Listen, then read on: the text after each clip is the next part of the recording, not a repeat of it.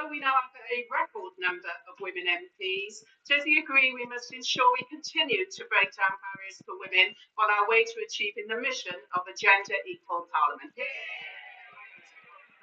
Through her, thank the women in her constituency for their hard work on this initiative, and having 264 women MPs is a really significant progress in this House. I'm incredibly proud that the last election we saw 100 new female Labour MPs elected, meaning the number of female MPs in the Labour Party is now at a record high. More female austerity. Yay! Girl boss austerity. Yeah, because the problem with fucking David Cameron was his cock.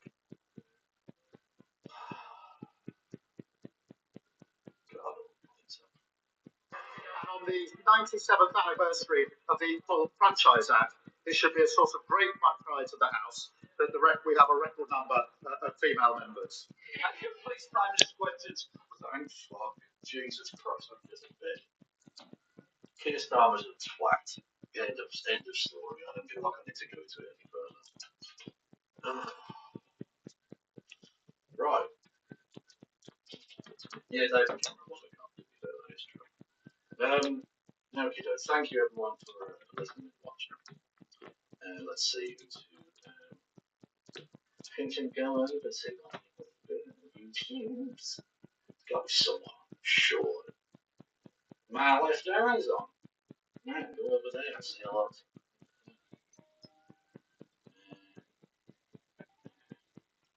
And please play this. What is this?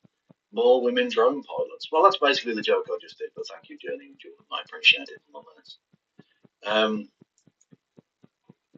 Is that Crystal Titties? Crystal Tittles? That is not as sexual. Anyway, yes, I'll be back probably tomorrow. There isn't question time. That's taking a hiatus over the summer. So, but it will do something. I don't fucking know what. Just something. Yeah. Who's going on the Twitch? Fran. Go over and say hello to Fran Frio. Who is good people. Right.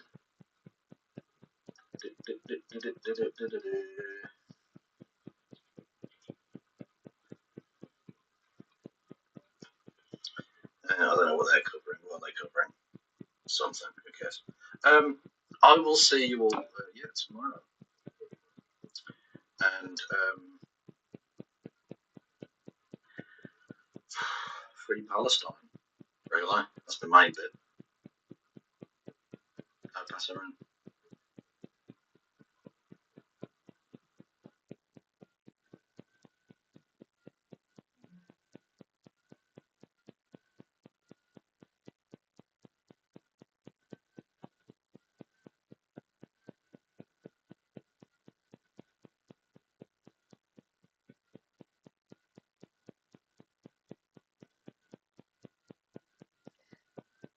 It is, sweetie.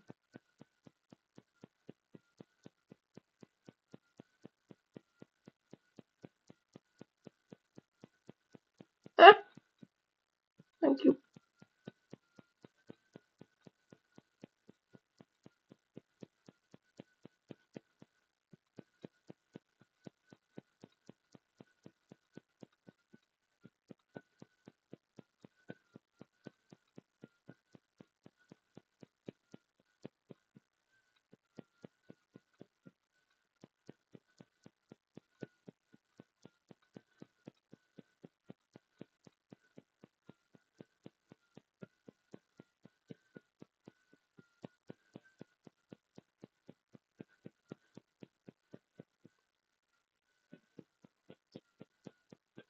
Whoops.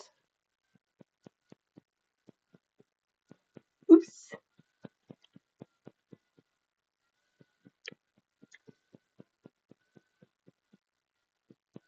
Free Palestine. I'm going to pass it on indeed to Kev.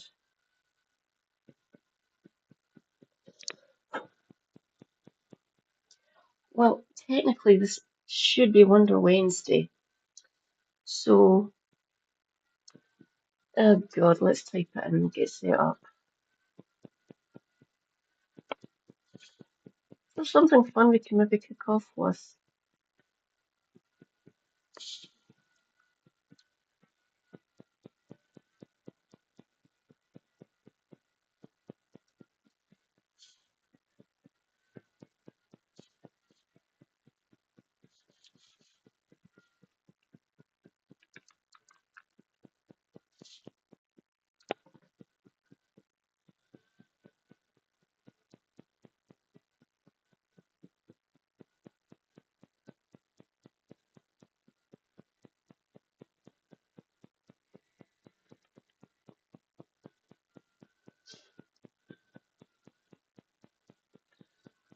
Oh my God. Oh no, it's finished, isn't it?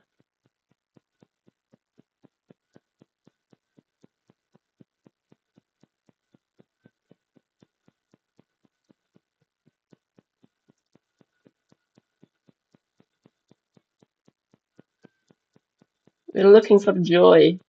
Oh, Queer Kingdom. What joyness can I get from here?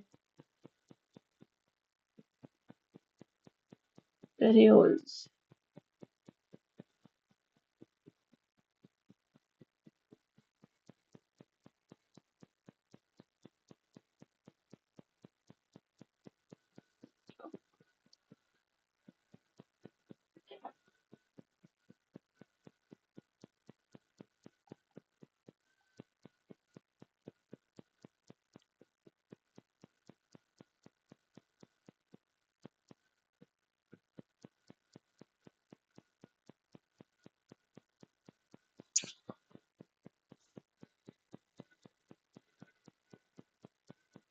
Oh my God, I didn't see you there, sweetie.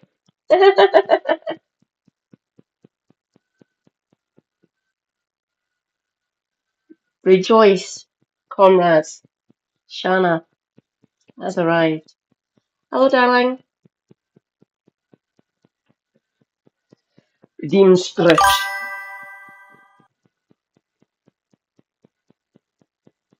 Oh, yeah, I got the Discord alert. I'm thinking. I'll think of something, don't you worry about it. Are you wanting joy or are you wanting rot? You could maybe do there's oh, oh, oh my God. What is happening? Things are happening. Uh, things happened. Stream of words, stream of letters. Someone's just followed me. Hello, FGH. Thank you. Oh, you've chatted.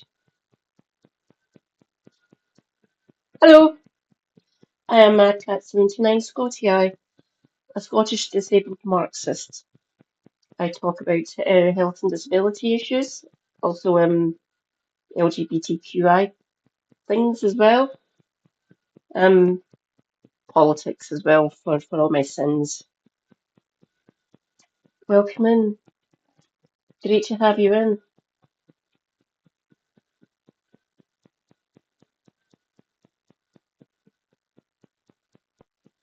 Yeah, by about 10 or 15 seconds. I don't know if that's because of my internet or just because of Twitch.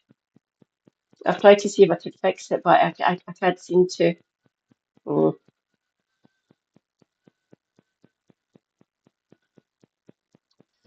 Ah, oh, all right, yeah. Commands. Thank you. Thanks, by the way, for setting lots of stuff up for me. Mwah.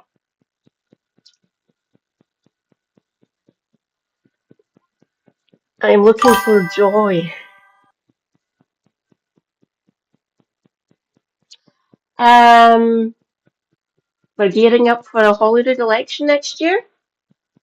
I'm a Scottish Green Party member as well, so hopefully, depending on my health, I'm going to try and go out canvassing in my local constituency and area. But we will find out. It's in May. So it'll be the first or second Thursday in May that those elections will be happening. Watch this space. I'm going to be on it like a speed freak. It's going to be fun. We want Tory and Labour and Reform to get destroyed. And we want, I'm not entirely sure, they haven't said they're running for list. I don't know if they're going to be running an actual Green candidate for the constituency for Holyrood that I live in. We'll find out that they're still coordinating that, whether it's worth it or not. We currently have an SNP, MSP, Bob Doris. He's quite alright, I guess. He is not, I don't think he is anyway. I really should fucking know. Naughty Katie. I don't know if he has a department. I don't know if he's like a secretary or anything. So, I don't think he is.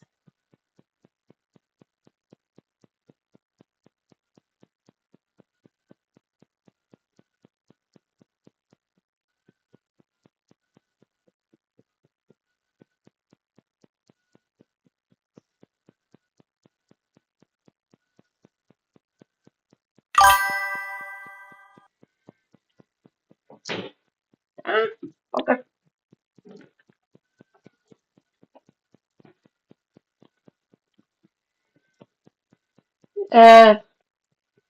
Linton!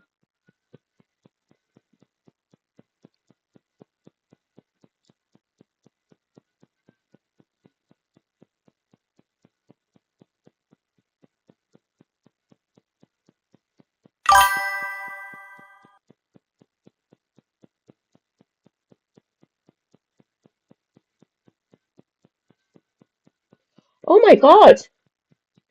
If you're in my Discord, Linton, post that in.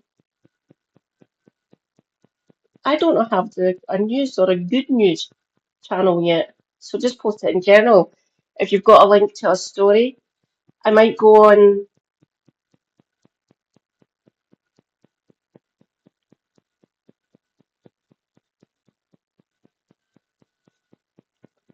I might go on in my news app, onto Google News, and see if I can find that. Yeah.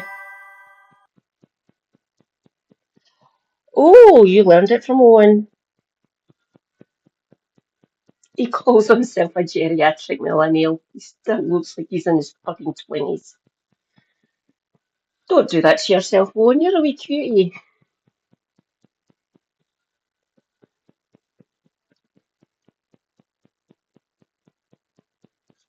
Oh, I've moved it.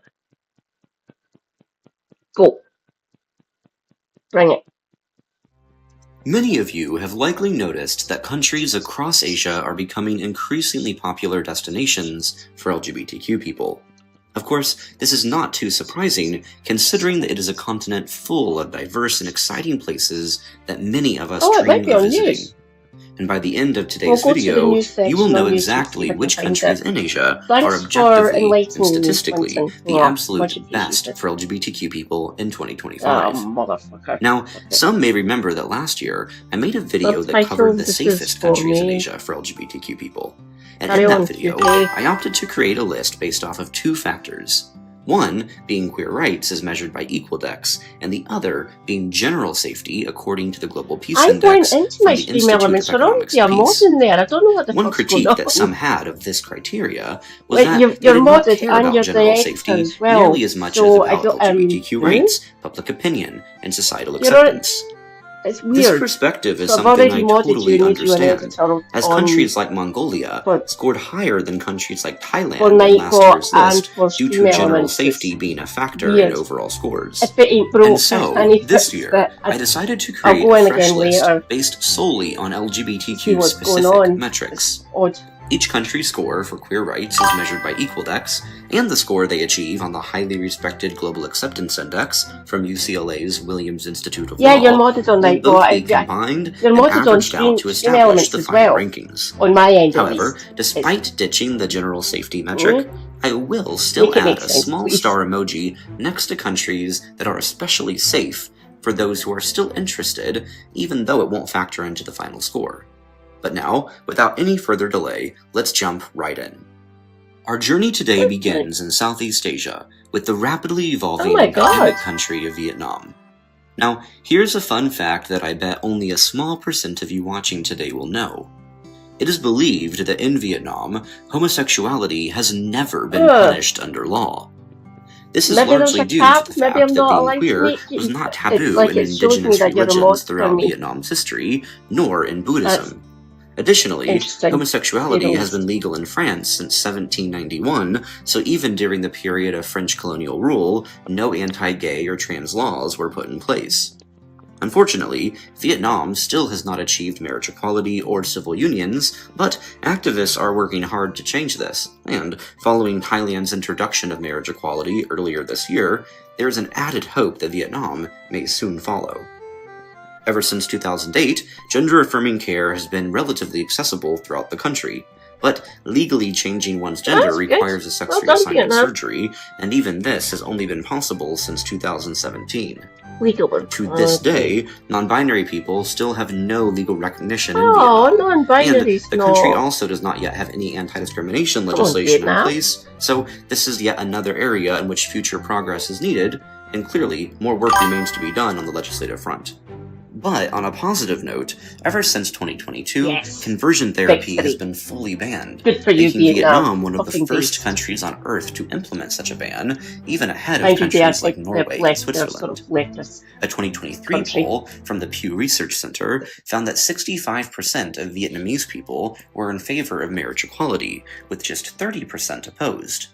Also, a Gallup poll from the same year found that 67% of respondents in the country believed that Vietnam was a good place for LGBTQ people to live. Overall, in terms of both legislation and public opinion, Vietnam performs quite decently with a score of 50 from Equaldex. Sorry, darling, you are correct. But also not bad either. On the subject of LGBTQ acceptance in broader Vietnamese society, the Global Acceptance Index gives the country a score of 4.99, higher than many European countries like Latvia, Slovakia, and Romania, just for some added context. With a booming economy, forward-looking society, and a hunger for success, this country of 101 million is emerging as one of Asia's next big destinations, especially for queer travelers.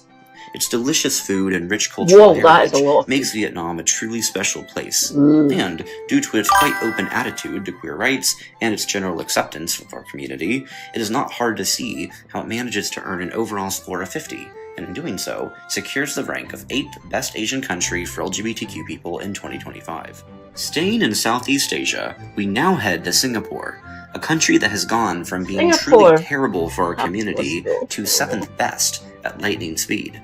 For example, Singapore only decriminalized homosexuality in January of 2023, and before that, gay men could be sentenced to 2 years in prison for being in a same-sex relationship. But despite this horrible law being in place until very recently, a 2024 poll from Ipsos found that 54% of respondents in the country now support marriage equality, and only 25% of people are opposed to it. Additionally, despite the fact that gender-affirming care is still restricted for minors in Singapore, another Ipsos poll from early 2024 found that an overwhelming majority of Singaporeans support gender-affirming care for trans teens. Ever since 1973, trans adults have been able to change their legal gender in the country, but only after undergoing sex reassignment surgery.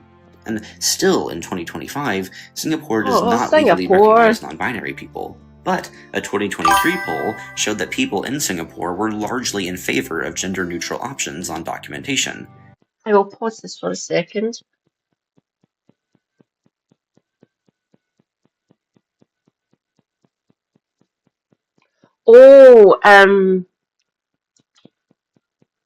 Damn. I need to ask. Super Hubby's been to Singapore on holiday when he was young, free and single, when he was in his 20s. So from decades ago for him.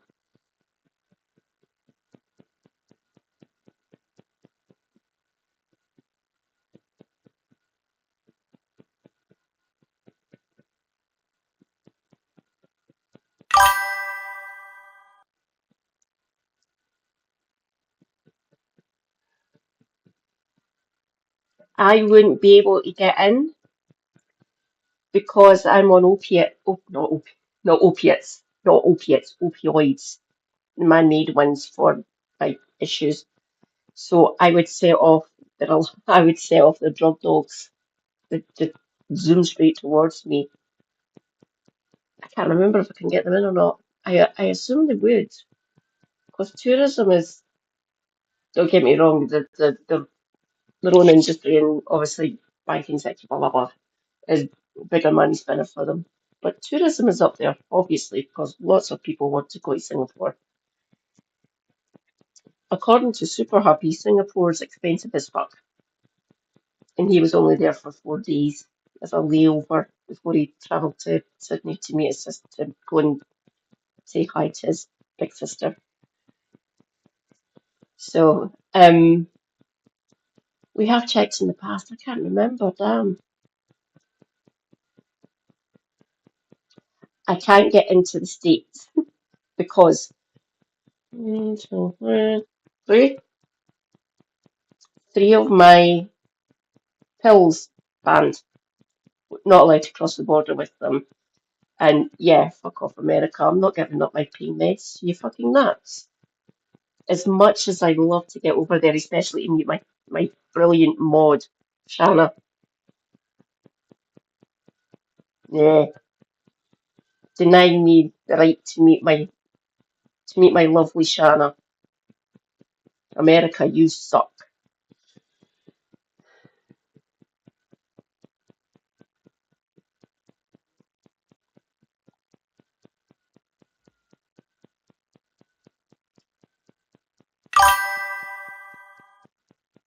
There we go, it's finished updating now, thank God for that. I can't show yous anymore because I got copyright cucked for showing America's Got Talent. Boo. There we go. I have my YouTube channel chat up and running now. Well, it was up and running, I just wasn't watching it. Ooh, someone's here. Hello, lurker on YouTube.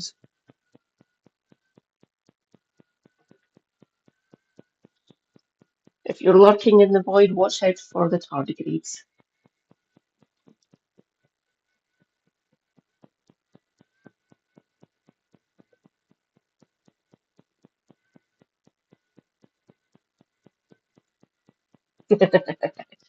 Or if they'd start banning people from saying bad shit about Trump, with Christ, there's great swaths of Europe that we're never going to get in. Fine, fuck it. You don't want our money? Screw yes. I feel for the smaller businesses and communities whose major money collection comes from tourism. Don't get me wrong, there's still Europeans that go over to the States that I think some of them don't really follow politics, which kind of sucks. They just want to go over to America for their holidays, like go to beaches or something like that.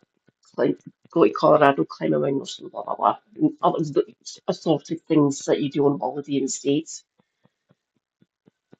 I'd want to go over and meet my comrades, meet my friends, all my loveliness. That'd be cool. But alas, no. So since I can't get my main pills, then I'll say it. Fuck off, Donald Trump. In fact, fuck off most of the fucking cabinet and the Congress and the Senate, filled with geriatrics and bloody right-wing nutjobs.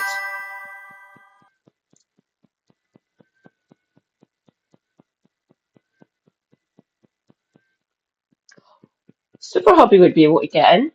He's not on social media. The only thing that I think might happen with him though, is that they won't believe him. You must be on social media. Everyone is. No, no, they're not. No, they're not.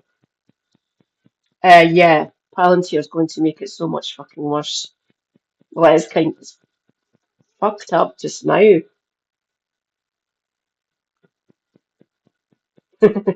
I got a really good. Whose channel was that? I can't remember. I just saw it. Big, beautiful backlash. You know those GOP bastards are going to pass that fucked up bill.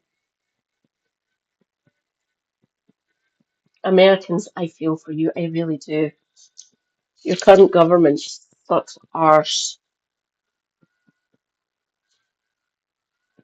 Yet another example of how public opinion remains ahead of legislation in the country. Ever since 2019, Singapore has codified some anti-discrimination protections for LGBTQ people, but it is not clear if these extend to areas such as employment and housing. Furthermore, Singapore has yet to repeal its 1980. Not clear if it extends to employment or housing. Interesting.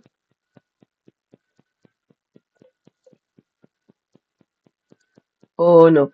Censorship law that targets both gay bars and LGBTQ subjects being covered in the media and schools. But still, despite these very real and ongoing... Is there any... I assume that there are some sort of leftists in Singapore. I would assume there's at least a few in each country on the planet. But on the whole, you can basically think of Singapore as libertarian, essentially. Libertarian. Arch-capitalists, obviously. Yeah.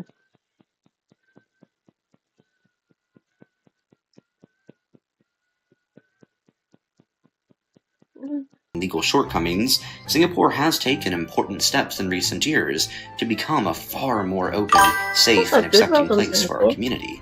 And the incredibly encouraging public opinion polls we have seen coming out of the country, especially in the past few years, since homosexuality was decriminalized, seem to indicate... If they get prescribed any vocal, print, or broadcast, so like everything, if I see it and someone hears me saying it, they can report me and I get done and I get flung in jail because they're prescribed. Not yet, not yet, but give it time. It's only going to be it's probably going to pass. Then Sausage Finger signs it. Then it's legal. That's it. That's it. The final thing that happens is Sausage Finger signing shit, and that makes legislation. Then at that point, we'll. So up until he actually signs it, we're pretty much safe. We can say, I support Palestine action. As always, don't put yourself in jeopardy. Do not let them claim you as supporting. Well, obviously, I'm going to shut up once it becomes legislation, which is the intended effect. Really shouldn't be. They're not terrorists. Myself and Super Hubby were arguing about this earlier on. The other stuff they've done, he's fine with. But once they broke into Bryce Norton, he lost all sympathy for them. Depends how many people actually say it, because if thousands or millions of us keep saying that I support Palestine action, they can't lock us all up. That it'd be like the whole poll tax thing all over again. Like standing in solidarity with people who had to go through warrant sales and stuff. So there's no point. That's why she had to drop it. She used us as guinea pigs, by the way. So Oh my God, I've just realised. Right.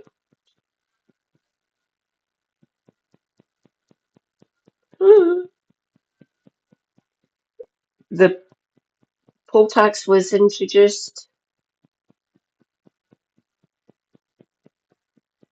Oh my God. Depending on how old your parents are just now, they were probably around about your age. No, what was I? When she introduced it, I was still at primary school. Mum didn't pay it. No, she did pay it. She didn't want to get in trouble.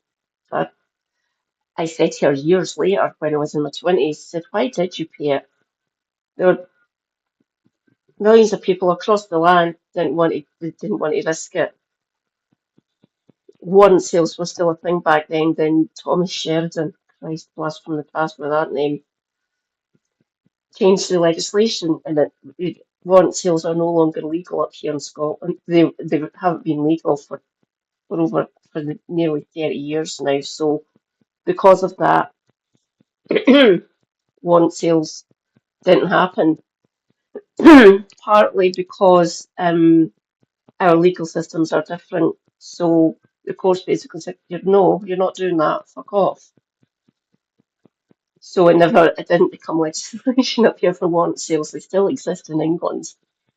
Delightful.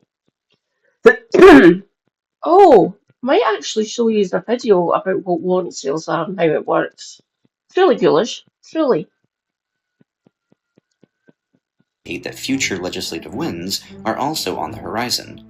Speaking of which, the Global Acceptance Index from UCLA's Williams Institute of Law gives Singapore an impressive score of 5.86, slightly higher than countries like Greece, Estonia, and Cyprus. Considering that just a few years ago it was a crime to be gay in Singapore, the fact the country is now the 7th objectively most LGBTQ-friendly country in Asia is even more impressive. Singapore is already well known for its wealth, architecture, high standard of living, and equally high cost of living, but it also should be recognized as a nation in transition. Ranking 7th in Asia for LGBTQ people is already a notable achievement, and with continued movement in the right direction, there is much to look forward to. Naturally, the future remains uncertain, but the positive public sentiment towards our community and recent legal wins together make it a safe bet that this influential Southeast Asian country is only just beginning its journey forward. We now head roughly 3,000 kilometers to the northeast, where we find the 6th most LGBTQ-friendly Asian country in 2025. In Japan, being gay has been legal since 1881, and before that, it was only illegal for 8 years, likely to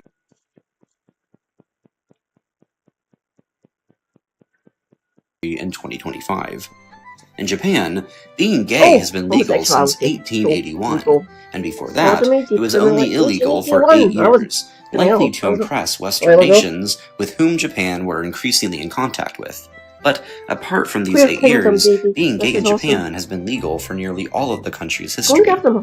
Sadly, like Singapore, Japan also does not yet have marriage equality, despite public opinion largely favoring it, with a 2024 poll from Ipsos finding that 67% of Japanese respondents explicitly support marriage equality, and only 6% are against it. Interestingly, this is a far better result than public opinion polls in almost every Western country.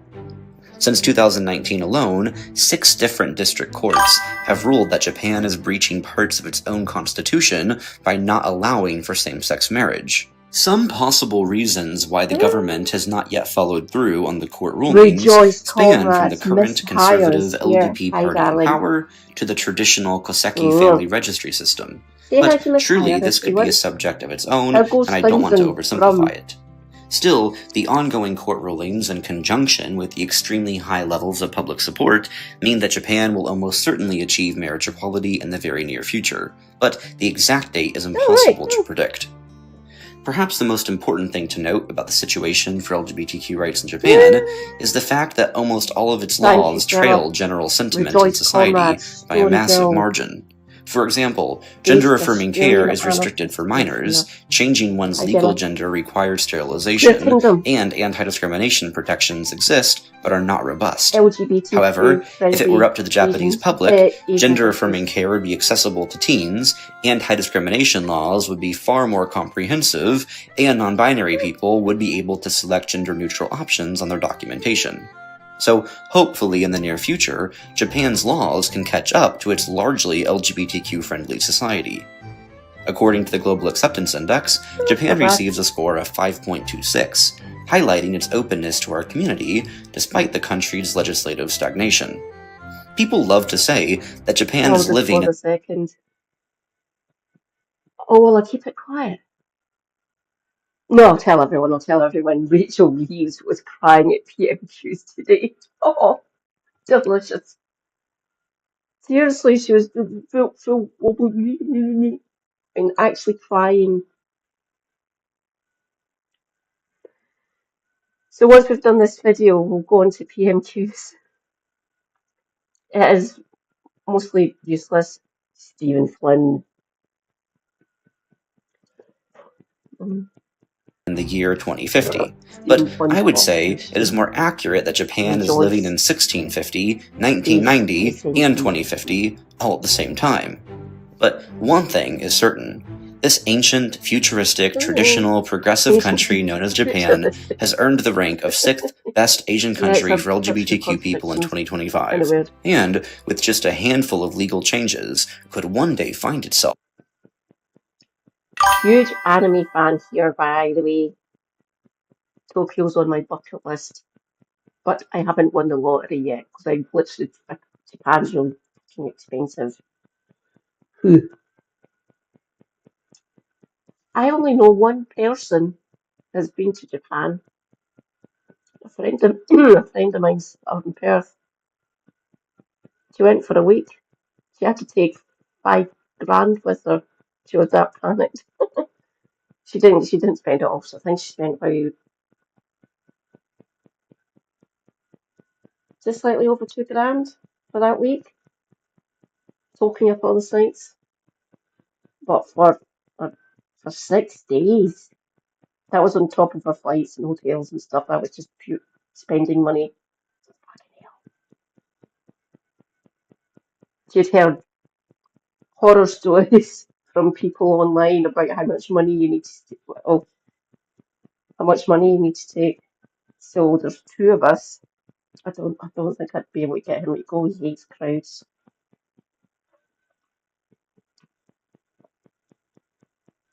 Can I get my niece in? That might be possible.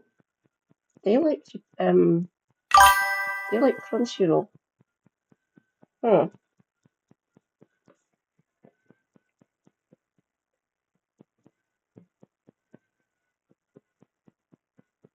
Oh, fuck that. Oh, darling. Passport office apologised to me. I'm getting a passport to be gratis. Because whoever in the passport, someone truly fucked up in the passport office. I enlisted the help of a family member to help me get this sorted. She went not physically medieval, but medieval on their ass. Thank you very much, family member. Well, they truly fucked up. I deserved that money back. Fuck them.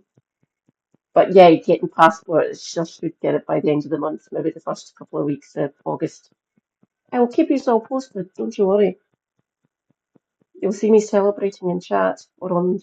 Well, yeah, we'll be in chat because I stream late.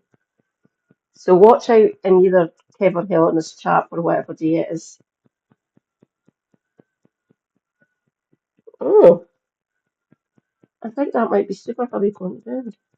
Near to the very top of the list. Come in and say hi. The next stop on our journey brings us to South Asia, where we find a country that may surprise many of you. India only decriminalized homosexuality 6 years ago, but by 2023 had already come exceptionally close to achieving marriage equality, something activists are still hopeful will happen in the near future. For now, though, queer couples in the country do have the right to unregistered cohabitation with certain government protections, but this falls short of even being a proper civil union. The situation for trans rights in India is better, but still not perfect. Since 2019, gender-affirming care has been legal and widely accessible in the country, which is a huge win. And in 2014, India decided to offer legal recognition for non-binary and gender-diverse individuals. The Hijra gender in India has long existed outside of the male-female binary, and so allowing for gender-neutral documentation is based in thousands of years of precedent. Unfortunately, for male-to-female and female-to-male trans people, sex reassignment surgery is required before one can legally change their gender, so more progress is definitely needed, as bottom surgery can be dangerous, costly, and is not something every trans person desires, as it is a very personal choice. Currently, anti-discrimination laws in the country only protect people based off of their gender identity, but not sexual orientation. Queer people are still banned from serving in the military, and only one Indian state has banned conversion therapy, but hopefully this number will be expanding in the near future. Support for our community is noticeably lower in India than previous countries we have covered, but a majority of people do still support marriage equality. And, in a 2017 joint poll from Ipsos and the Williams Institute of Law, an overwhelming 71% of respondents answered yes when asked if trans people are a natural occurrence. Overall, then, it is evident that in terms of both LGBTQ rights and public opinion, India ranks above average both regionally and globally, with its laws slightly better than the reported levels of support in Indian society. I will note that after looking through more than 30 reputable polls taken throughout India, it is clear that trans and non-binary people are generally viewed far more favorably than gay, lesbian, bi, or ace individuals. So I would love for you to visit up here, but there is a reason we get called Turf Island. Just if it becomes safe again and people won't get harassed or beaten up and other sorts of evilness happening to trans people, I will let you know. And if you can afford it, you can come and visit me here. Home Vincent. You do you, Story Girl. You do you. Bloody hell. That's another place I would. Don't get me wrong, Kerala is on my bucket list, but I'm not entirely sure I'd get into the country with some of my pills. And if they check me out online and stuff to do social media checks and shit like that, talk shit about Modi as well. Which you should expect. I've got freedom of speech. Keir Starmer is a dickhead. Come after me. That cabinet are all fucking bulls anyway. That is worth keeping in mind. Also, according to the Global Acceptance Index, India receives a score of 5.28 in societal acceptance for LGBTQ people, placing India in the top 25% of countries globally. Overall, then, we see that India outperforms most of Asia in terms of legislation, particularly in areas around trans rights, and even though public opinion is lower than ideal, the country still secures the rank of 5th most LGBTQ-friendly Asian country in 2025, beating Japan by 1.5 points. India is a massively diverse country of nearly 1.5 billion, and while much work certainly remains, it's abundantly clear that LGBTQ people in this dynamic country won't stop until true equality has been achieved. Moving now to the very eastern edge of Southeast Asia, we eventually arrive in the Philippines. Ever since gaining independence, homosexuality has been legal in nearly all of the country, other than the Muslim-majority city of Marawi. To this day, the country has yet to achieve marriage equality, or even civil unions, but many different proposals to recognize queer relationships have been put forward in recent years, and could one day soon lead to a tangible legal victory. Ever since 1992, gender-affirming care has been completely legal and unrestricted in the Philippines, but to this day, the country does not allow for trans or non-binary individuals to change their legal gender on official documents. Some anti-discrimination laws do exist in the Philippines, but they are often not enforced, and only sexual orientation is covered by the country's laws against housing discrimination. In terms of public opinion, in 2022, 82.17% of those polled in a World Values survey said they would accept a homosexual neighbor, 10 points higher than when the same question was asked back in 2014. Interestingly, a 2016 poll in the country found that slightly more people in the Philippines supported trans men than trans women, but both were more accepted than not, though by a small margin. This poll is nearly 10 years old, however, and I would bet support has increased substantially since then. In 2023, a Gallup survey... I love that we live on an island, but when we get hit with heat waves and stuff, the air becomes fucking oppressive. It's horrible. Because you can't sweat properly, the sweat and other moisture doesn't evaporate off you because there's too much fucking moisture in the air. It sucks.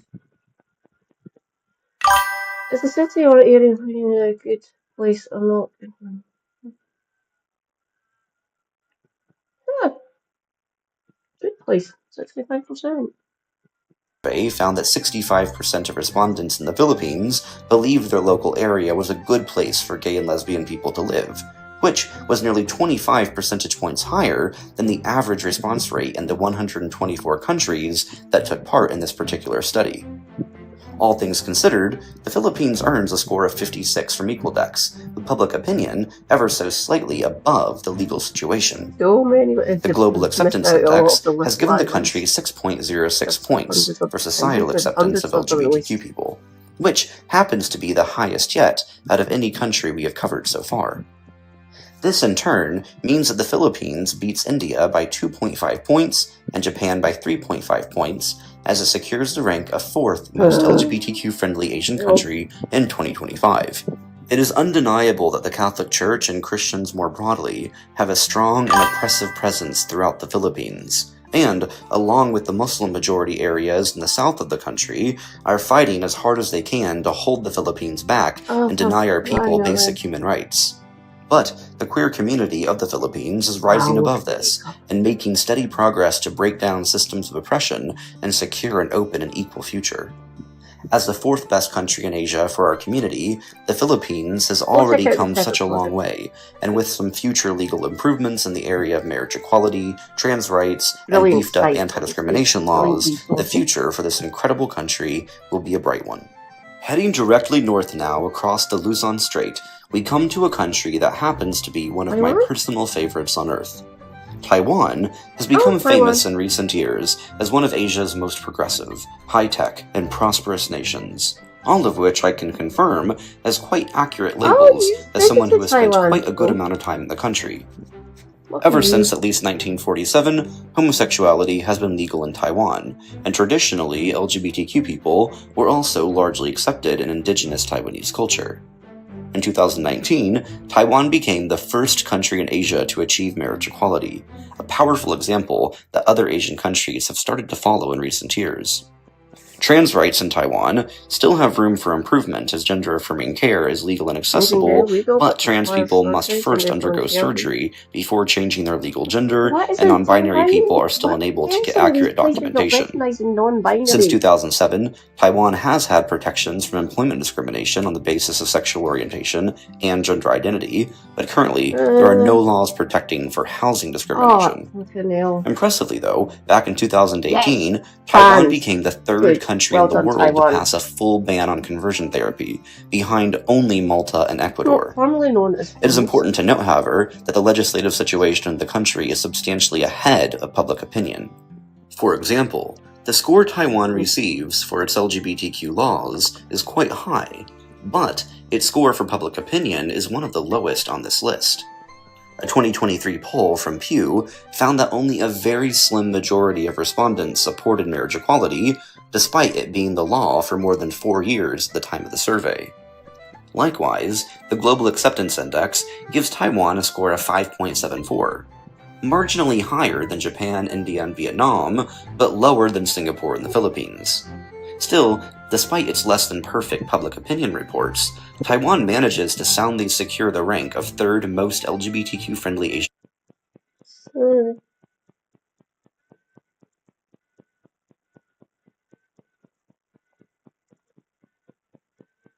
They do, yeah. I knew it was majority Catholic. Yeah, I knew it was. Yeah, I knew it was majority Catholic. Yeah, I know there'd be a good portion of Muslims in Philippines as well.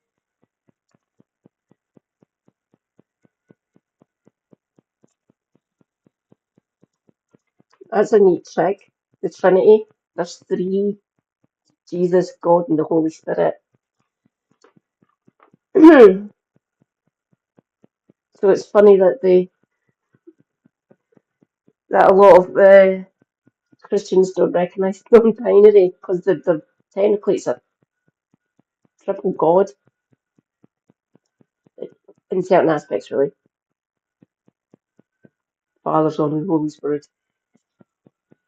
But there's theologians and priests and ministers, imams, whatever, rabbis, or not rabbis. The Abrahamic God, technically three separate but co-equal. Religion makes no fucking sense at times. Swear to God. Funny, atheist.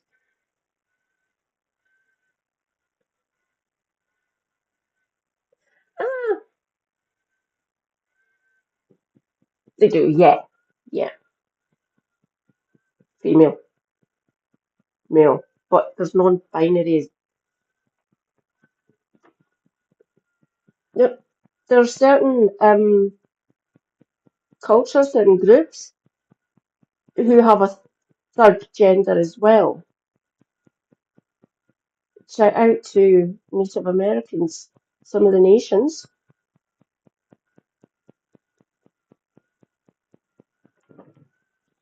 They recognised a third gender based, I like. Country in 2025, driven largely by its laws. Laws that are currently some of, if not the most progressive in all of Asia. As the first on the continent to achieve marriage equality, Taiwan definitely has a special place in queer history. No country is perfect, but Taiwan's general safety, solid laws, rich culture, and incredible food make it one of my favorite countries in the world, and one that I believe every queer person should definitely have on their radar. Now, before we finish with the two most LGBTQ-friendly countries in all of Asia, I want to ask you personally to become a citizen of the queer kingdom. Your help fighting for our future and building a strong, informed community is vital in our quest of making the world a safer place for our people. You can officially join the kingdom here on YouTube for $1 a month, which will help me make this channel my full-time focus as soon as possible. The more time I can spend on content creation, the better I can serve the community. You will also get access to some cute custom queer emojis and crown icons next to your comments on this channel that change and evolve the longer you are a member. They really are quite good. Also, monthly live streams are always public, but they are moved to the members-only feed afterwards.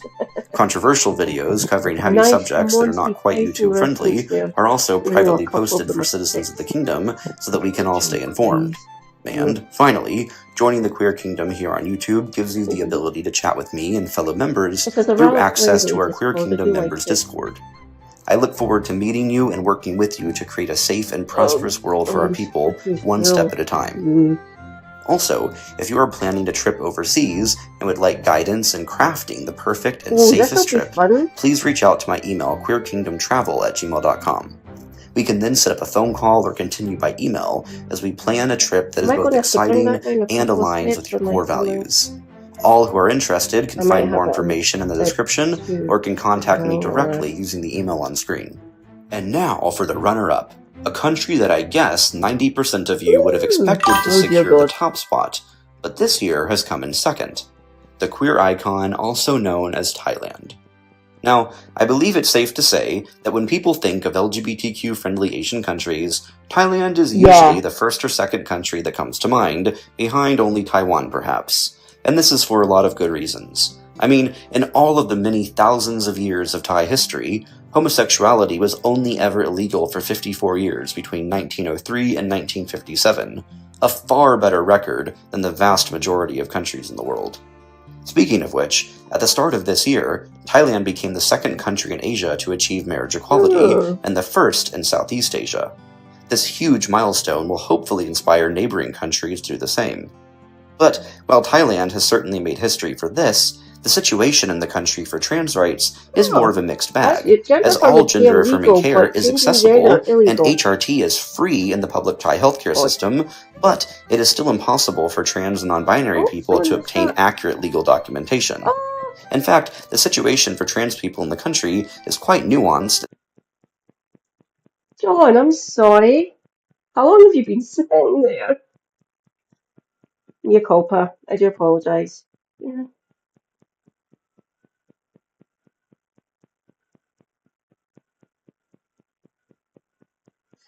Wow! Trans people in the 12th century.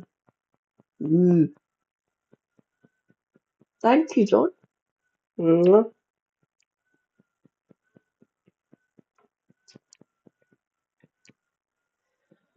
In fact, while I've got that paused, I will be back momentarily. Comrade, sorry.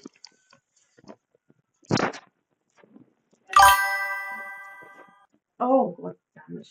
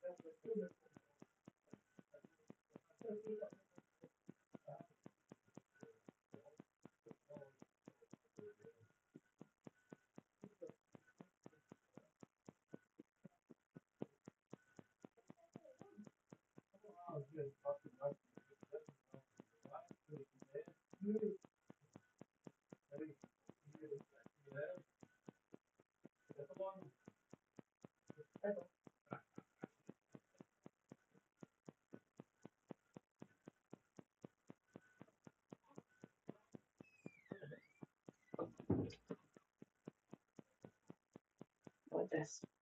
I'm going to start with a fucking moment. You're mostly off anyway.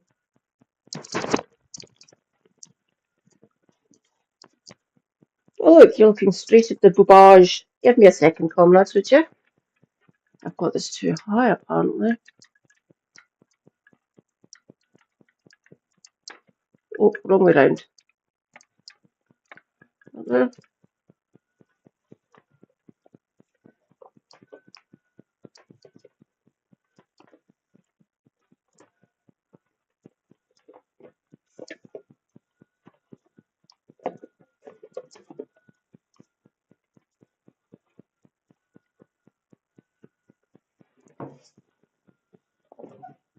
Aha!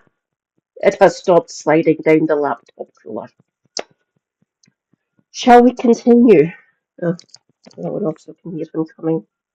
I needed to go and I would say hi and get a hug from Super Hubby. He was being cheeky again.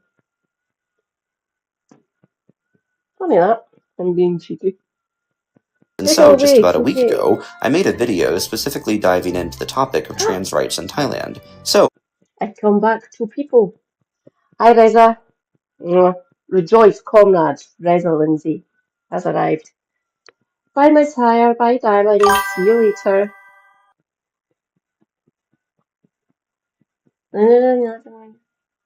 Oh my god.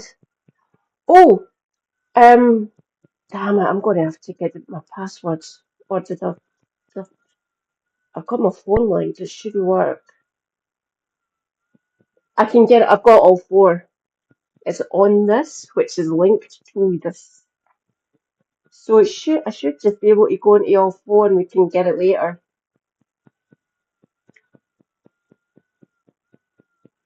if you want a deeper look, feel free to check that out. But for now, I will just add that while some key pieces of trans-specific legislation are still lacking in Thailand, public opinion towards the community is exceptionally good, and the country has some of the highest support on earth for trans athletes, education, and gender-diverse individuals. So, while the laws need some serious attention, society remains quite open compared to the vast majority of the world. In terms of anti-discrimination laws, Thailand also falls short of comprehensive protection, particularly in the area of employment. Altogether, Thailand earns an impressive 69 points from Equaldex in terms of LGBTQ rights, with its score for public opinion being nearly identical. This places the country even ahead of the UK, USA, and Greece overall. Likewise, the Global Acceptance Index similarly gives Thailand a score of 5.81. Between the country's above-average legal situation, exceptionally high public opinion, and largely satisfactory levels of inclusion in society, Thailand secures the title of second most LGBTQ-friendly Asian country in 2025, with a substantial 5.5 lead over Taiwan. It is also important to highlight that no country is perfect, and that it would be a vast oversimplification to say that Thailand is a queer utopia.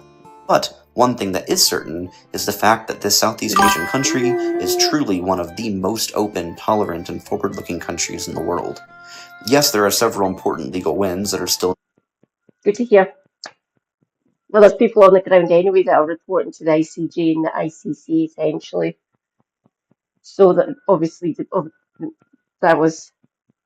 We'll see some of the stuff that the ICJ would be using against Netanyahu,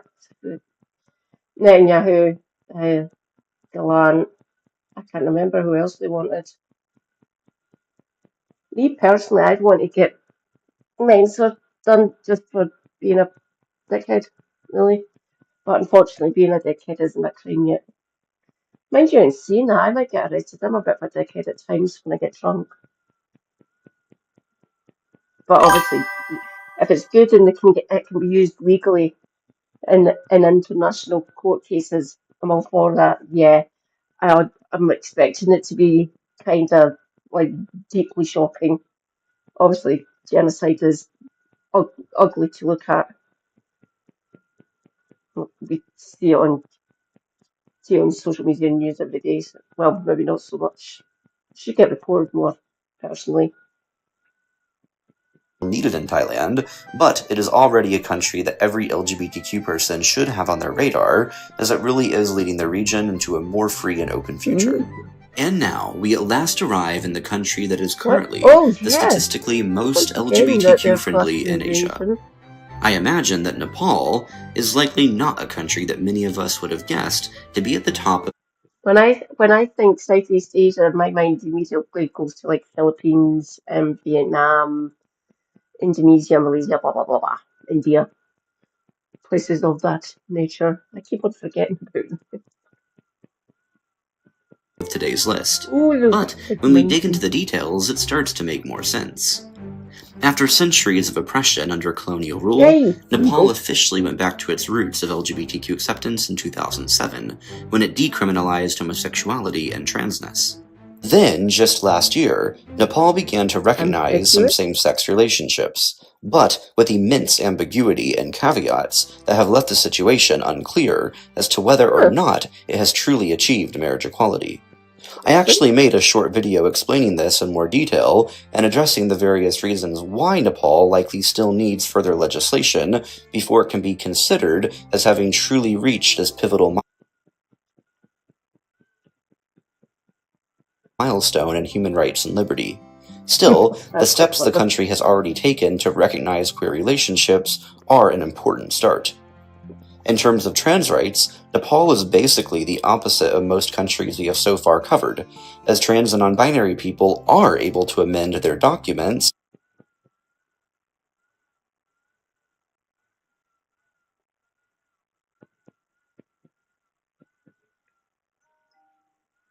That's an odd way around. That's weird. Changing gender, legal, no restrictions. Gender affirming care restricted. Odd. Yay! Non-binary recognized. Okay, excellent. And are fully recognized by the government ever since 2024. But gender-affirming care is restricted and not accessible within the country, and thus must be obtained abroad in most recorded cases. Like in many South and Southeast Asian countries, Nepal has an ancient and deep cultural understanding of gender diversity, and while this was altered during colonization, the country has begun to reclaim this crucial part of its culture and history. How long was it on for, Reza? We can wait. So it's probably saying a waiting upload or waiting until after broadcast, essentially.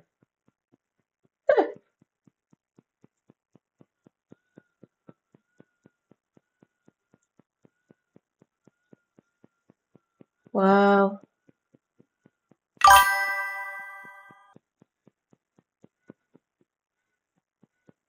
Is it on all four? Fucking brilliant. Thank you. Currently, discrimination against, quote, sexual minorities is illegal under Nepalese law, but it is unclear if this includes gender identity in practice, and it's unlikely these protections extend to employment and housing, so further legislation is necessary.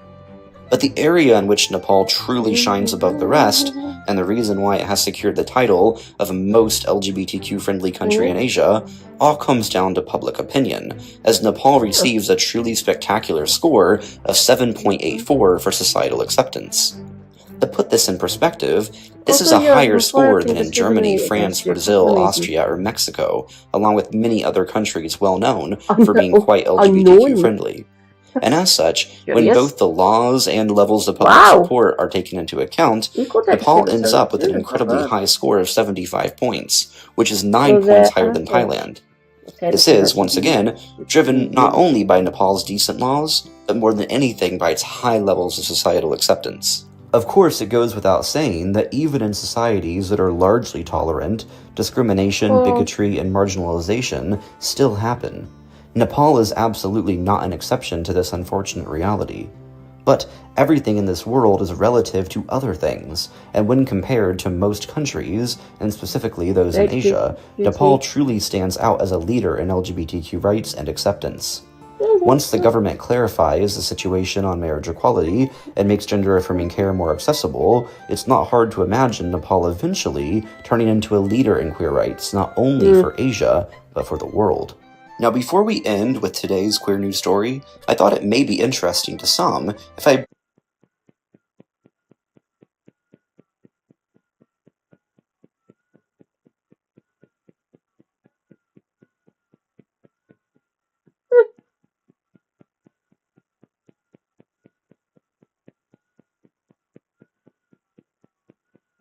briefly share my own ranking based off of many factors that fall outside of the scope of today's verifiable and statistical metrics. Everyone knows I love data, but sometimes it does not show the full story. As such, it may be useful or at least fascinating to compare the list based off of the metrics used in the video to the list that I would have come up with based off of the combination of my travels, extensive research, and talking to people in our community from each country on the list. You will also notice that in my list, South Korea makes an appearance in the 6th spot. No matter which list you go off of, each and every one of these countries are worth the shout-out and are objectively making great strides in fostering ever more inclusive and free societies one step at a time. And now, for today's queer news story, I want to draw urgent attention to a profoundly disturbing development out of Florida, a state that has increasingly become ground zero for legislative attacks on our community, with the latest example being the targeting of Macy Reintgen, a 20-year-old transgender college student from Illinois who was arrested for using a woman's restroom in the Florida state capitol. She bravely decided to engage in an act of civil disobedience against Florida's so-called facility requirement. I am here to break the law because it is an arse law, obviously. It's a stupid arse law.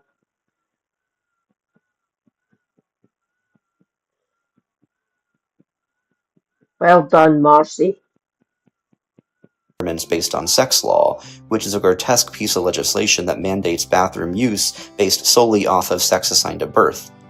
Marcy even informed lawmakers before she walked into the bathroom, knowing she might be arrested, but that barbaric and harmful law needed to be challenged anyway, in her opinion.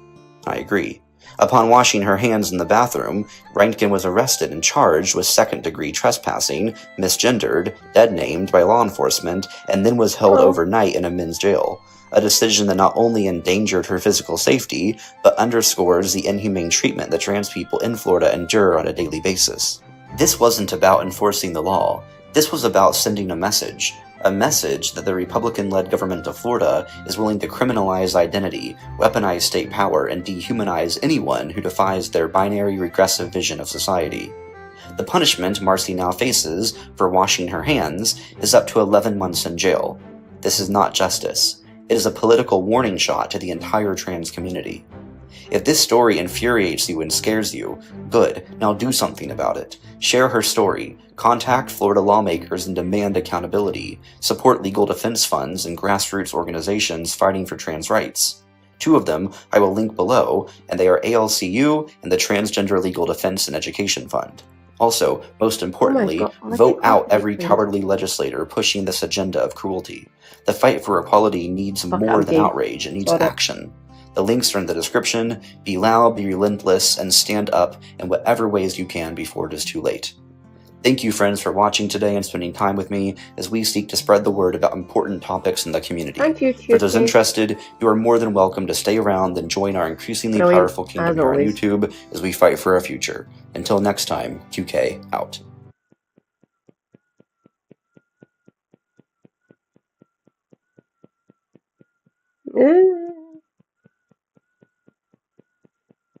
In case I do not, I will need to.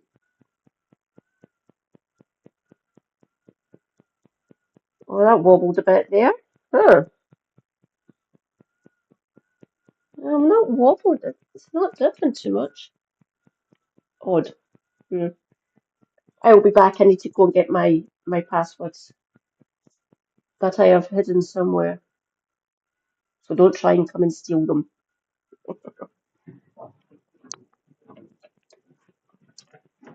Oh, fuck. Nearly. Oh, you charge up at you in a minute.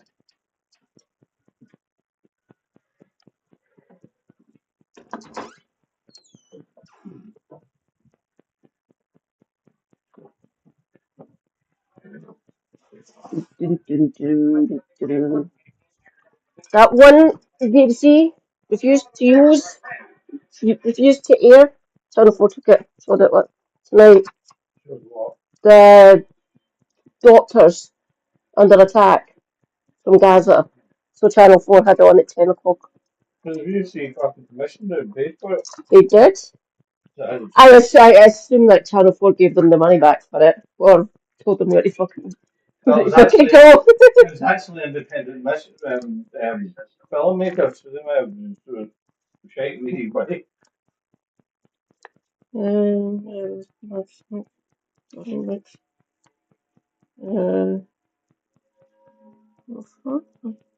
Oh, have you got your pension forecast? Did you look up your pension forecast?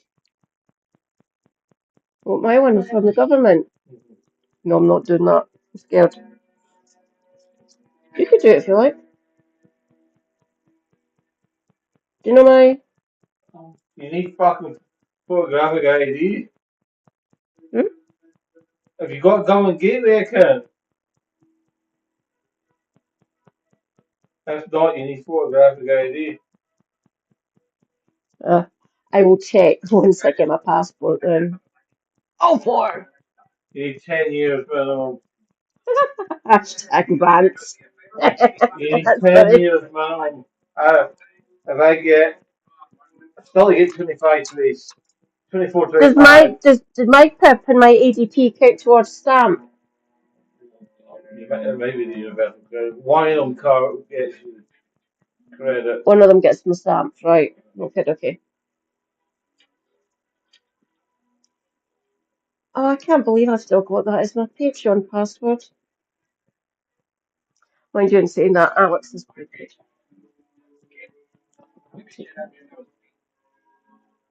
Well, that Phil? Enough to refill it? No. I usually go right down before I read. Top it up about fucking quarter of the way down. Oh God, I'm topping that up now then. Fuck. Oh, I thought that was going to fall on me there. Fuck.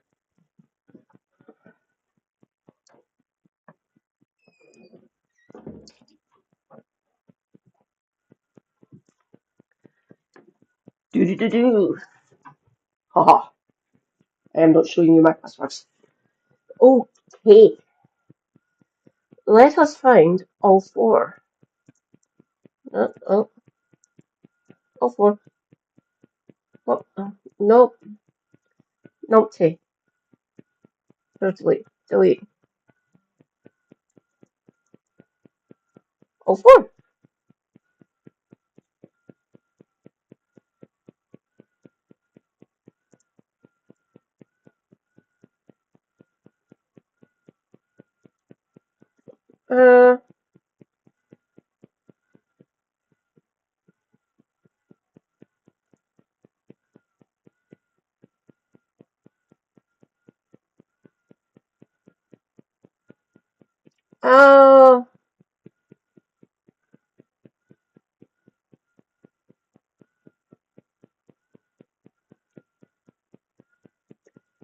Not that.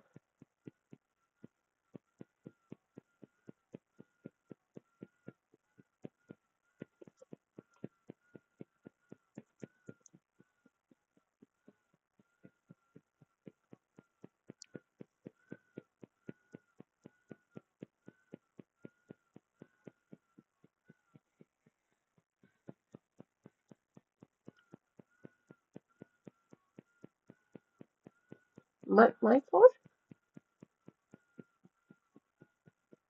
Oh, that's good. Okay. Alright.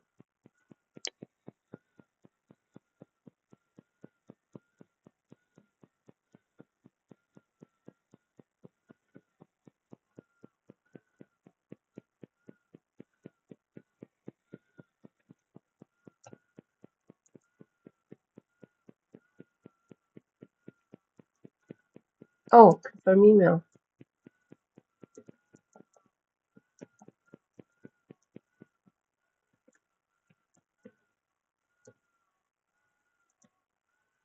Oh, no.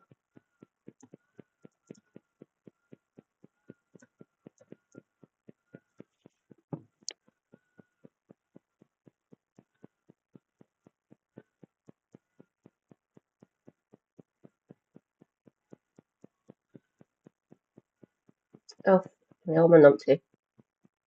5 or 6.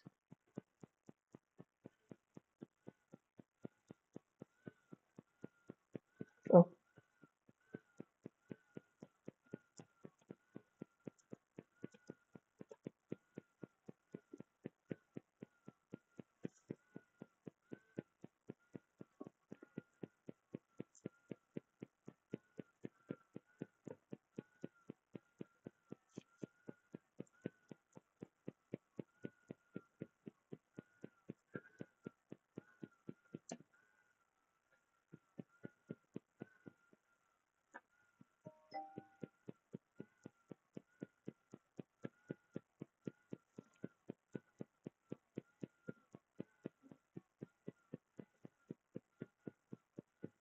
two more.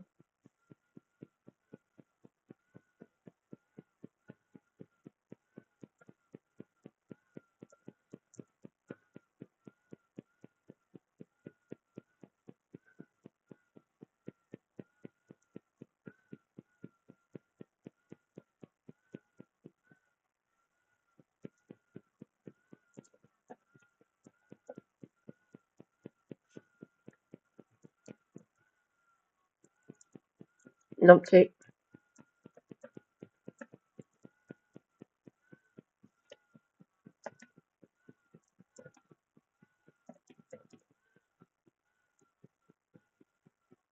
Yeah.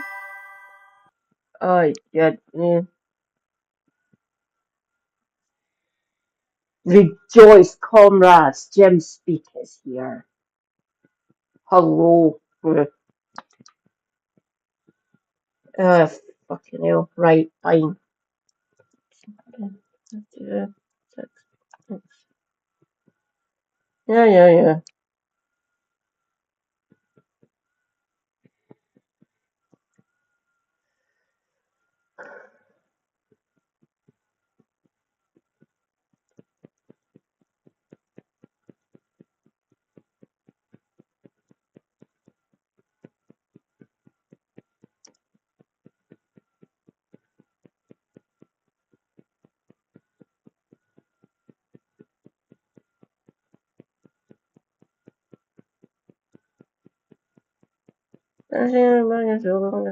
Fuck it, opt in. Why not?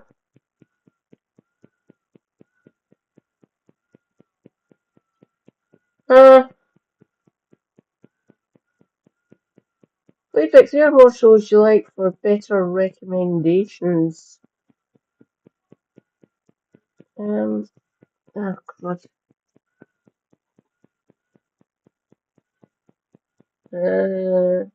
I mean, no, not a big Rick and Morty fan. Uh, uh, uh, uh, uh, uh, uh, uh, what this? Friggin' hell. Oh, blacklist.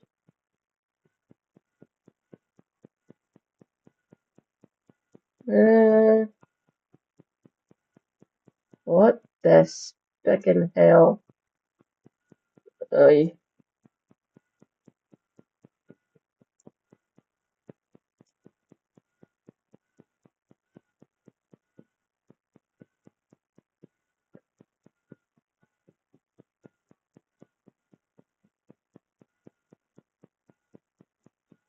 Yeah, we watched that one. Self-made shows. Done. Let's go.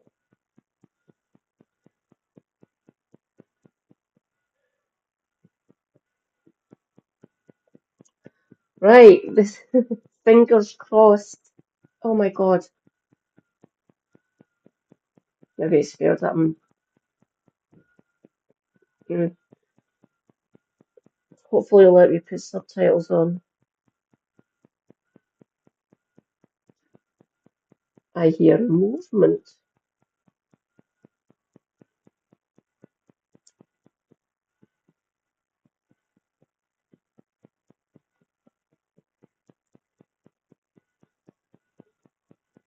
Please.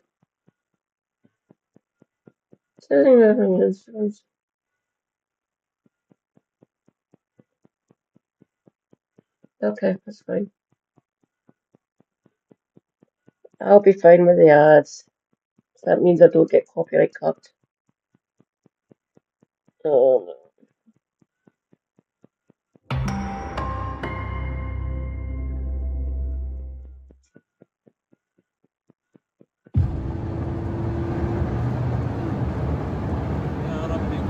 There we go. A group of Palestinian emergency workers and medics are on a rescue mission. Their ambulances clearly marked with lights flashing.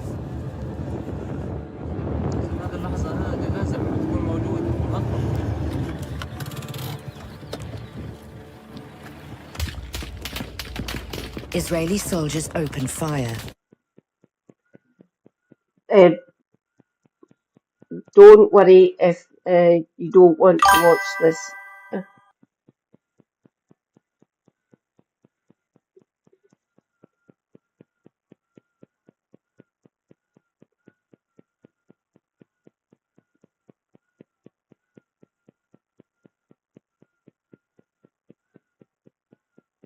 I think some of this will be blurred, Jim. I would assume some of it is blurred because Ofcom will jump on their arse.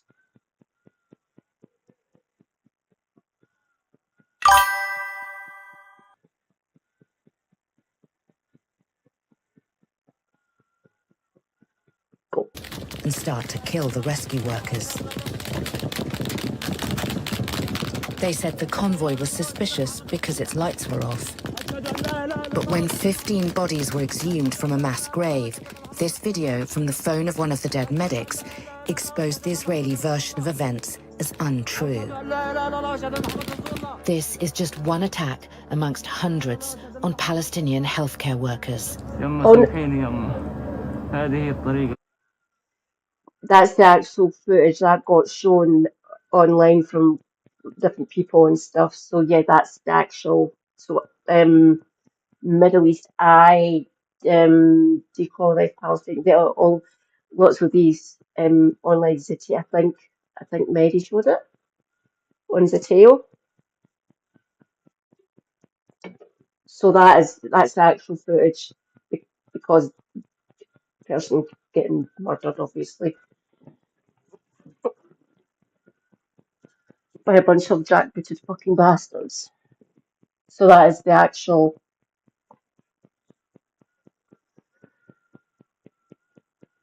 You do see little glimpses though because of it and stuff. So. Killing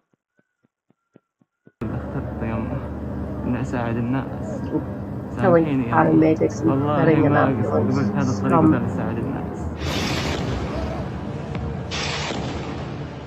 As Israel has bombed Gaza, hundreds of Palestinian doctors and medics have refused to leave their hospitals.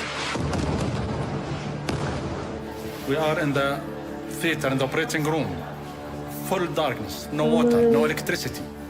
But we have a hero, surgeons in Gaza. Homes, schools and universities have been destroyed, killing and injuring tens of thousands.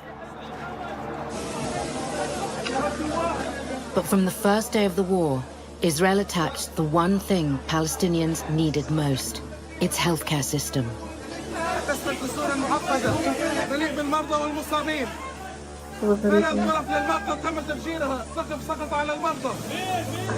Ah. 21 months on, and every one of Gaza's 36 main hospitals has been attacked, forced to evacuate, or destroyed. Oh, sorry. And Israel has been killing the very people trying to keep the healthcare system alive, its doctors and medics. They have. Despite hospitals and healthcare workers being protected under international law. He got injured. They shot it on us at the operative room. Israel says Hamas uses hospitals as part Hospital Freeze.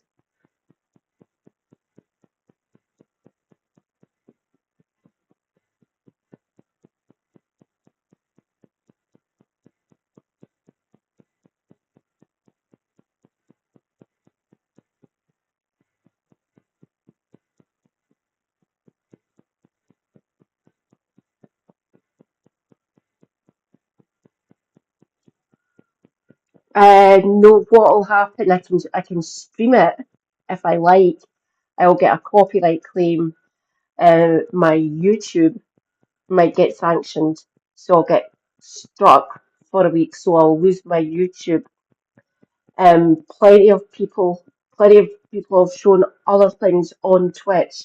They've had their wrists slapped for it, saying don't do this, and I lose my ad revenue, but not my revenue from all my followers and stuff, but the ad revenue for my level of followers and subscribers is small compared to what people pay, so I'll be fine. I don't make any money on YouTube because I've only got about just under 30 people subscribed to my YouTube. Memberships and AdSense is far, far in the future for me. Helena wouldn't be able to do it because her YouTube is her main money. She can't risk it, so I don't think she'll show it. And Kev, I assume Kev makes money on YouTube as well, but the majority of his money comes from Twitch, like me as well.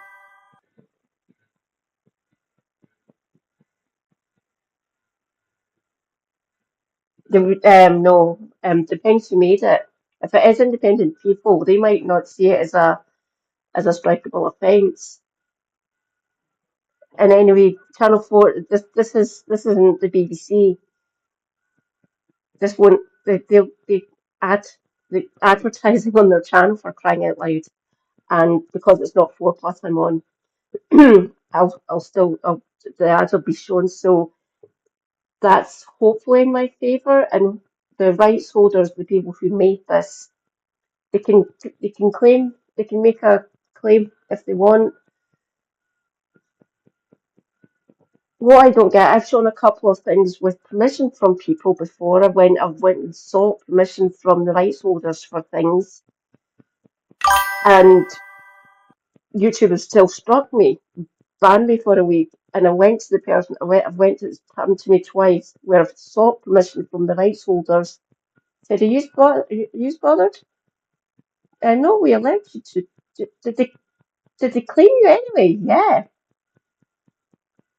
So they went to Google and said, why have you done that? We gave her permission. And they couldn't get them to budge. So I've lost about, over the course of my YouTube channel, I've lost about a month. I've lost 4 weeks. I've been kicked for 4 weeks, not all in one block, obviously. But over the last year, I've lost about a month from YouTube, not being able to stream to it. Don't make money.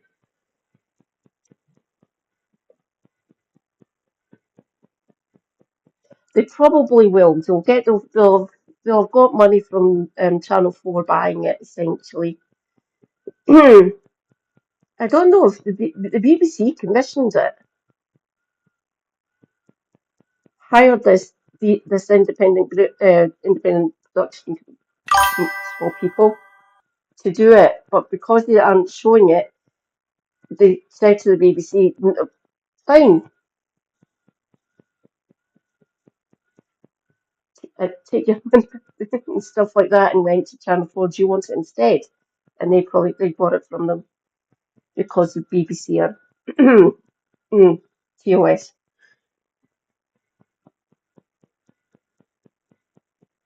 Oh right.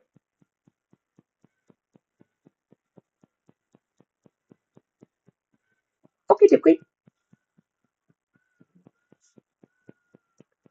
Shall we carry on? An hour and 5 minutes. I thought it would be about an hour. Its military strategy. Hundreds of healthcare workers have been killed. Seriously. Hundreds have been detained. Many of them have been forcibly disappeared. This film is a forensic investigation into Israeli military attacks on hospitals in Gaza and allegations of targeting and abuse of doctors and healthcare workers. I didn't Our actually Palestinian realize team that. on the ground have gathered testimony. Oh no.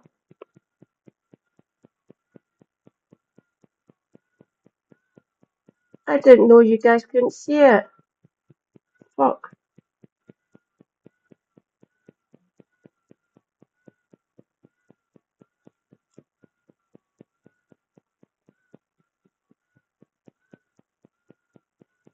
Can you not, can you hear it, or, well, if the entire subtitles are up? So you might be hearing it, but can't see it? Oh,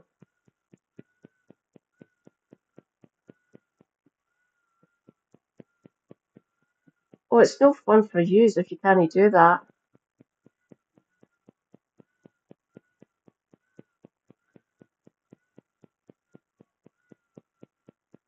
Show of hands if you want me. You can get it later if you want. I'm sorry about that, but I was watching. I didn't know you couldn't see it. I do apologise, comrades. That sucks. They should eventually load it to YouTube, I would assume. Oh, well, at least I've got my off-work account now.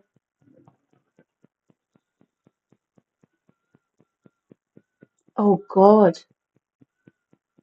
I set up my off-work account with a different email address years ago. That's why it didn't sign in automatically.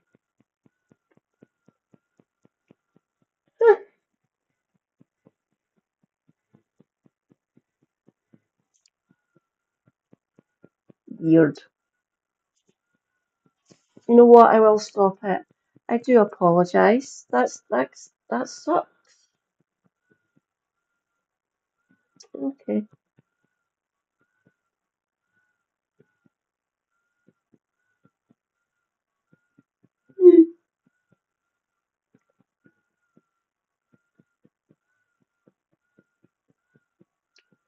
Oh,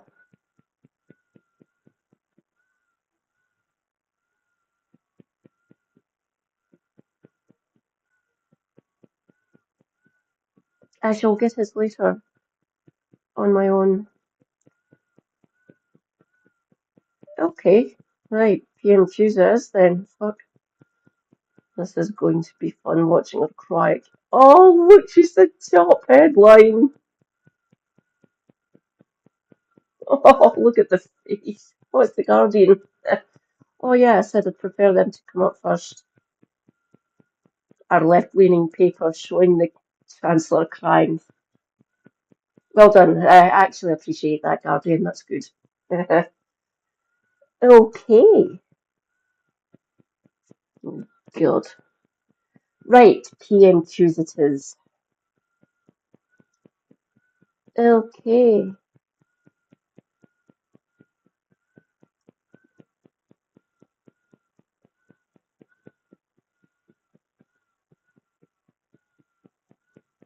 Well, it's just a...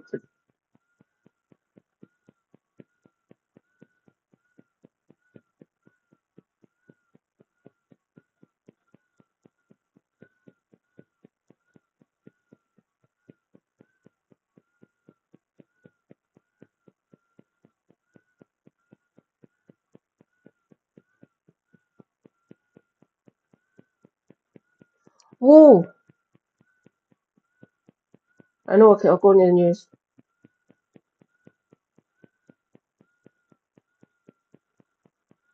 Yeah, take it away, Owen.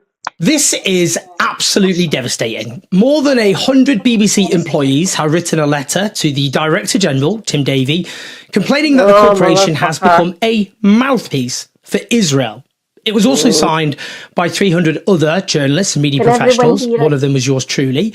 The BBC employees, as you would expect, all anonymous, because otherwise they would face grave consequences in terms of their careers. Now, the letter says, we're writing to express our concerns over opaque editorial decisions and censorship at the BBC on the reporting of Israel-Palestine. We believe the refusal to broadcast the documentary Gaza. This is absolutely devastating. More than 100 BBC employees have written a letter to the Director General, Tim Davie, complaining that the corporation has become a mouthpiece for Israel. It was also signed by 300 other journalists and media professionals. One of them was yours truly. The BBC employees, as you would expect, all anonymous, because otherwise they would face grave consequences in terms of their careers. Now, the letter says, we're writing to express our concerns over opaque editorial decisions and censorship at the BBC on the reporting of Israel-Palestine. We believe the refusal to broadcast the documentary Gaza, Medics Under Fire, is just one in a long line of agenda-driven decisions. It demonstrates once again that the BBC is not reporting without fear or favour when it comes to Israel. Now, it goes on to note that the decision not to broadcast that investigation was taken by BBC management, despite the content being signed off in accordance with BBC guidelines and editorial policy, which it says appears to be a political decision, adding that the BBC response shows the organisation is crippled by the fear of being perceived as critical of the Israeli government. I mean, the decision not to broadcast this is a scandal. The BBC only broadcast one other documentary which actually looked properly at the war crimes being committed every single day against the Palestinian people in Gaza. And then they pulled that documentary because the child narrator was the son of a deputy agricultural minister who's a technocrat, which had no bearing on anything he said because it was a child narrator whose words were scripted for him rather than, say, his father. And they capitulated the BBC to the demands of the pro-Israel lobby. Here's another documentary which passes all their checks, which passed the Channel 4 taking it on. They've gone through their rigorous process. And the BBC refused to show a programme which documents the objective systematic attacks on the healthcare system, the destruction of the healthcare system in Gaza. For what reason? For what reason? The letter emphasises that the signatories are not asking the BBC to pick a side, but just to allow BBC journalists to do their jobs in delivering facts transparently with due context. They note one striking failure. As an organisation, we have not offered any significant analysis of the UK government's involvement in the war of Palestinians. We've failed to report on weapons sales or their legal implications. These stories have instead been broken by the BBC's competitors.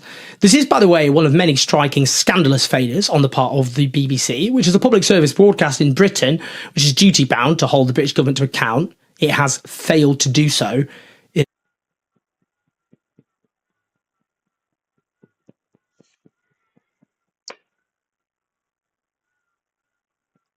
Well done to these journalists. Round of applause for them. Oh, there's something else here.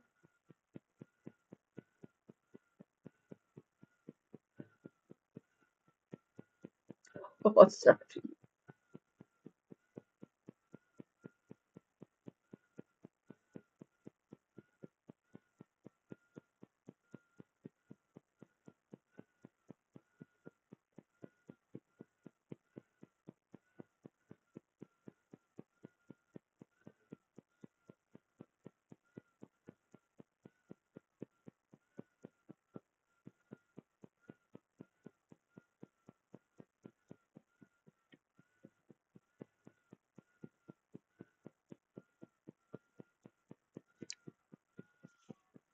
In the most grotesque way possible, frankly. And this is a really crucial allegation, or a really crucial allegation. The letter says, this hasn't happened by accident, rather by design. Much of the BBC's coverage in this area is defined by anti-Palestinian racism.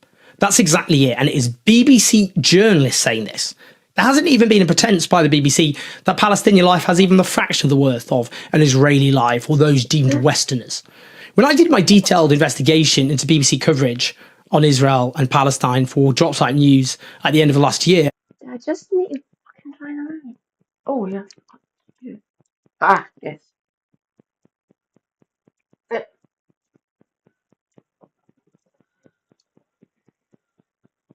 Give me a minute, comrades.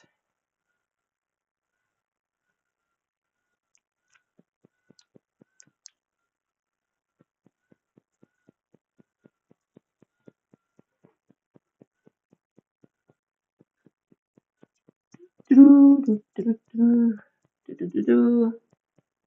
just got in there. Where's that doing actually?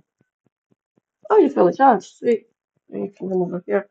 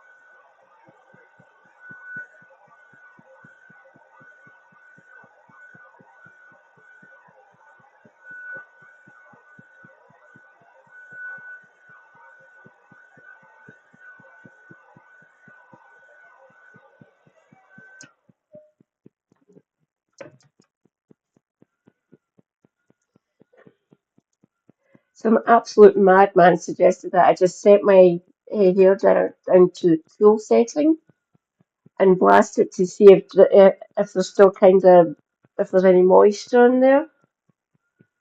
If there is, they're probably a little bit, well, not fried yet, but substandard. So if they are still kind of moist, I'll need to go and get them fixed. Oh, crud. Right, you go there.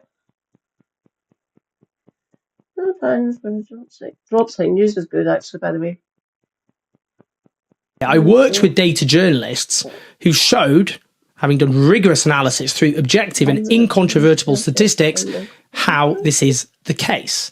Now, the letter mentions a crucial name. It says the inconsistent manner in which guidance is applied draws into focus the role of Sir Robbie Gibb on the BBC board and BBC's editorial standards committee. We are concerned that an individual with close ties to the Jewish Chronicle, an outlet that has repeatedly published anti-Palestinian, often racist content, has a say in the BBC editorial decisions in any capacity, including the decision not to broadcast Gaza medics under fire. So Robbie Gibb is a striking, disturbing case study. The brother of a Tory minister, he joined the BBC as a political researcher after he graduated from university, before becoming chief of staff for the Conservative Shadow Chancellor Francis Maude. He then returned to the BBC as deputy.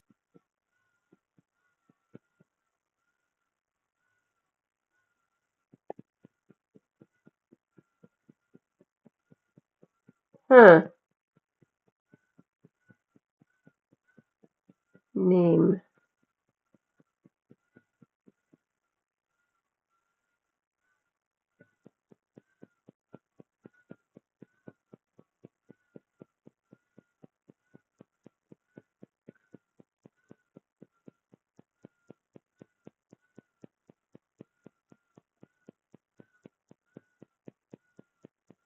I can't think of what Tory Girl it is. Might need to go and check. Editor of the flagship current affairs programme Newsnight, then became the editor for BBC Live programming, for example, Daily Politics, you may remember, where he worked closely with its main presenter, who of course was Andrew Neil, the chairman of the hard right Spectator magazine. He then went off in 2017 to become Director of Communications for the Tory Prime Minister Theresa May. He then returned to the BBC. Are you getting dizzy by this revolving door, by the way? Just between the BBC and the Tories? You're getting dizzy by the revolving door. That's quite clever. Revolving doors do make me kind of dizzy. Then again, no center of balance. Got an inner ear problem. Cochlea, which is used in your sense of balance as well as your toes. To a certain extent, your posture, you can get dizzy. I can get dizzy. Plus, I've got vertigo. I hate being on a 22nd floor. I'm scared of fucking heights. Get me out of here. I need back to my ground floor flat.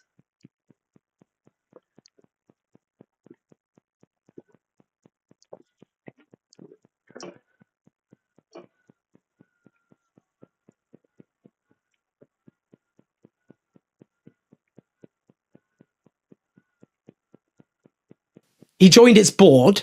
He was later singled out by the likes of the former Newsnight presenter Emily Maitlis, who described him as an active agent of the Conservative Party. He was shaping the corporation news output by acting as the arbiter of BBC impartiality.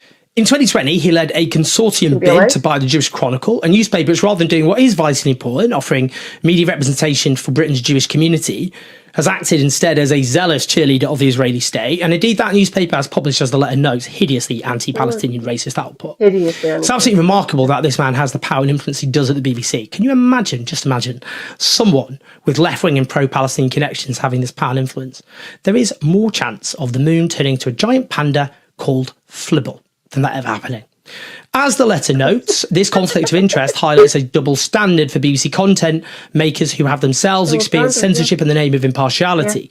In some instances, staff have been accused of having an agenda because they have posted news articles critical of the Israeli government on their social media.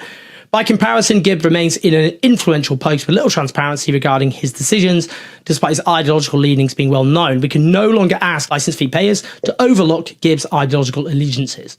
The letter notes that the BBC's reporting on Israel and Palestine fall short of our own editorial. Have some solace, comrades. The charter's up for renewal in 2027. They could change it. They could put it more to like a Channel 4 model, really. Well, technically it's in my name, the TV license, but it covers the household essentially, and anything that can receive a broadcast, so receive things. So your phones, computers, laptops, tablets, things of that nature, even radios, because that's part of it as well, because they have obviously radio output. So that's what we pay the TV license for, essentially, to get world-class news coverage and media.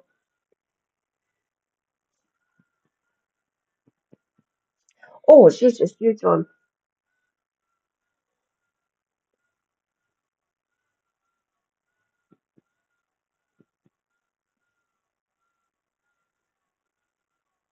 He's probably destroyed a lot of people's careers because he is a twat. Whoever, maybe, were you there, John? You might be in chat. Fuck it, I'll say it anyway. In Tunless chat about him. Scotland's finest, everyone. Oh, damn, I've forgotten the rest.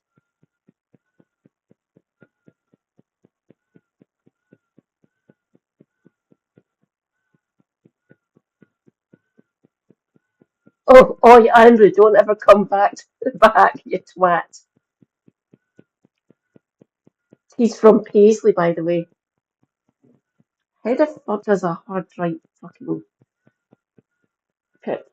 He was the president of the Conservative Union when he was at college. Uni. Yeah, he was born and brought up in Paisley, just outside Glasgow, technically East Renfrewshire. So yeah, he was born and brought up there. Yeah. Don't come back, you fucking monster. Just go away. And I hope Bob Dylan sues the fuck out of him so he loses his chateau in France. Seriously, instead of GB News, bigger dick. No. Andrew Neil, you're not welcome in Scotland. Most people here think you're a fucking bastard. And I really don't care if he hears this. I don't care. Come after me, Neil.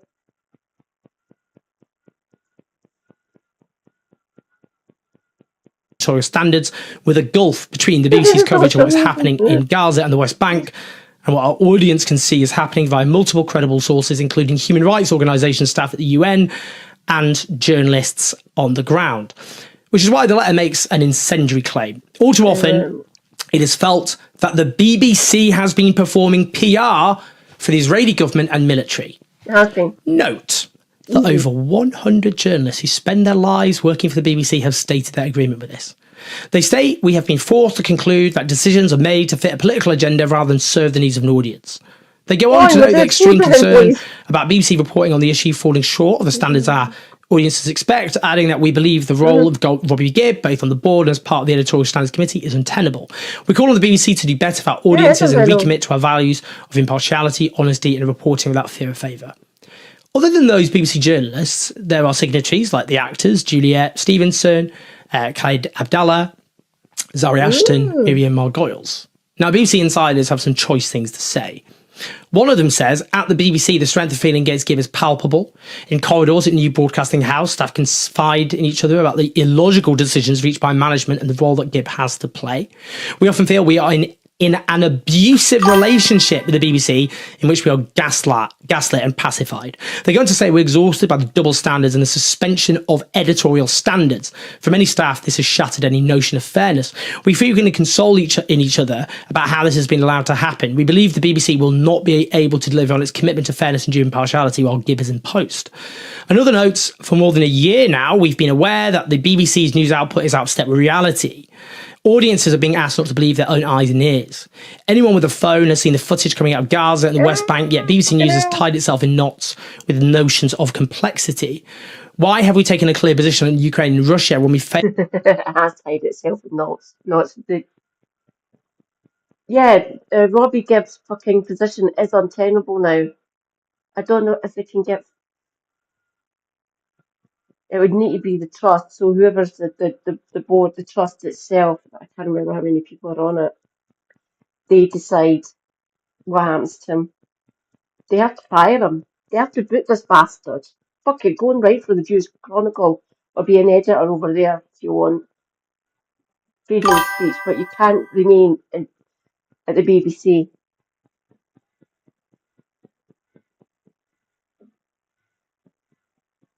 Oh my god. Yeah.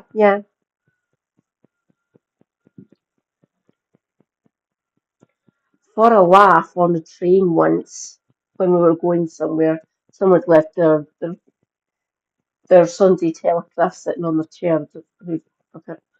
And I just flicked through to see how bad it was. Holy fuck. Ugh. Well, that is called a Telegraph for a reason. Why am I taking a quick to confidently assert facts when it comes to the Palestinian people. Robbie Gibb is at least part of the answer. We raise these concerns so many times and we've not been listened to. We are speaking out because we must serve audiences better. Well, damning stuff really, isn't it, from BBC journalists? Indeed, this is just another example of the biggest scandal of Western journalism of our time. What the BBC and other news organisations did is either completely erase the statements of genocide and criminal intent made by Israeli leaders and officials, or bury them, and indeed refuse to explain the genocide and criminal nature of these statements. These statements prove the most accurate roadmap predictor of what Israel would go on to do, and yet the BBC completely misled the audiences about Israel's intent.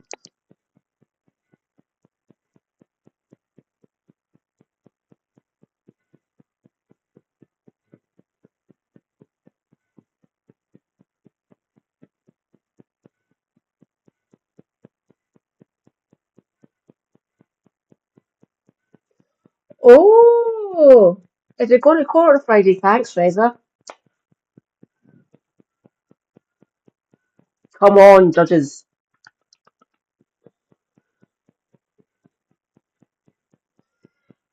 They might try to amend it because there's other things, other people's in the legislation in this as well. So they might say no, they're not terrorists. Take them out, so they might amend it. But then the bastards will put it back in, get sent back, no, amend, send back in, then they send it for a third time, and the Lord to say no fucking amendment, and at that point, the government just used the fucking sledgehammer, the Parliament Act, and just pass it anyway. So the courts have more power. They can say you can't do that. They're not a terrorist organisation.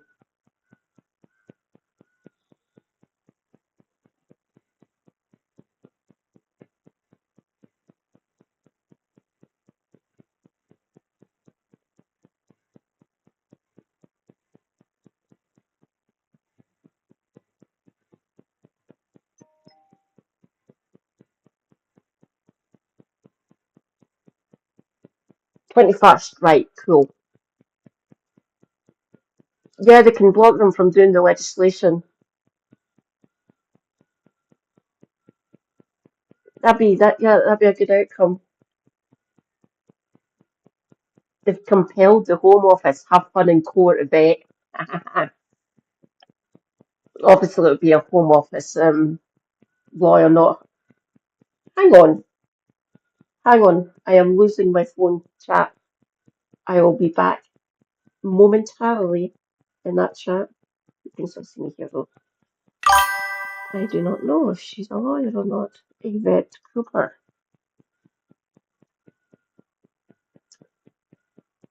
Our birthday's the same one. Oh, she's a decade older than me. She's 56. Delightful. Okay.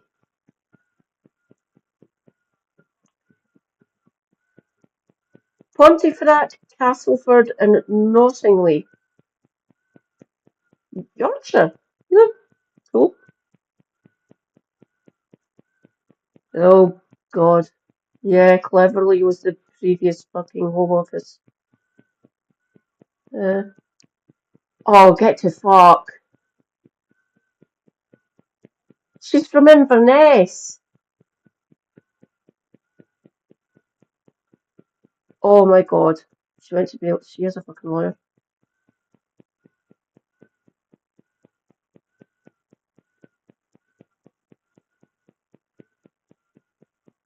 Oh!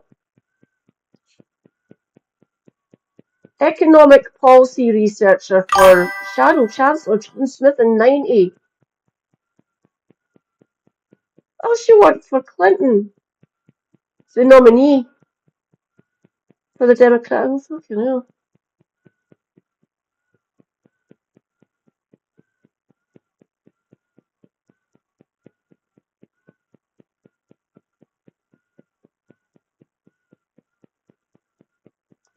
Oh, she was the chief economics correspondent for the Independent in '95 before she went to Parliament.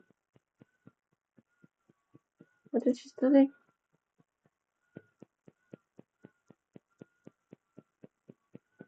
Oh, fucking hell, her dad was the General Secretary for Prospect.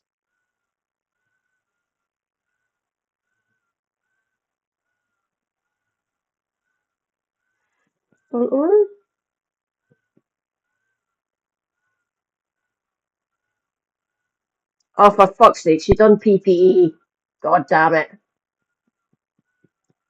Oh, she's got a Master's in Economics from LSE.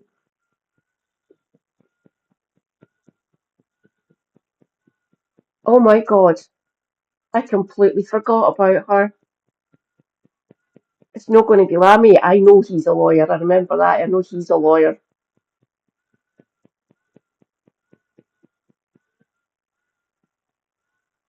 Rachel Reeves gets the boot.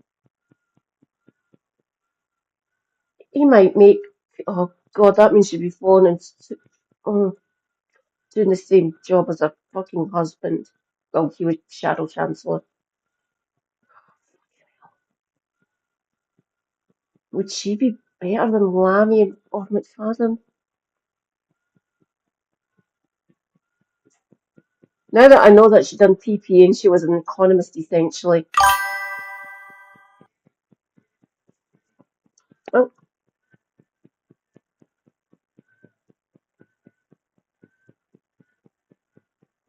an interim hearing potentially get an injunction to pause the ban until fuel. Right, the full judicial reviews on the 21st. Okay.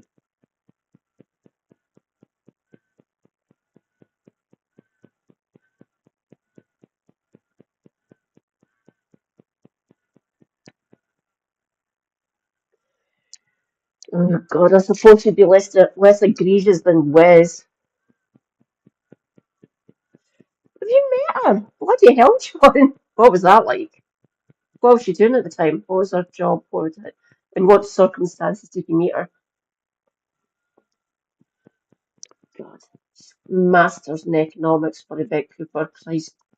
You might pick her to be Chancellor. That you suppose she could. She might be better than.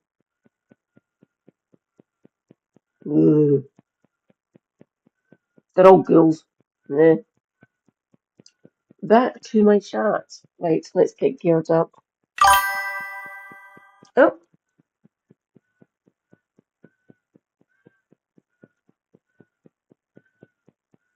Yeah. Well, don't get it. They'll all start trying to outbrief each other essentially, or jump on each other's areas of whatever. Like they're all back. I bet they're all backstabbing each other behind the doors in the corridors of Westminster. I wouldn't put it past some of these bastards. I really wouldn't. Basically, completely about Israel's happening.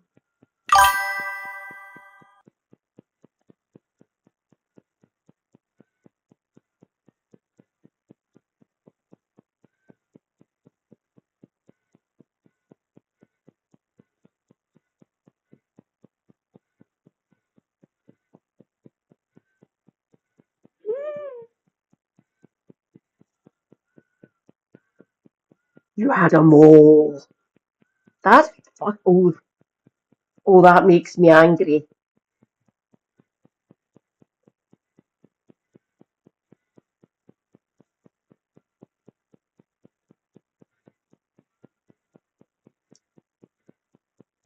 Yeah, I think Raina would actually help Phillipson. I could see that happening. Not entirely. I don't know what Raina's opinion is of Wes.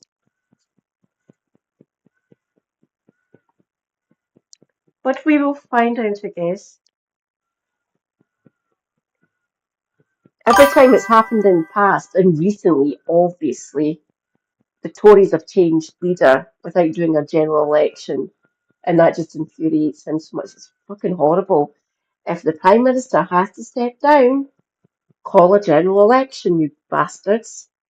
You don't just bring in someone without letting the people have their say. We might not want this person as Prime Minister. Obviously, the constituency link and all that, but at the end of the day, if they do that, we're basically getting a new Prime Minister, and we might not like this person. Tories are fucking egregious as well for doing that to us. Not that I would vote for the Tories, obviously. Oh, I will be. Don't worry, I'm keeping my eyes on all of them.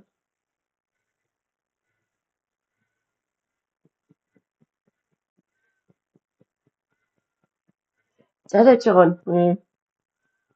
That's a bit of a shame. Carry on, Owen. Oh. Hey, God damn you. Treating these statements as though they were somehow being issued in a parallel universe, instead zoning in on deceitful statements issued by Israeli officials designed to mislead Western audiences. The BBC repeatedly framed their stories around the false statements and claims of the Israeli state, treating them as credible, despite the overwhelming evidence of Israel lying over and over again, indeed, as they are very obviously committing in a very unbelievably documented and unprecedented level of documentation, every single war crime or crime against humanity under the sun. Palestinian voices receive much, much less coverage and were prosecuted as though they were in the dock in a way pro-Israel voices are not on broadcast television. Atrocities and war crimes ignored, whitewashed. Studies exposing war crimes ignored or given precious little coverage. Palestinian life treated as having infinitely less worth than Israeli life, while emotive terms such as massacre were reserved for Israeli victims rather than Palestinian victims. victims. Humanizing words proportionately used far more for Israeli victims than Palestinian victims. While sentences such as Hamas-run health ministry were woven in as standard in coverage to undermine faith in the death toll in Gaza, basic facts like the Gaza Health Authority. That's what it's called. And they kept on saying that. And every time they did, Face Like Thunder. So they used to look at me, said they have every right to say that. No, they fucking don't. That could be classed as propaganda. I see it as propaganda. International Criminal Court issuing arrest warrants against Benjamin Netanyahu and his former defense minister for war crimes and crimes against humanity were not. The fact that there is a consensus amongst genocide scholars, including Israeli genocide scholars, that Israel is committing genocide has been suppressed, with those scholars being ignored. We could go on. Honestly, there's... Shout out to Ilan Pappy. There's an Israeli scholar for you.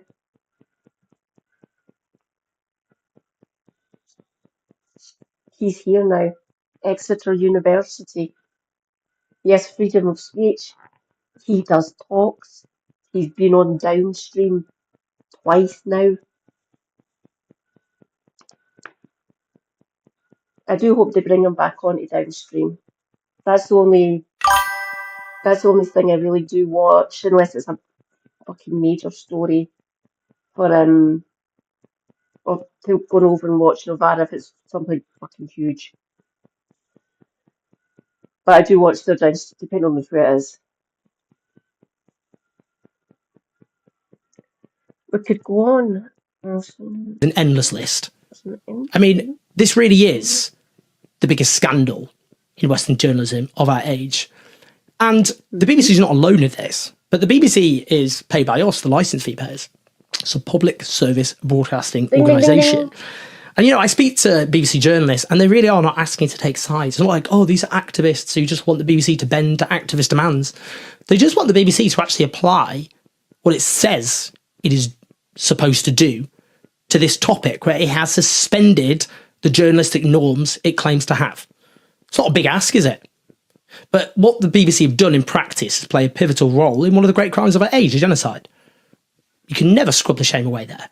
But it is up to us to keep up the pressure. And, you know, what's so important about this letter, as well as putting pressure on BBC management, it again shows no one can say they didn't know at the time. No one can say they didn't know. This is all done. The problem with there's people who have said stop paying your TV license. You can't, because if you don't pay it, you get fined, and if you do it repeatedly, I don't know how many times you have to do it, you get fined a fuck ton, £5,000 I think, 1,000 or £5,000 I can't remember, and flung in jail. That, my comrades, is a tax. If you don't pay it and get locked up for not paying it, it is a tax.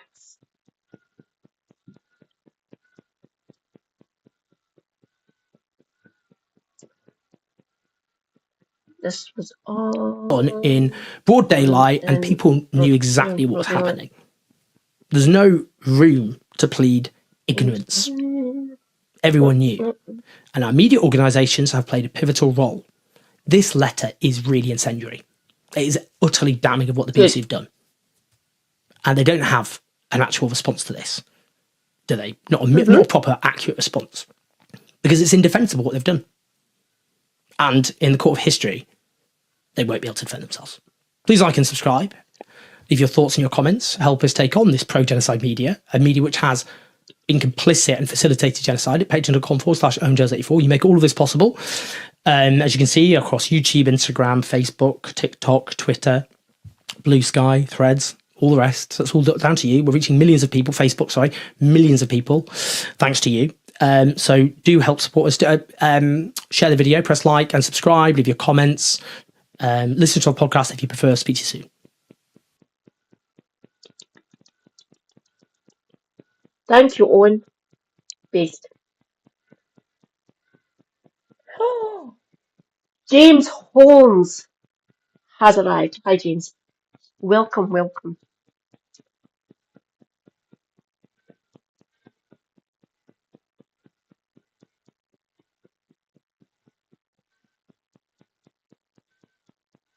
Oh, I want to meet him. I'd love to. I'd love to be able to talk to Owen. That'd be cool.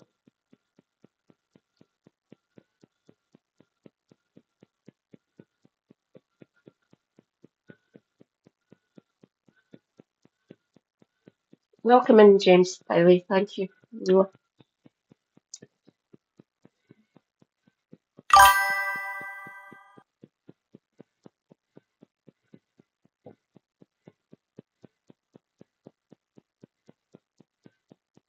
Oh, he's a wee cutie, isn't he? Thanks for posting that thing in my Discord, by the way, John.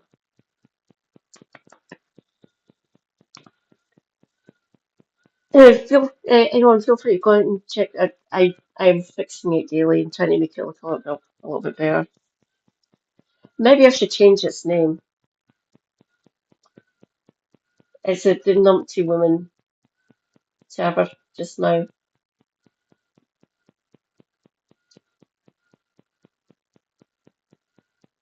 Yeah, I've been on Discord a while. Fuck. What's the older? Yeah, it is. It's my Discord. Discord's the oldest because I used to. There was a few gamers and stuff I used to follow back in the day.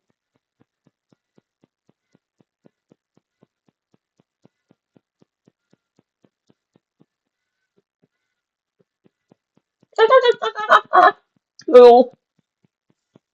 Oh, mine's is off. My Facebook account is. I follow most of my family and a couple of friends and stuff. I don't really use the only reason I've got Facebook is so I can use the Messenger to contact my family. But I've got WhatsApp now. I still DM a few friends. I still message a few friends through Facebook and stuff. See how they're doing. Because of family issues, there's a couple of family members I don't follow anymore on Facebook because they're blah blah blah blank blank blank insert words here.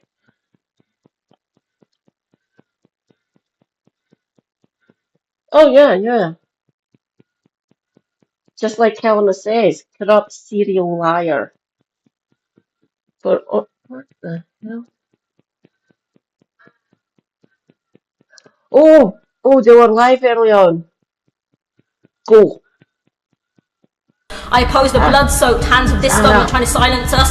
So I say this loudly and proudly on Wednesday the 2nd of July, 2025. We are all Palestine. Order! I was in London on the 7th of July. I oppose the blood-soaked hands of this government trying to silence us. So I say this loudly and proudly on Wednesday the 2nd of July, 2025. We are all Palestine. Order! I was in London on the 7th of July in 2007, and I watched my community, this city, attacked by real terrorists. And at that point, rightly or wrongly, I decided I was going to Afghanistan to fight the terrorists. And I went because I love this country and I love our democracy and I want to see it protected. I think today's prescription order against Palestine Action undermines that. And I wish my government wouldn't do it. And it's inexplicable that Palestine Action has been linked to groups such as the maniac's murder cult, cynical and calculated move by the government. I want to know if this order goes through and I go out there to the demonstration that's mobilising at the moment. That previous speaker is Pete Wishart. He is the MP that represents my home city of Perth. Pete is based.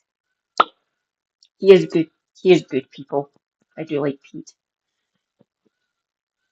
He's in a parliamentary, but he used to be in the band, by the way. He's in the parliamentary band, I believe. I think he was last year at least.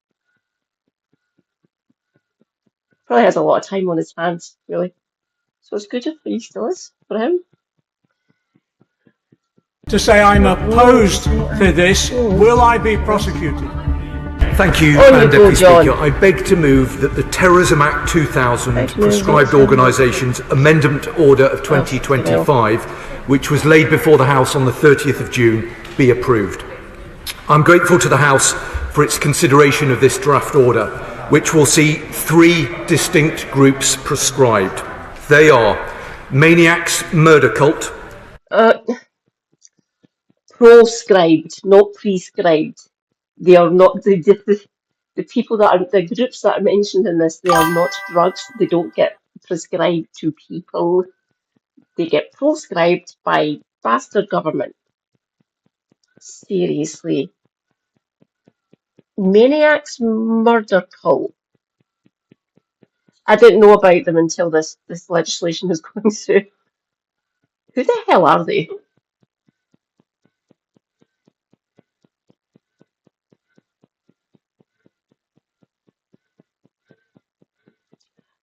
Oh, thank you, John. John's dad. You're more than welcome if you want to do that. Perth is lovely. And it's got good facilities and stuff. It's got a great wee shopping centre. Well, St John's, not wee, medium-sized shopping centre. Plus you've got easy links down to here and down to Edinburgh. It's quicker going to Edinburgh because it's closer. It's 63 miles from Perth down to here. And it's about 40 or something from Perth to Edinburgh. Just cut right through the Kingdom of Fife. It's another good place, actually. Plenty of good places in Fife to go to. St Andrews, Anstruther. Oh God, Anstruther, I've not been there for years.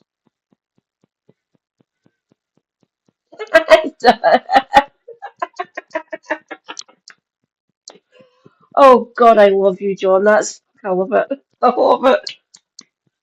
You and Jim Speak give me so much joy in the chat. It's brilliant. Any chat that I'm in, either on my own stream or on Kevin Helena's.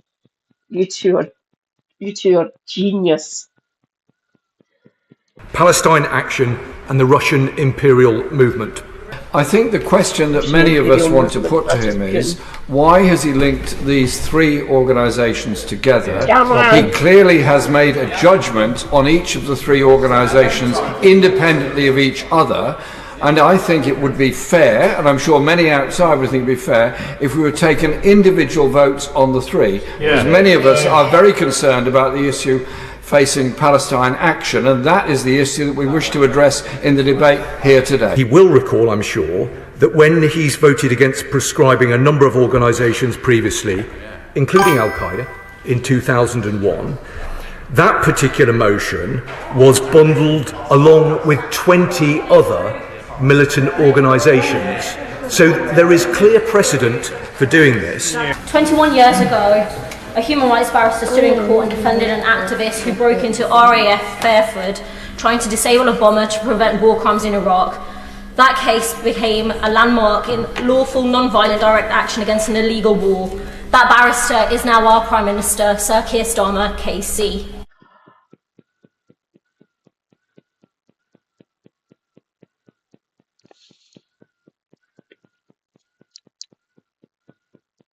Zara comes with receipts. On you go, lass. I fucking love you. Sir Darmer KC. He argued that it was not terrorism but conscience. Fast forward to 20th of June 2025.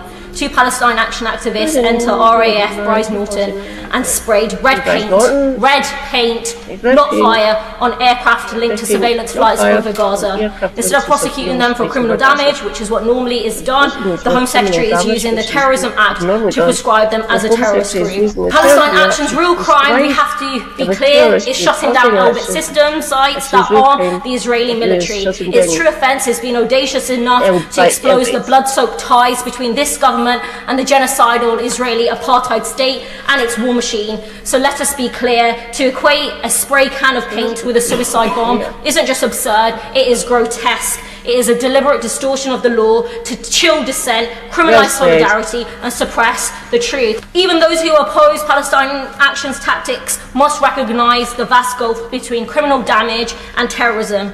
If this order passes, what's next? Climate protesters, striking workers, feminists in the street?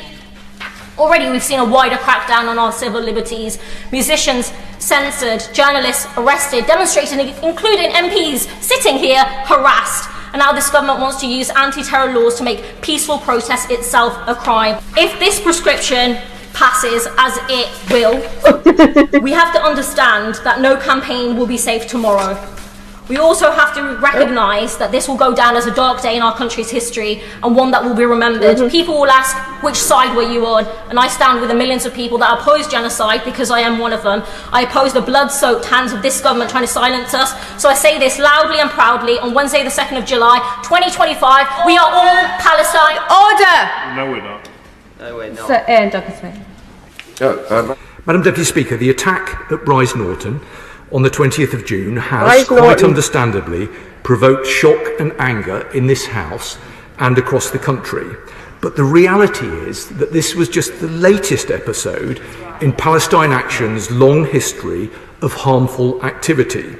Palestine Action has orchestrated a nationwide campaign of property damage featuring attacks that have resulted in serious damage to property and crossed the threshold from direct criminal action into terrorism. And I hope that goes some way to responding to the point that my honourable friend...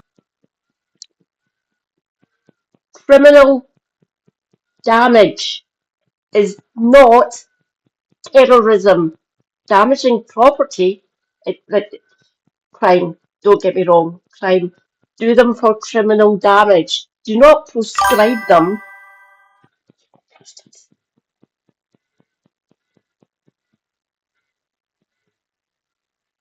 Oh,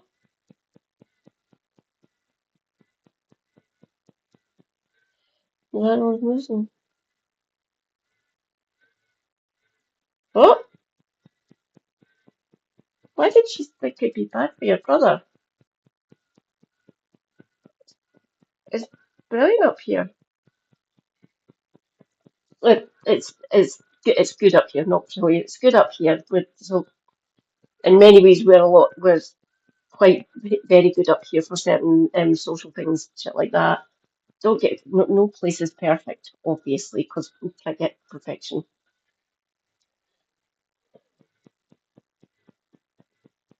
Oh, I would vote for her in a heartbeat.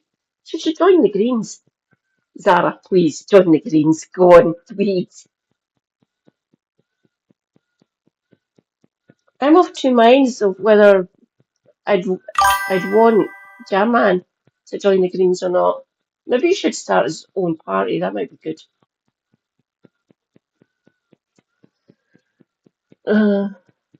Carry on, Dan. Made just a moment ago. Palestine Action members have used violence against people responding at the scene of attacks.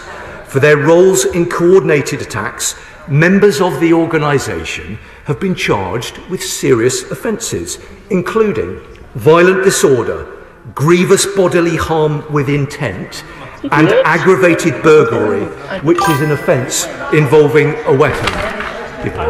I thank the Minister for giving way, and I thank him for some of the things that he's been saying. I just wanted to kind of pick up on the fact that all that he's spoken about there could be dealt with under criminal law. And the other thing was, when my honourable friend mentioned about the suffragettes, I think we need to put into context a little bit of history here, that when the suffragettes carried out a campaign of window smashing, poster paint defacement, cutting telegraph and railway lines, targeted bombing and arson, specifically avoiding harming people, I think we have to understand that there is a long history in this country of direct action which pushes the boundaries of our democracy. It's very difficult for all of us, but actually they are still direct action. It's not terrorist action.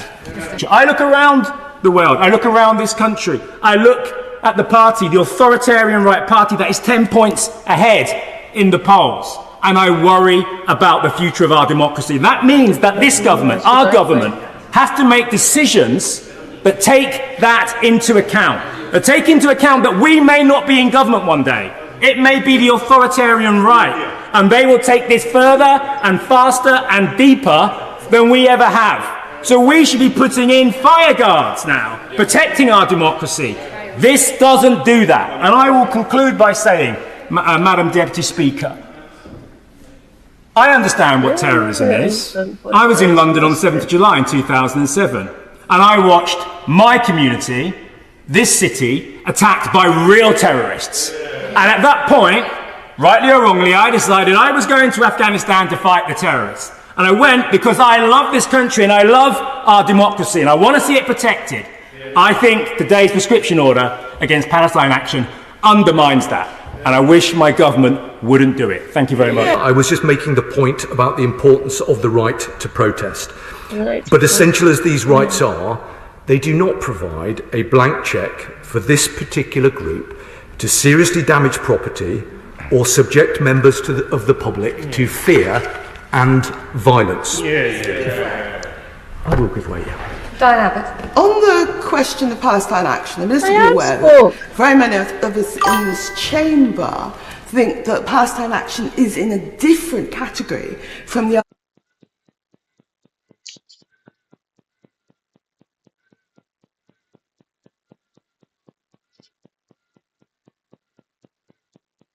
Oh God, he is getting on a bit, isn't he? Do we see him standing in 2029? I'd love him to.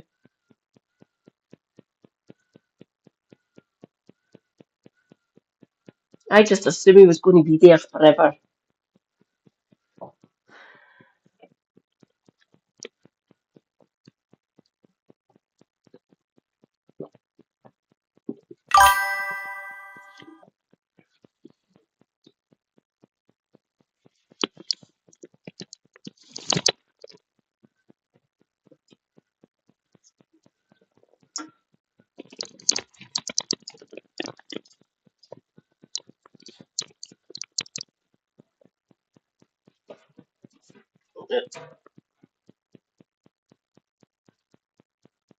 Oh, motherfucker. That's why you aren't typing properly. My pinky's swollen up.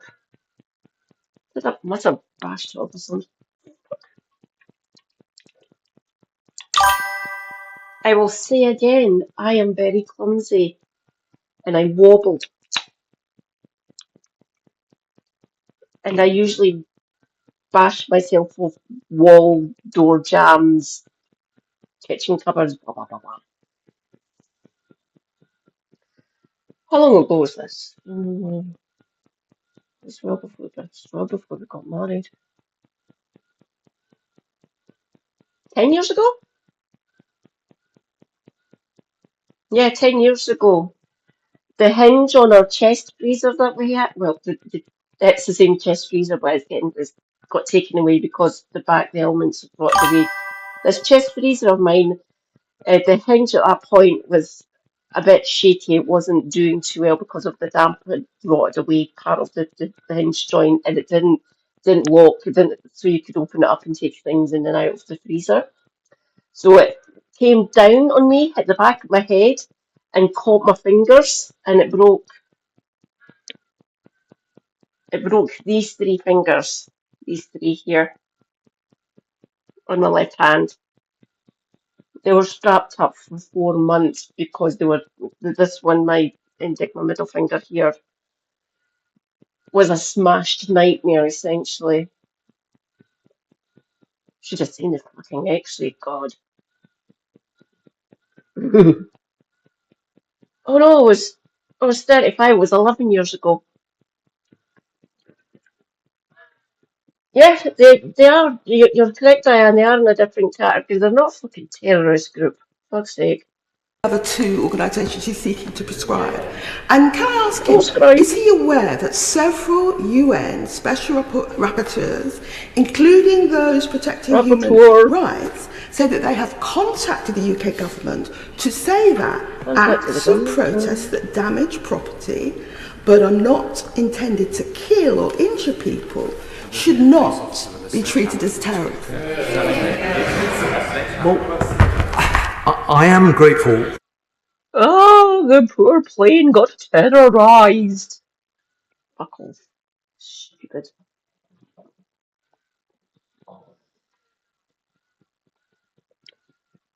I'm just sitting here thinking, how many would they have needed to actually just spray paint the entire plane as quickly as possible? Probably about 100, I would think. And a fuck ton of red paint.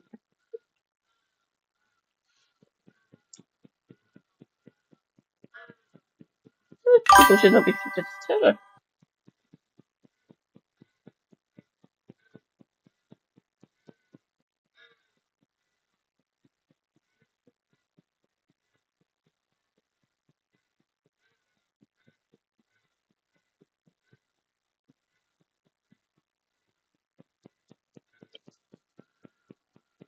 Okay, let's see if we can go to the actual.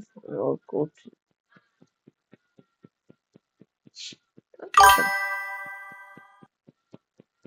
That is, I'm afraid, the conclusion that I have arrived. We are not voting on whether people agree with Palestine Action's tactics. We are not voting on whether people think their aim is right or wrong. We are voting on whether being treated sabotagely legal provision this prescription against. Oh, I can see Linton.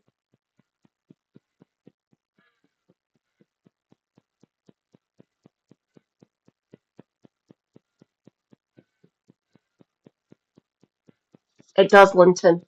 Correct.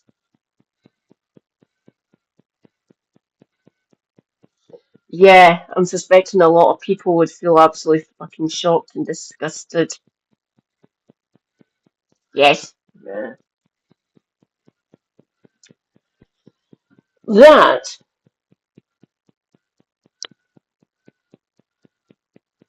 Oh, I want to pin both of them. Damn it.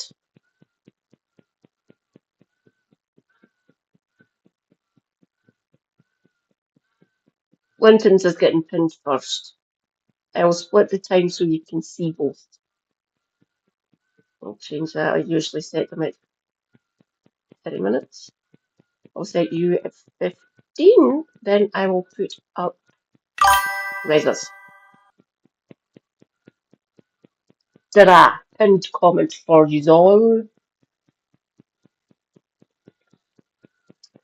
Okay, who else speaks? There's not many people in the chamber.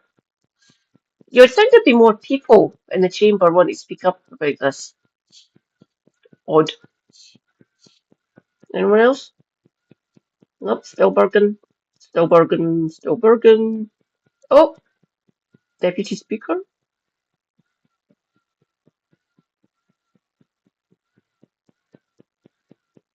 Yeah, we all recognise John McDonnell.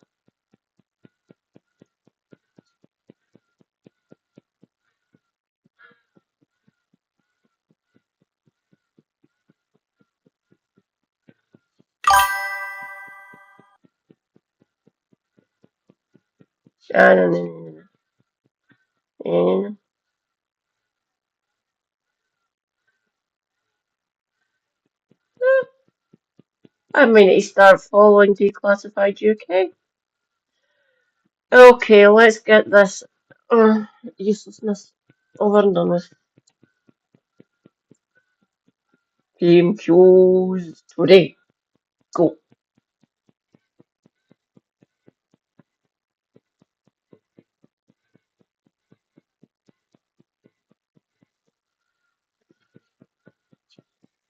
Oh, yeah, Linton. Hang on, I will be I'm using my phone for a second. Give me a minute. Oh, look at her poor face. I like what Kev said on Turn Left. We need a subatomic violin to play for her.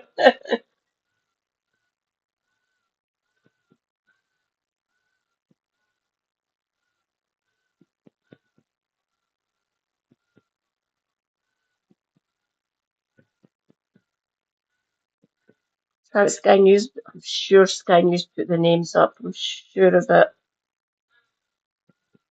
Oh God, I am not watching GB News' coverage of fucking PMQs. That'll be Kansas. Can't believe the bless her. You got to do austerity, one can't I? You got to 310 over 330,000 excess deaths, Rachel. Do you think that was really good? We were dying in droves because of that monster. Screw you, Gideon Osborne. Blech. He is scum.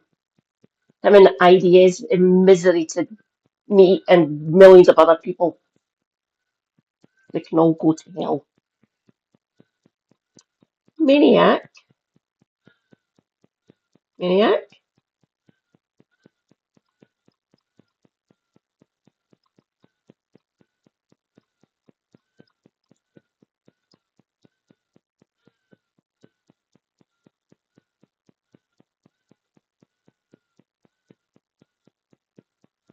Oh dear God, the London, fuck it.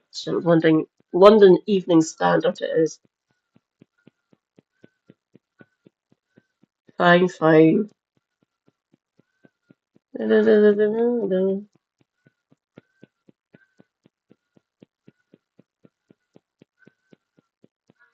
Fine, fine. Maniac's Murder Club? Oh, it's Maniac's Murder Club. Russian Imperial Movement. Russian government.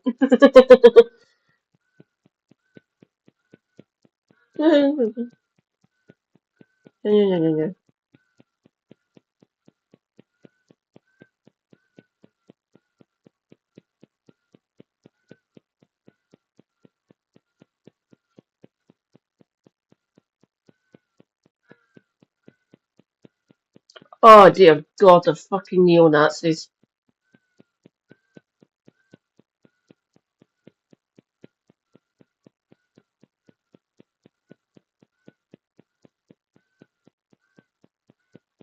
Fine, that's all I needed to know. The fash. Okay, brilliant, the fash.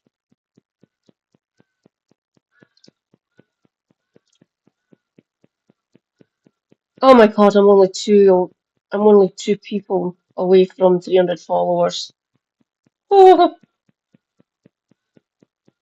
Back to the chat feed, please, Stream Manager.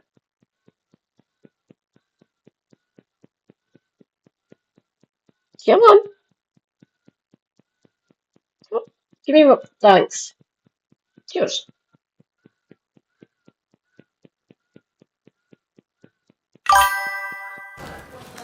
Well, that they're the end of Prime Minister's questions. So we're just watching in the House of Commons as those MPs move out, just trying to see if we can get any closer images there of the front bench as they leave, because quite extraordinary during Prime Minister's questions, obviously listening to the exchanges, but it's very difficult to take your eyes off Rachel Reeves sitting behind the Prime Minister. Let's bring in our Deputy Political Editor, Sam Coates. We were both right up close to the screen staring. What did you see, Sam? That was a really difficult watch. It was quite unlike anything I've seen in Prime Minister's questions before. It appeared to me, and to the judgment of several other people at Sky, that Rachel Reeves was crying, and I can see some of my colleagues nodding at the moment, at multiple points.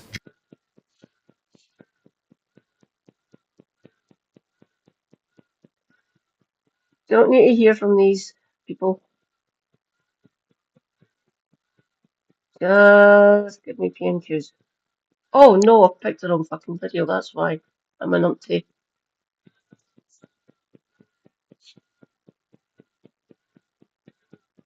Ah, there we go.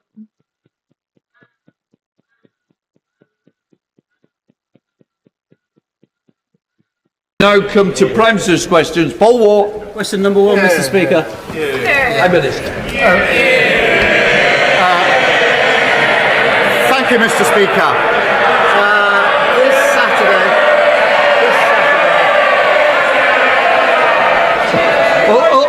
Okay, there seems to be a bit of a challenge on who can cheer.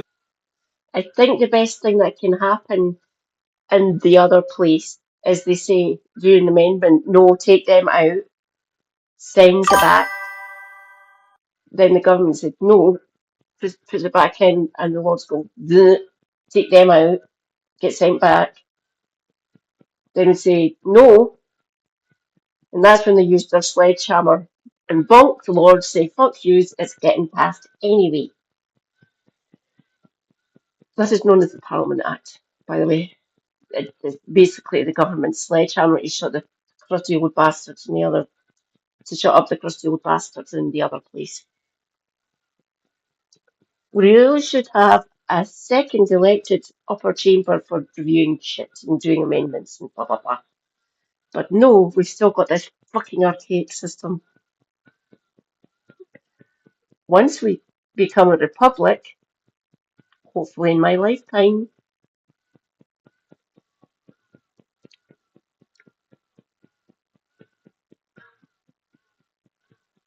we have a children who teach you like shut up, oil. The most. I've never known one Prime Minister get as much cheering. Come on, I think they were cheering more, Mr. Speaker. Quite right too. This Saturday marks the 77th birthday of our National Health Service. And I want to begin by... Hopefully it will be here for another 77 years.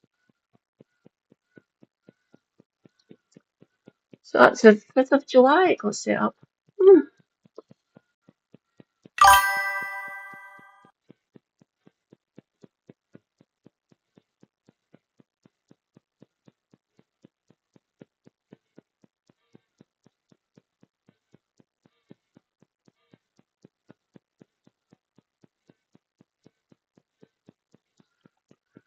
That is a distinct possibility.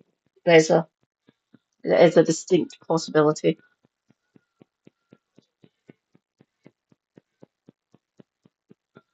It's good to be hopeful. It keeps us sane. I am not going to be doomer. Don't get me wrong, I do despair at times. Obviously, human.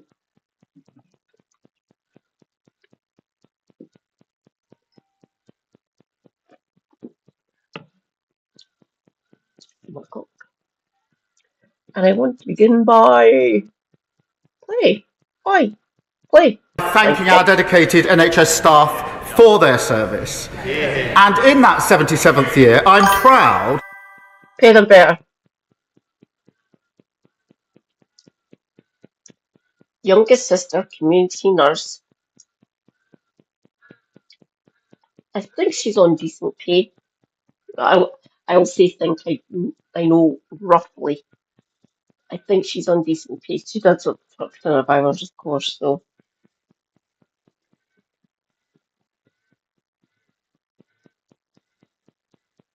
Oh God. I was gonna.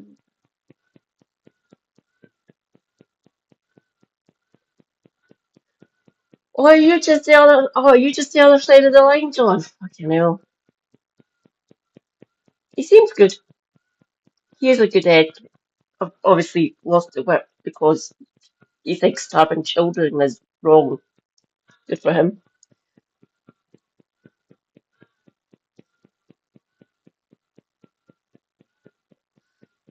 Oh.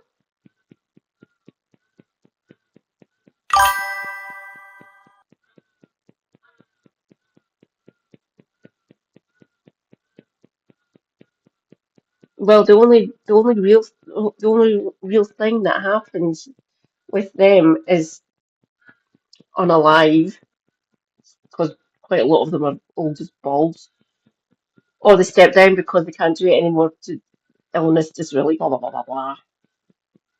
So it's either the Grim Reaper using a scythe on them, or them stepping down, essentially.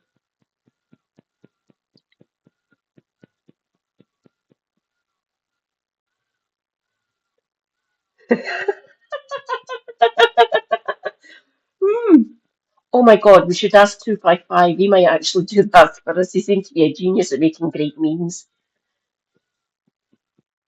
My God. that would look rather funny. See, like I say, you and Jim speak of fucking legends.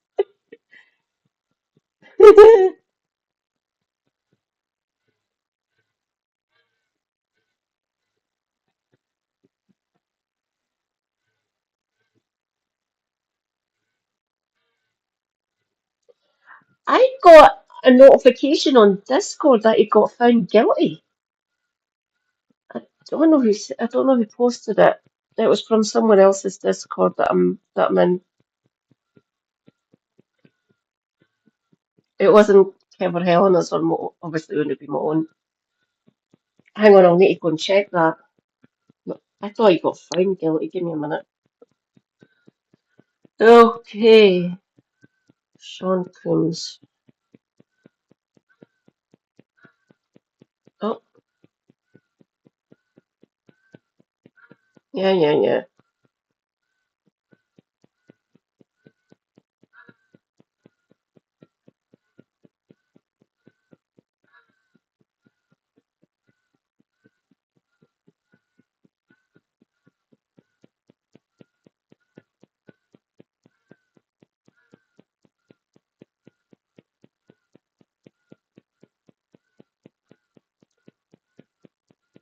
Okay, this was from the BBC 45 minutes ago. Denied bail after acquittal on most serious charges. This is from the Guardian 49 minutes ago. Sean Combs must remain in jail after judge denies request for bail while he awaits sentencing. Acquitted an hour ago.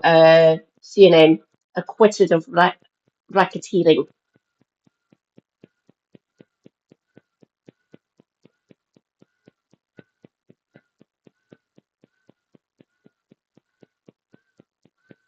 Okay.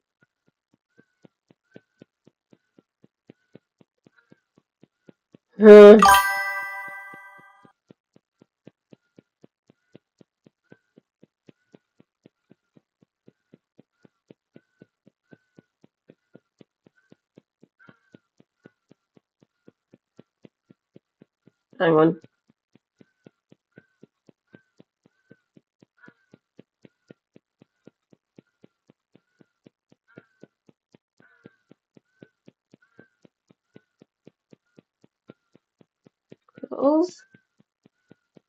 Go.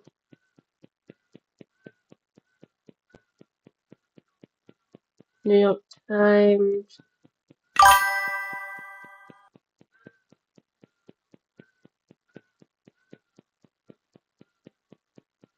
Right, I'll go into the CNN one. Give me a minute, comrades. We'll get back to PMQs. Potential cookies only from CNN. Thank you.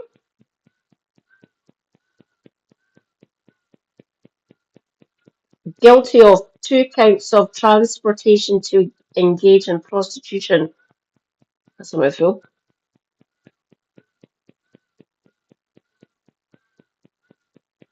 So that's what he got found guilty of. Transportation to engage in prostitution.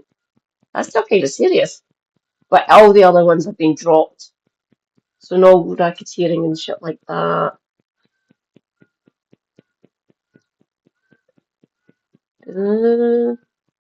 Two counts of transportation to engage in prostitution. Right. Acquitted of racketeering, conspiracy, and sex trafficking. So, fuck's sake.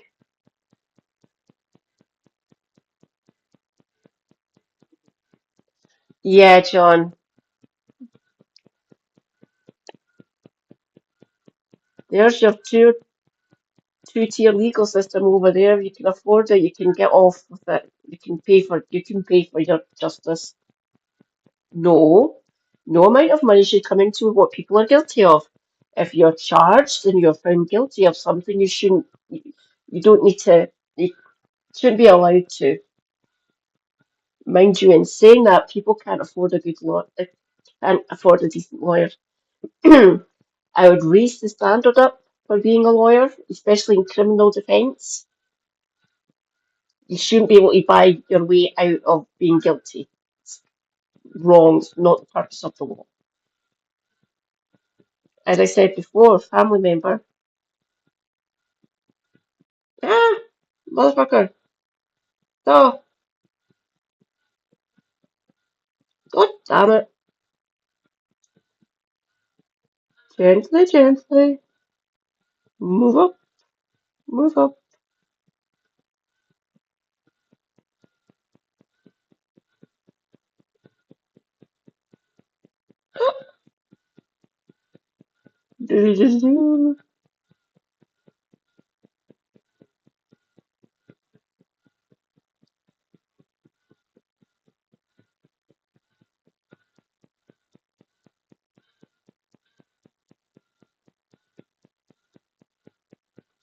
Ah, cool. Yeah. He's still facing up to 20 years in jail. What is he? He's in his 50s. Because I remember him being in charge when I was a teenager. So he must be in his 50s by now. I would assume he's in his 50s, maybe approaching 60. That this Labour government has delivered 4 million extra appointments, 1,700 more GPs, and the lowest waiting list for 2 years. 1,700. I'm going to be pausing this a lot. 1,700 extra GPs isn't enough. Mr. Speaker, the Labour Party is proud to have been the party that created the NHS, and tomorrow we're announcing our 10-year health plan to build an NHS fit for the future, so that in many years and decades to come, we can still Stop looking like a smug prick, Wes. If that's possible.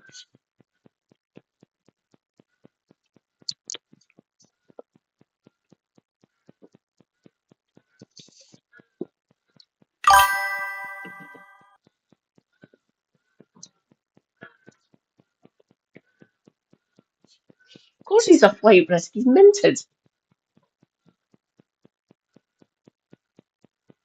Yeah, good for that judge. Keep him in jail. Keep him locked up. I wonder how much he's worth, actually. Give me a second.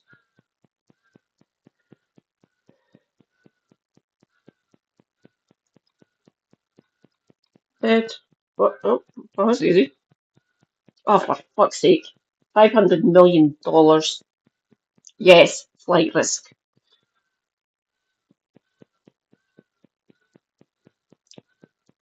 Plenty of places that don't have an extradition treaty with the States, so we can just fuck off there and that's escaped justice.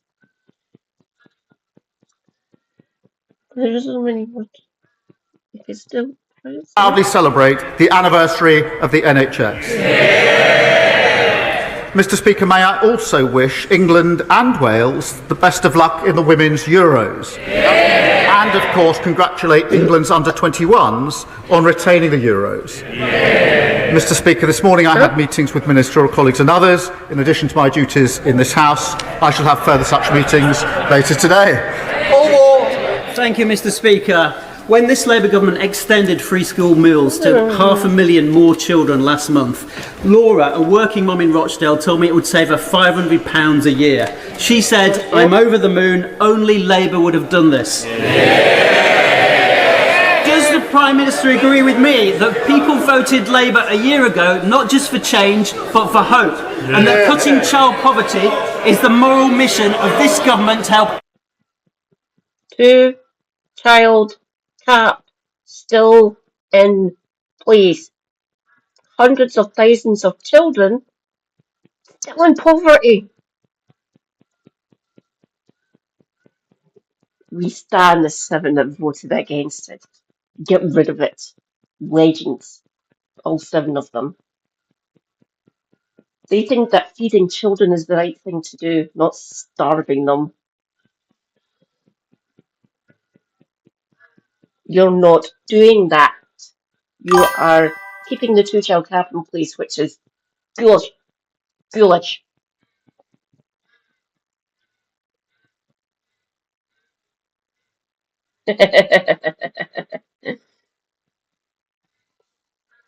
He probably gets one of his underlings. He's too busy cackling with his fingers tented like some sort of Palpatine figure.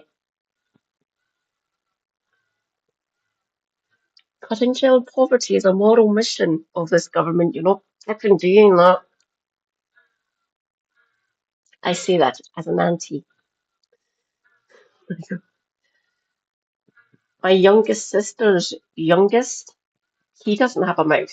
He has a gaping maw. I'm pretty sure he could eat her out, get her out of house and home, really. The amount of food that boy puts in his mouth, fuck. Calm down. Didn't need all those chicken nuggets with the food. Seriously, entire packets of them. Like 15 or 18 or something. And a mountain of ketchup. Seriously, that's enough and enough chips to stun an ox. She has managed them to get to eat vegetables, corn on the cob, peas, and I think carrots as well. So you're only getting that amount of chips and nuggets if you eat your veg as well. So she's managed to cajole him into eating at least some fresh fruit and veg. Well, mind you, I'm saying that he does like apples and oranges and stuff. Good for him. At least he's getting fruit and veg. Plus a mountain of chicken nuggets. Every child in this country. Mr. Speaker, I'm really proud that we extended free school meals for another 500,000 children, including Laura's. And it's people like Laura that we have in our mind's eye and giving children the best start in life. And I think the Child Poverty Task Force visited Rochdale recently and will continue to back parents like Laura. But, Mr. Speaker, we've already started not just free school meals being rolled out, free breakfast clubs, extending childcare. That's real change under this. Guess what I'm going to say here? We've had breakfast clubs for years now because Scottish government are beast and they don't want children to starve, obviously. Oh, the 2-child cap is mitigated up here, by the way. And so's the winter fuel allowance.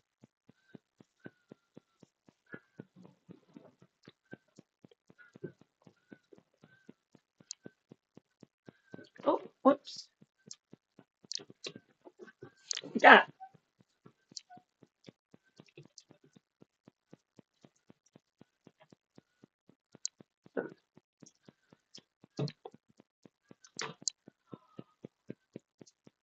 Oh, fucking.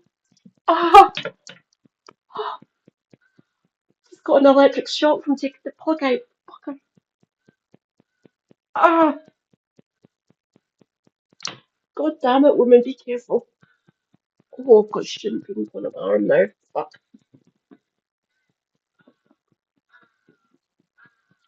Yeah, I wonder what underling he gets to write those scripts. They really are quite bad at times. They really are quite bad, full stop, really. Like I said, too busy sitting in a dirty grey big throne, cackling like Palpatine. That's the real change under this government. Labour government. Leader of the opposition, Kemi Badenoch. Here we go. Mr. Speaker, can I first of all take this opportunity to congratulate the member for Rochdale for being the toady of the week, helping the Prime Minister. We all know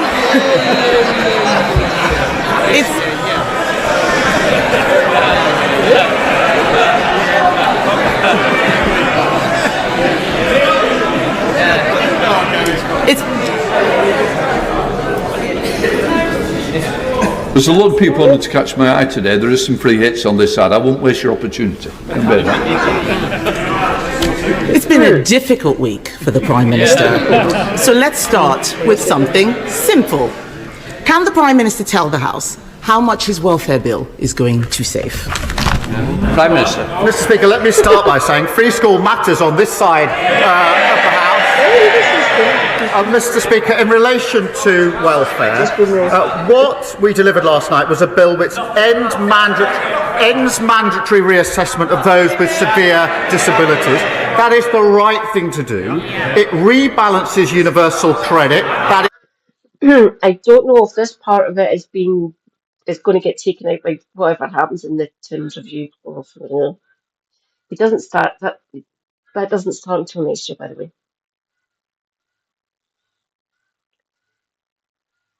the reassessment for people like me with severe disability issues won't start until 28-29. So another 3 years yet. It'll stop then. They keep on forgetting to mention that unless it got taken out. I might need to actually look at it, find it online somewhere, and take a look at actually what's in the bill that they passed last night. That was chaos, wasn't it? It's fucking mental, especially when Tim stood up. Fucking hell.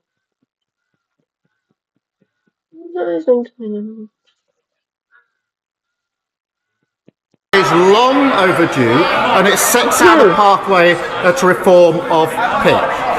Mr. Speaker, it's consistent with the principles I set out throughout. If you can work, you should work. If you need help into work, the state should provide the help. The system that they broke doesn't do so. And if you can't work...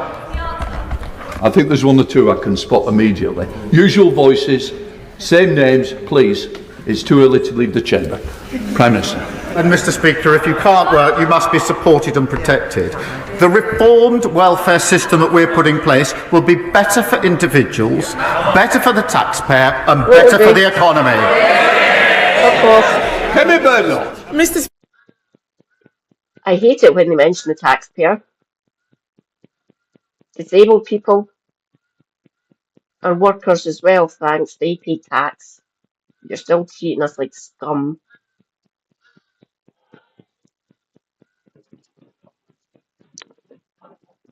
It's that whole useless eaters thing again. It's written that if you cut them open, slice them down the middle, it would just say starve the poor, kill disabled. Like fucking stick a rock. Speaker, I don't think the Prime Minister actually watched what happened in the House yesterday. His bill was completely gutted. A U-turn in the middle of the debate, removing Clause 5. Where on earth was he? The reason why he can't answer the question is because he knows it doesn't save any money. It's going to cost millions. This is the first Prime Minister in history to propose a bill to save money who ended up with a bill which costs money. So if the bill doesn't cut welfare spending, can the Prime Minister tell the House how many people it will get into work? Well, Mr. Speaker, I'm glad you asked that because it gives me... As long as we don't fuck around with access to work, it should still help people who are capable of work either go into work or remain in work. Again, we're going to have to wait until the Tim's review's been done. I don't know what fucking compromise they're going to fucking do. Mind you, in saying that, after things have calmed down a bit and this isn't so prevalent and so fresh in everyone's mind, they might just come back in and fucking bring back all the ghoulishness anyway. I can see them doing that because they're obviously a bunch of bastards.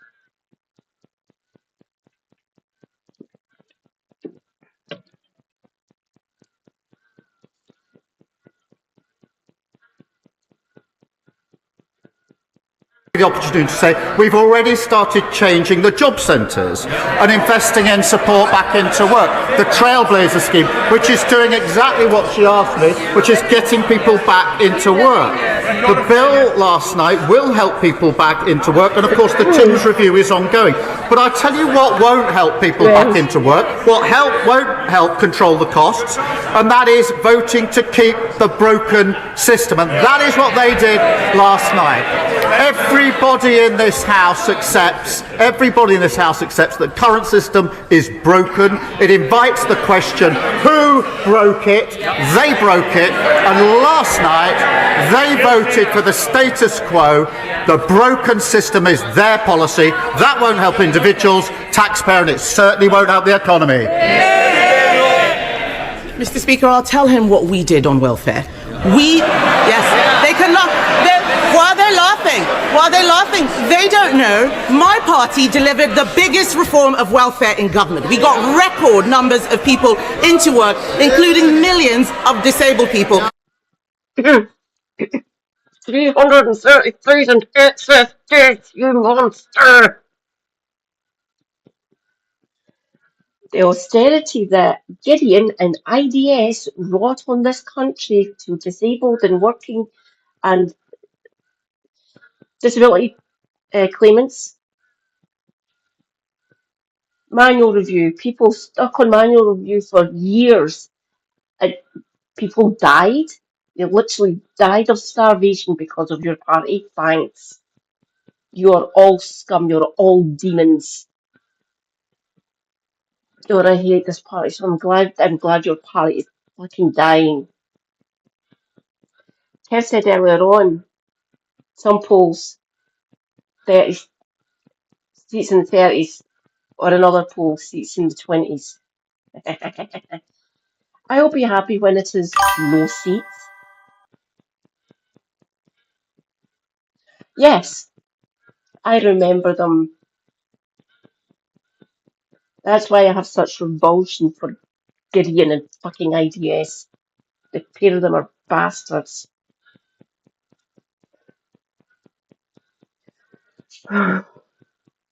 Over 330,000 excess deaths, Amy.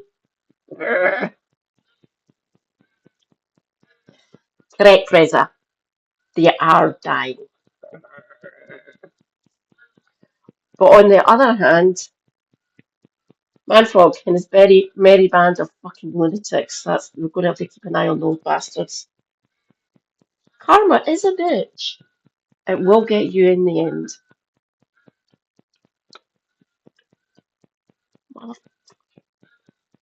Oh god, it's swollen up more. That is a delightful shade of red. No.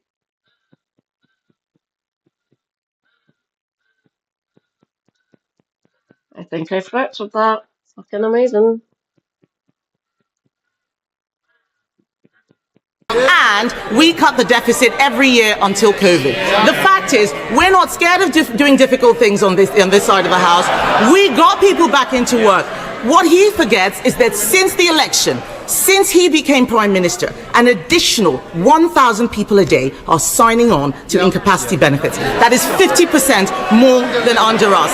50% more than under us. And Mr. Speaker,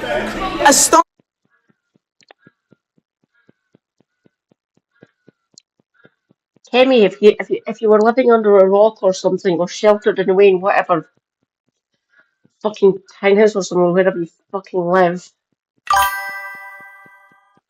there was a pandemic. That's a disabling event that happened to the country. People have developed long COVID and other breathing issues. They need to claim these disability benefits now because they can't work. Because of your party's handling, people developed long COVID. Eat out to help out. Brilliant idea. Well done, Richie, you fucking bastard.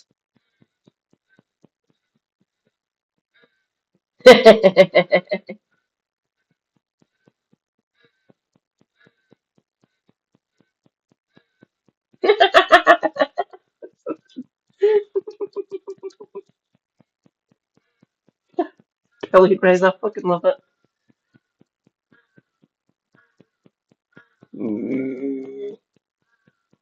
Astonishingly, because of the mess they made yesterday, because there are no more savings, sickness benefits alone are set to rise to £100 billion on his watch. He cannot reduce that now. He cannot reduce that now. Mr. McKee, I think we've had a run-in before. I certainly don't want any more. Seriously, you're obviously not getting your timing right because I can hear your voice every time. I'll start again, Mr. Speaker. Sickness benefits. Oh God. Louder for those at the back. Sickness benefits are set to rise to £100 billion because of their mess. They cannot now reduce it. They can't reduce it because after last night's humiliating U-turn, we know he cannot control his MPs. They're cheering now, but you signed the amendment. You signed the amendment. Over 100 people signed that reasoned amendment until the bill was completely gutted. He said that he would take the difficult decisions, but isn't the reality that he is too weak to get anything done?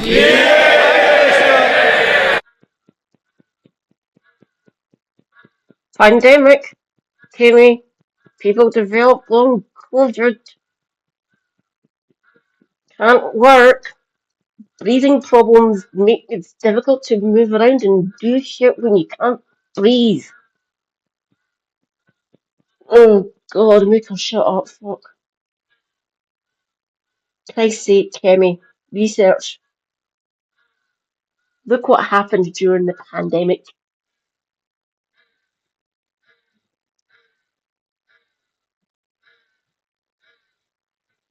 People getting what they're owed. Ludicrous. I despise them. I fucking despise them. Tory government immiserated this country. I will say again, I'm glad that Paddy's fucking dying. Consigned to the dustbin of history. Mr. Speaker, I'll tell them what they did to the welfare system. They broke it. They broke it. And it's the same as the NHS. What did they do? They broke it. Same as the economy. What did they do? They broke it. They broke everything that they touched. And now she describes the broken system that we are trying to fix. What did she do? She voted against fixing the system that they broke. And I'll tell you, Mr. Speaker, and spell that out. They voted last night for the system that is keeping 1 million young people not learning or earning. That is a disgrace of their system. They voted for a system where we have 3 million people out of work on ill health, and they voted for that system. We're fixing it. We're clearing up the mess that they left, just like we're clearing up the NHS and the economy. He's got some brass neck. Has he read the papers this morning? Has he read the papers this morning? That bill will achieve nothing. It is a pointless waste of time and is absolute proof that he doesn't have a plan. Let me tell the House what's going to happen. In November, the Chancellor is going to put up our taxes to pay for his incompetence. We on this side of the House know that We could tax you, Kemi. Your husband's loaded. Should be taxing wealth, not work anyway. And if they want to fuck off, exit tax, please. Tax wealth, not work. Working people don't get paid enough in our country as it is. Fine, minimum wages went up to $12.21 an hour. Whoop-de-doo. Not enough. $12.21 an hour is shite. Thank you.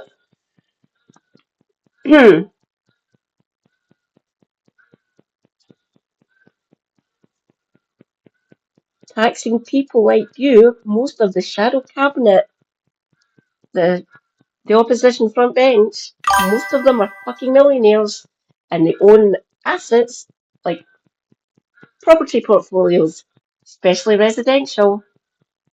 Most of them are, quite a lot of them are fucking landlords. But ALAPs in chat, please. Tax wealth. My God, I've just remembered about the mansion tax. Well done, Lib Dems. You mentioned at least one decent thing while you're on fucking coalition.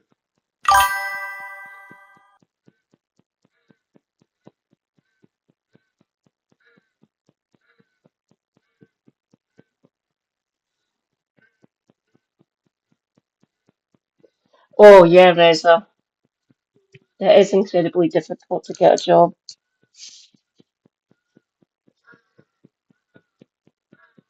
Carry on. you can't tax your way to growth. But people out there are frightened. People out there. You can. You can tax the wealth, then invest in the country. Better public services means more provision for people, more social cohesion, and more jobs, which brings in bigger tax receipts. Kemi, please, read Das Kapital. Fuck it, you read the Communist Manifesto, it's fucking short. Or watch Richard Wolff, or Wolff, or Murphy as well, or I can send you the link to Unlearning Economics. He is beast. He can help you. Or maybe I should send it to Welsh Pride. He might like it. He might watch it.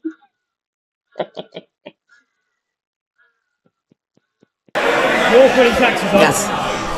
These are the same people who cheered when they talked about the NI rise and the jobs tax. Why are they complaining now? People out there are frightened. Can he, Mr. Speaker, can he reassure them by ruling out tax rises in the autumn budget? Prime Minister, Mr.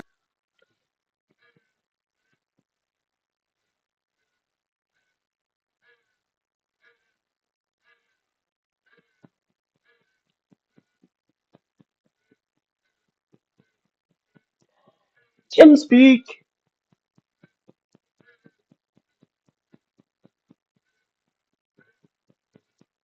Oh yeah, they're completely out of touch, Reza. We know that. Completely out of touch. Oh my god, Jim. You're right. I'm going to watch it later. Now that I've got my All4 account back up and running.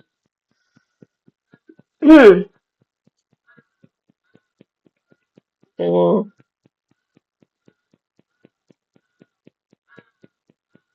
Look at it, there's not enough seats for them all. Wonder how many are actually fucking standing. Be curious to find out. I would guess about 100, maybe 120 of them. I would get in early. Make sure I got a seat if I was, well, myself. Obviously, I would never want to be an MP. I would never want to move down. Obviously, I'd have to live down in London most of the time. I could see myself being an MSP though. Still live here in Glasgow. Bus on the M8 straight to Edinburgh.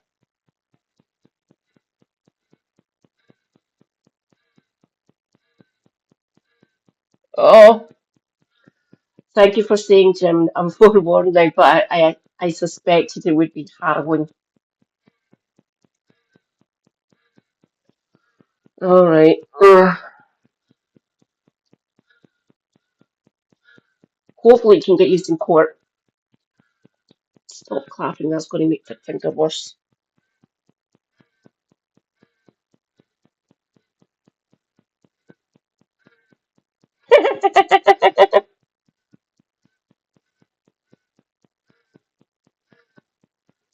Oh, John.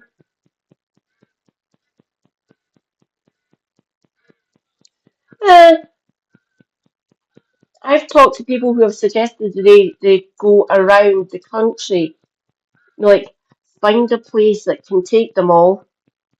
They can even bring in their green bench. Well, they'll make the green benches and go and sit wherever. Go around the country into different. It would probably have to be cities to actually take economic activity to the place. Birmingham, Manchester, Liverpool, Sheffield. Or you don't go to Cardiff because that's Welsh Parliament. I can't think of York. Not big. Nottingham, Boston, maybe. I'm trying to do that. I think the biggest one in the Midlands would be Birmingham. Carlisle big? I don't think Carlisle's big. I'm sure there's plenty of places that've got at least a good few 100,000 population. Burnley. Good shout.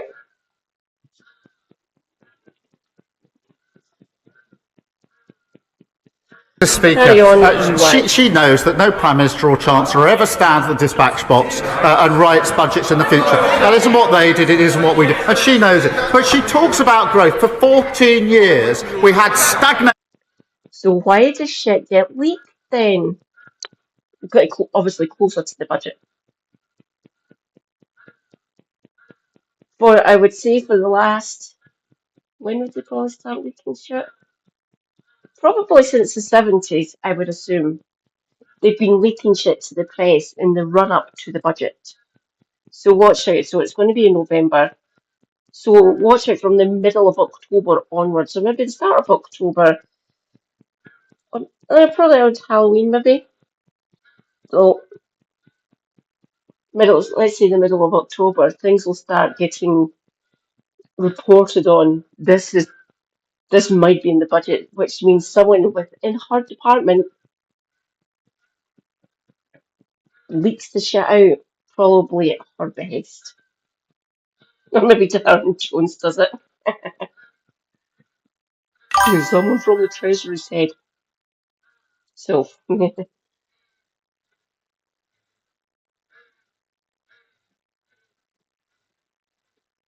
alright.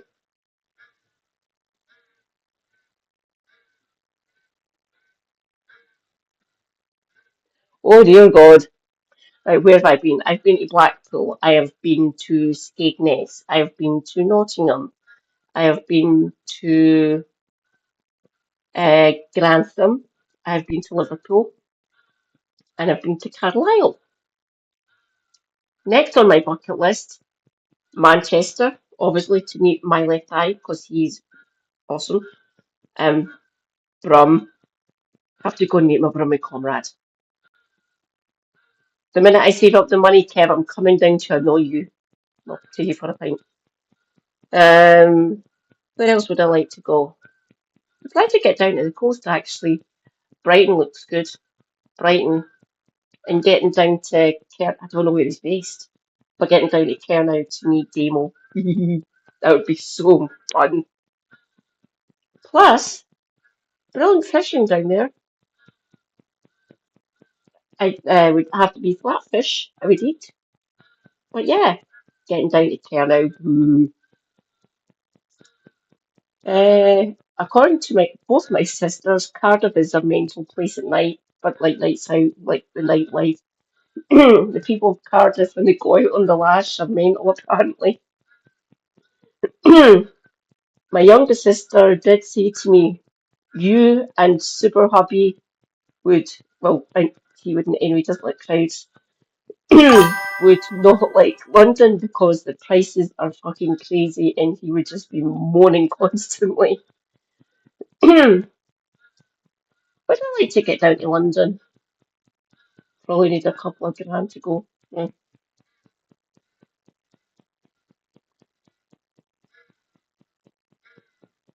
Oh, I'd like to get to York. But the three main ones, get to Manchester, get to Brum. And that is what caused the problems. And I'm really pleased, Mr. Speaker, to show the progress that we're making. I can update the House. Last week, Amazon put in £40 billion of investment into this country, one of the biggest investments of its time. That brought the inward investment to £120 billion in the first year of this Labour government. Mr. Speaker, I can also tell the House that business confidence is the highest for 9 years. That's longer than the whole that the leading opposition's been in Parliament. And the figures this week demonstrated and showed we had the fastest growth in the G7 in the first quarter of this year. What a difference to the mess they lay. Starting from a lower base because of the party opposite. That's why we're the fastest growing economy, because we've started down lower because of austerity. Is it? My middle sister said it's a lovely place. Rich in history, some great pubs, great food,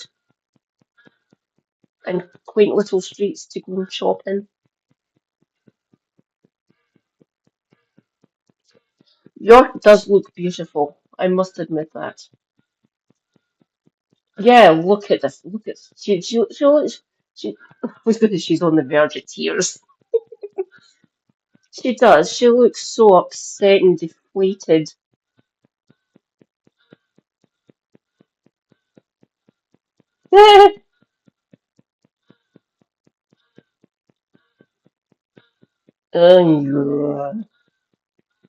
What the fuck is he up to now? Anyway, good riddance to him.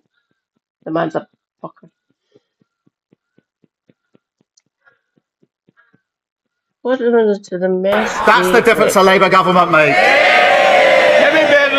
Mr. Speaker, he talks about jobs. Unemployment has risen every month since Labour took office. Has he spoken to Nissan, by the way, and looked at what's happening there? This man has forgotten that his welfare bill was there to plug a black hole created by the Chancellor. Instead, they're creating new ones. They're creating new ones. She looks... Mr. Speaker, she's pointing at me. She looks absolutely miserable. Labour MPs, yeah, she looks absolutely miserable. Labour MPs, they can point as much as they like. The fact is, Labour MPs are going on the record saying that the Chancellor is toast, and the reality is that she is a human shield for his incompetence. In January, he said that she would be in post till the next election. Will she really? Prime Minister, she certainly won't. Mr. Speaker, I have to say I'm always cheered up when she asks me questions or responds to a statement, because she always makes a complete mess of it and shows just how unserious and irrelevant they are. But she talks about the black hole. They left a £22 billion black hole in our economy, and we're clearing it up. And I'm black hole. You knew about the black hole.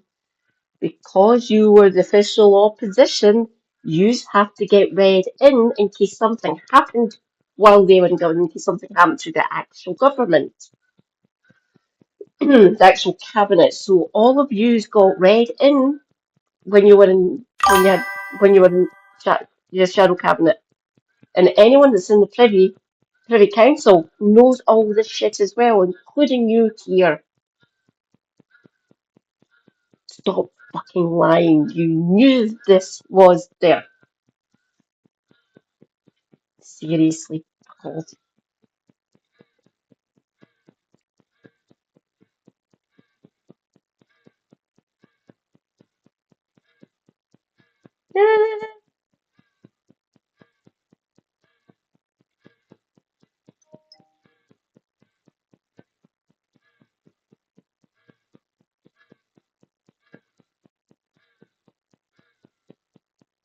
It leads in Bradford, where most of the Yorkshiremen live. Okay. Thank you, John. Much appreciated. 22 billion black hole in our economy. Fuck.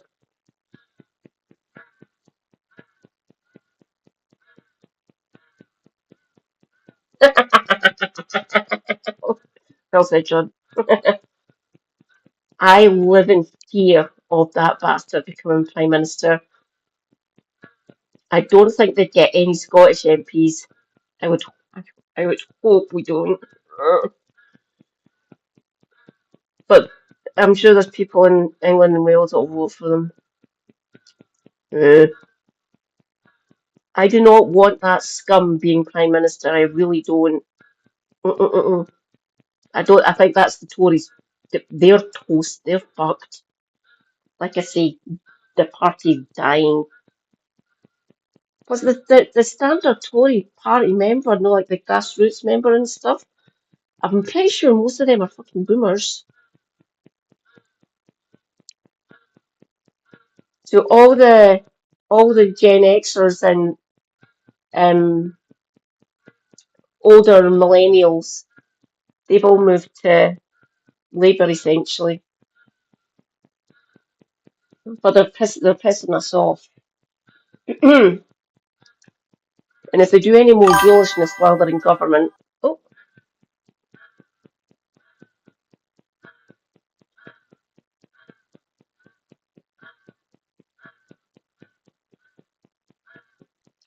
yeah, one, two, four right on the border. Let's say they're on the border, so it's down as the Bracing Galloway, sure, and on the I can't remember the names of the constituencies on the other side on the east coast. Then the main problem further north, Aberdeen. I don't see them getting anywhere else. They definitely won't get Glasgow. Trust me on that. I doubt they would get Perth. Maybe places in Kingdom. Maybe a couple in Fife. But I would think the borders and round about Aberdeen. I can't remember. I keep on forgetting and I switched them. So got Stephen Flynn and Kirsty Blackburn. They're Aberdeen South and Aberdeenshire North. So they're right next to each other. Right. So one's here and the other one's there. That's on the south side of Aberdeen. Hopefully they would keep their seats, but there's still Tory for Aberdeen.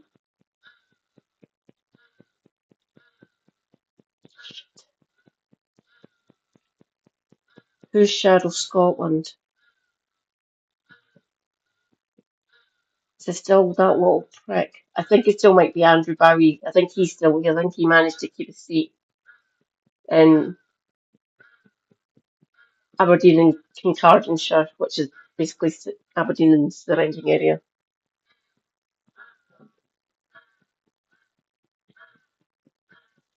Oh, I can't really.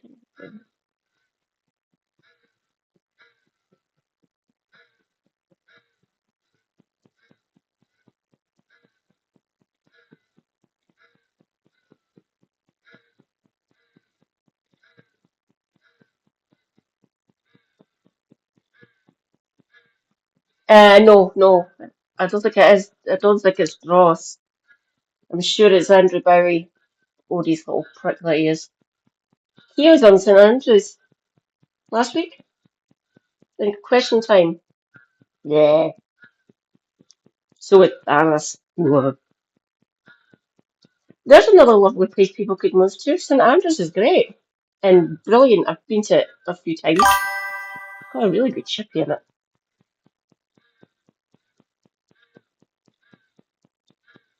Yeah, that's some odious little bastard.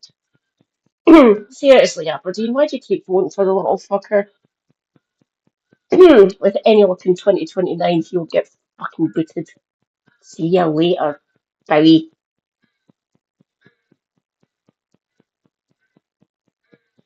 Did that happen, John? That sucks. Ooh, Keithley. I'm really proud, Mr. Speaker, that in the first year of a Labour government we got free school meals, breakfast clubs, childcare, got £15 billion invested in transport in the North and the Midlands. With planning regulation, planning and infrastructure is pounding forward, building 1.5 million homes, the biggest investment in social and affordable housing, and of course, Mr. Speaker, the 3 trade deals. Remember the ones that they couldn't get, including the US trade deal. On Monday, those tariffs came down. Oh, fuck off with those stupid trade deals, Christ's sake. I keep on forgetting what the third one is. So we've got the States. Terrifying. India. I can't remember the third one. If anyone wants to educate me, if anyone knows what the other deal was, the other trade deal, would be good.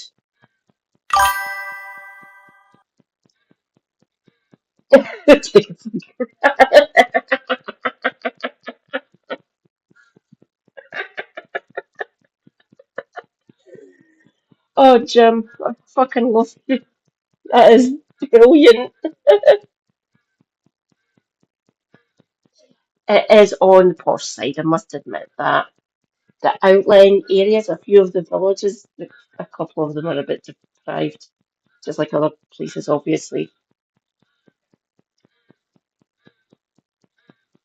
I don't know, you're genius, well done. Being able to make a pun like that. You might have Scottish roots. I'll need to tell that to friends up here, they'll fucking love it. Oh, might actually make my niece giggle. They might like that. I will I will show her this in replay. No, they. Sorry, darling. Fuck. That secured the jobs at JLR. That's who we care about on this side of the house. Flemish. How awful for the Chancellor that he couldn't confirm that she would stay in place. He talks about this year in office. This week marks the first anniversary of Labour coming into office. And let's have it. Yes. The whips can't get them in the lobbies, but they can get them to cheer at the right time. Yeah. The fact is, his own MPs are saying this government is, and I quote, incoherent and shambolic. That's Liverpool Wavertree that said that. I could go on and on. But the fact is, it's been mistake after mistake after mistake. There is no plan to get people into work. There is no plan to cut the welfare budget. There is no strategy. There is just a series of humiliating U-turns like winter fuel, like grooming gangs. Oh, there was a plan to cut the welfare budget. You fine well know that. But some good and true people who are not monsters want to do a reasoned amendment because it was foolish coming after disabled people. You should be ashamed of yourselves, monsters. Leave us alone. We've got enough on our plates to deal with instead of you coming after us as well, reducing our money, making it difficult for us to get back into work if we can or want to. We stand the people who voted against this bill. Good for them. They are humans.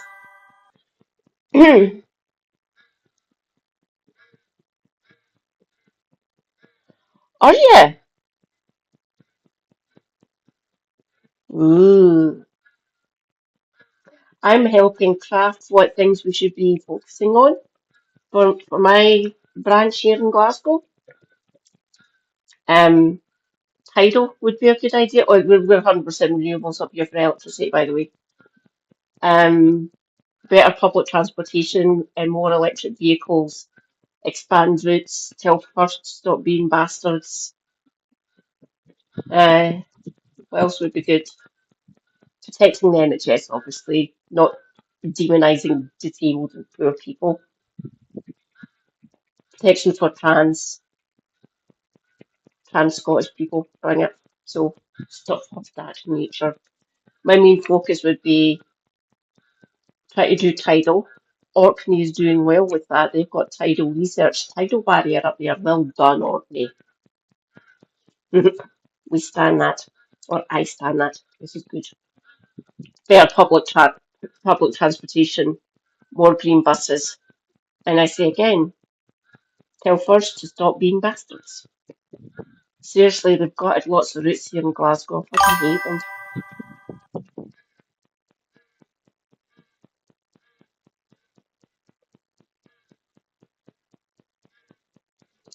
Yeah, two-edged sword. Them dying. Fucking bring it. Man, Frog, and merry band of right-wing nutters, right-wing nut jobs. Ugh, worried. We hope the British people see through their BS.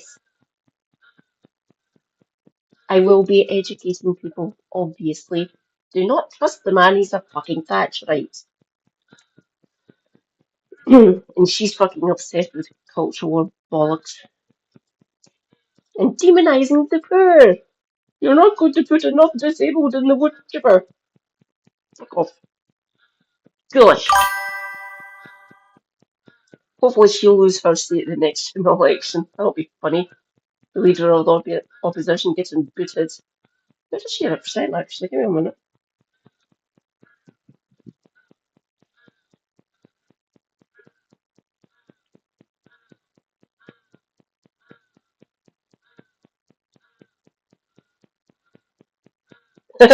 Mr. Speaker, Labour aren't dealing with X, says party who created X.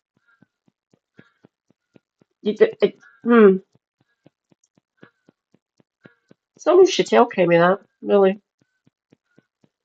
What seat do you represent? Kemi Badenoch. Let's find out where it is. Right. Birkbeck? She went to Birkbeck. A bit far.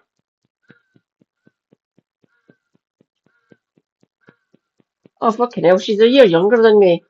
Oh god, I forgot about that. Her birthday's on the same day as my youngest sister. Oh god, yeah, I already told her. Should have seen her face. What? When's her birthday? Fuck.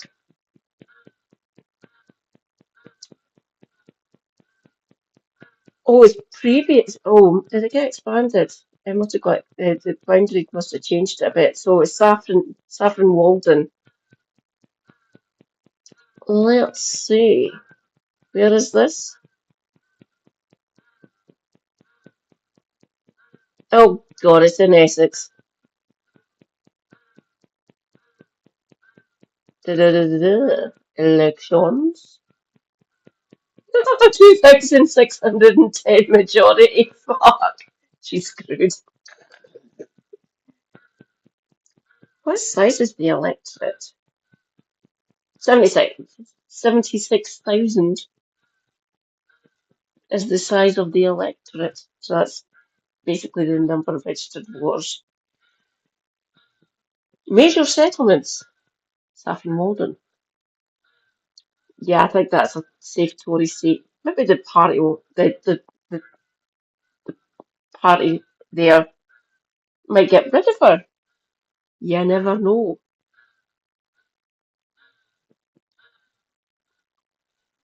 Can you believe she's a year younger than me? Well, not quite.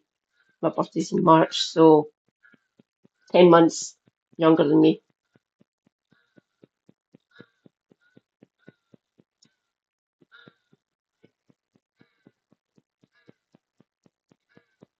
Oh no, I think he's here. I think we see him. Yeah, we do see him. He's here for a change. Wonder when was the last time you went to his constituency.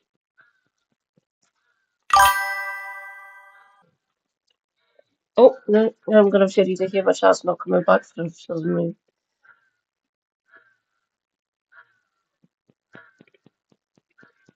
There's not an app for everything. We do realise that. There's lots of apps and lots of different things that do shit to make things easier for you, to entertain you, to manage your like blah blah blah blah, but there's not. So yeah, lots of apps. Yeah, I hear that a lot back in the early 2000s. It did get on my nerves. Oh, my chat's back on the phone. Brilliant.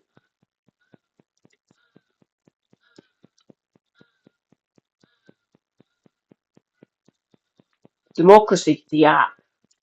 I wonder what that would look like. Could maybe make it a game. Actually play what democracy should actually look like. How would you go about doing that? Oh, for fuck's sake. They had to do the U-turn on the winter fuel because that's who votes. The older people in the country. They're guaranteed, they mostly used to vote for you, is now they're voting for Labour.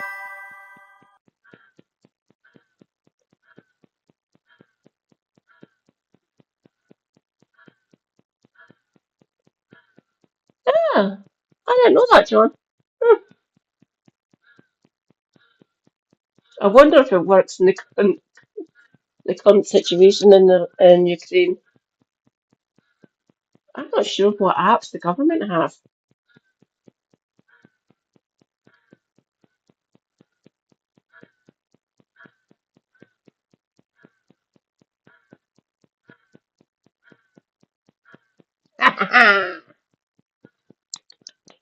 Well done, Reza.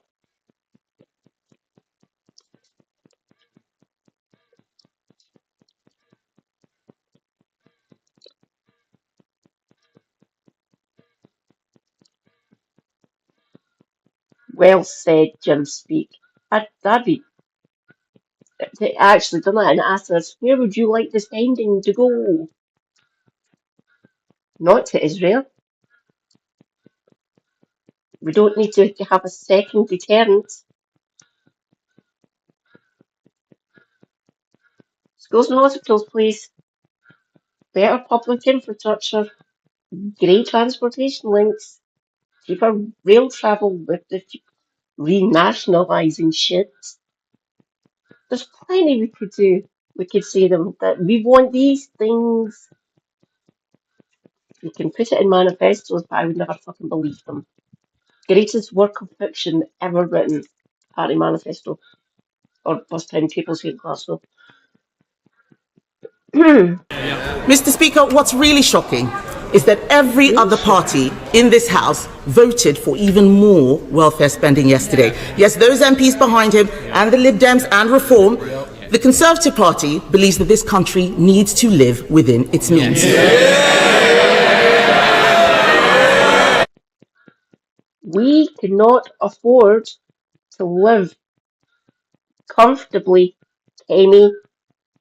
Disabled and disability claimants do not get the required amount of money that we need to actually live a decent life. Thank you. And the government are coming after parts of universal credit, which Super Hubby gets to look after me. My money is safe. My money is paid by Scottish Government. We can't live because we don't get enough money from the government. You've fucking done that to us. And now they are copying suit.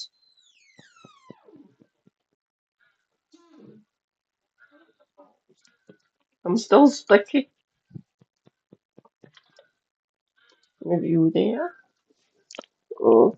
I mean, about Lamy support that was None.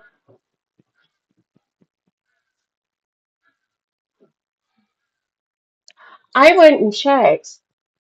This would be a promotion for her. Cooper was an economist for the an economics correspondent, an economist for the Independent before she became an MP. So it might be her. They might choose her. Oh, you need a bruiser who'll just go around and keep cutting all the fucking heads of the department. That's why you need Lammy. Just take a jumble knife in his hand and know what you do it. Stop it! Ignore what he said.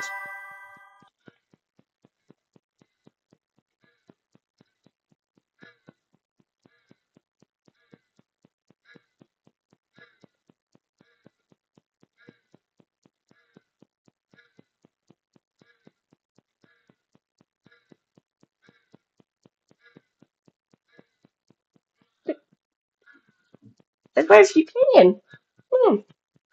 Nice one, Jimmy the Giant. Yeah.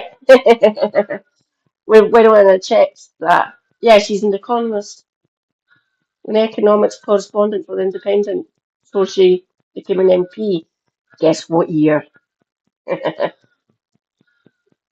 And yeah, Balls was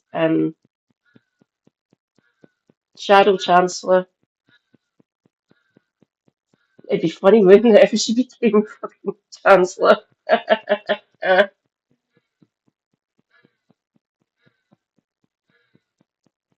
Yeah, Jim.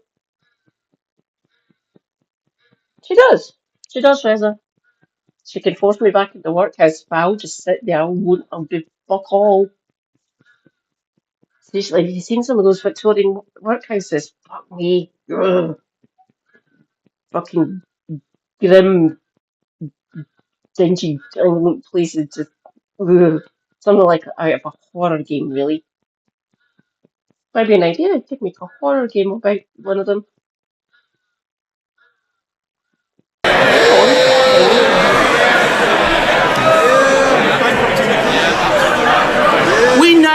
We know what we believe, Mr. Speaker, but this is a Prime Minister who has U-turned on everything he's done in office, including his own speeches, because he doesn't know what he believes. With left-wing Labour MPs now running the government, isn't it working people who will now... There is no left-wing in the Labour. They got purged. The most left-leaning that are still in the party are probably Clive Lewis and Rayner. Who else is still in the party that might be considered soft left? Not many, I don't think. None in the cabinet, obviously.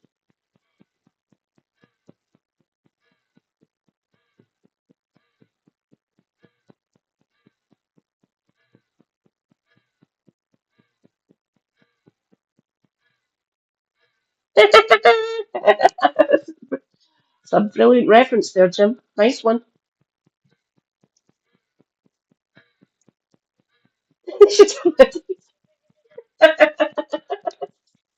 I will say again, you are a fucking legend.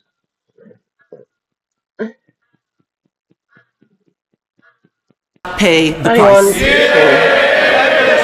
Mr. Speaker, this is why she always cheers me up. She talks about living within their means, having left a £22 billion Mr. Speaker, she talks about the first year. I'm really proud of our first year in government. We promised, Mr. Speaker, 2 million extra NHS appointments. We've delivered 4 million. A promise made and a promise delivered. We promised the biggest upgrade to workers' rights in a generation within the first 100 days.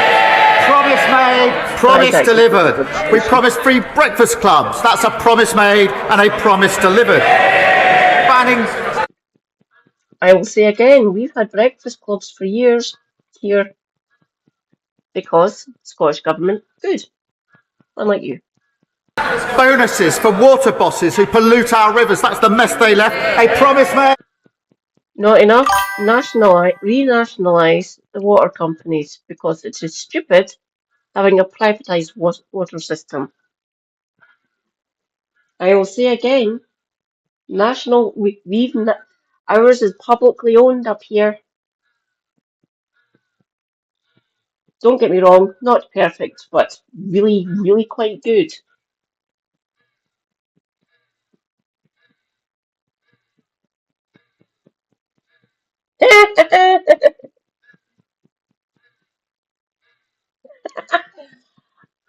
Well remembered, I keep on forgetting it. Yeah, it's a natural monopoly. You shouldn't, and privatising something that humans need to live. We need water. 3 minutes without air. 3 days without water, 3 weeks without food, roughly. Humans need water to live, literally live. So privatising it, wrong. Foolish. Major? Sure it was Major, unless it was her, I'm sure it was the Major government that privatised the water companies. If anyone remembers, if anyone knows if it was her or Major that privatised the water companies.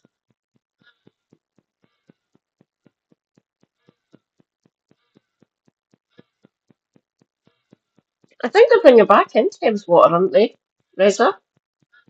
If I remember correctly. They've got a black hole. They're called shareholder dividends. Made and a promise delivered. Creating GB Energy, a promise made. You can fix the polluting of the rivers, Keir. Just saying.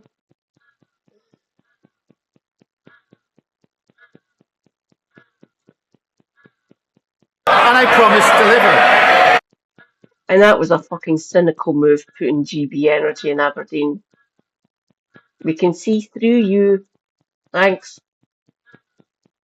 Fair enough, GB Energy based in Aberdeen. What would that be? 20 jobs? Maybe 30? That's that.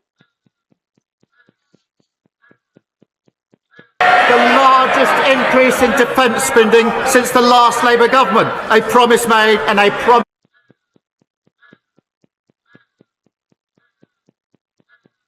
We do not need to be buying the second deterrent here.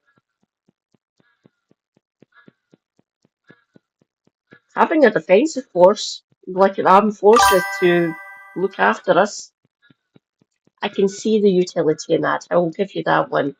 We do not need a second deterrent.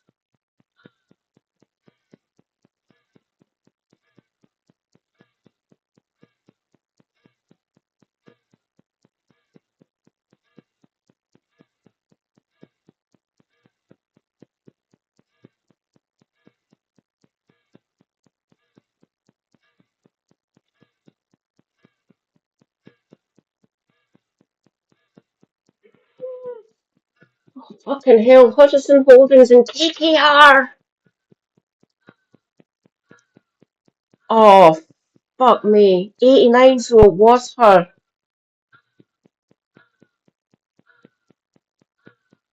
I couldn't quite remember. I was 10 when that happened.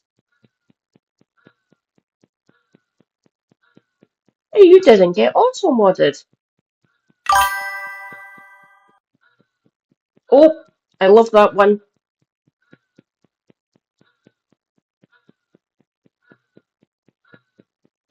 That emote, whenever I look at it when I'm going through the emotes, it always gives me a little bit of a shiver. Mind you, whenever she gets mentioned, especially by the fucking the scum that are dying. I'm glad she's dead. Hope you're burning, you fucking bitch.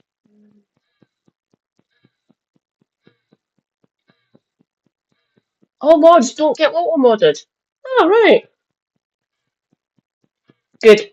Yes, she was a cunt. Remember, people, there is a difference between a cunt and a vagina. Vagina is a body part. A cunt is an evil person who does horrible things to mass numbers of people. Case in point, her.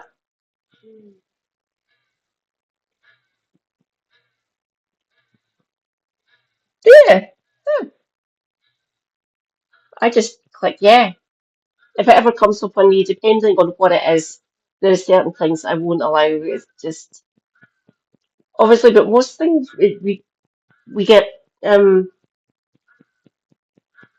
righteously angry, especially over her.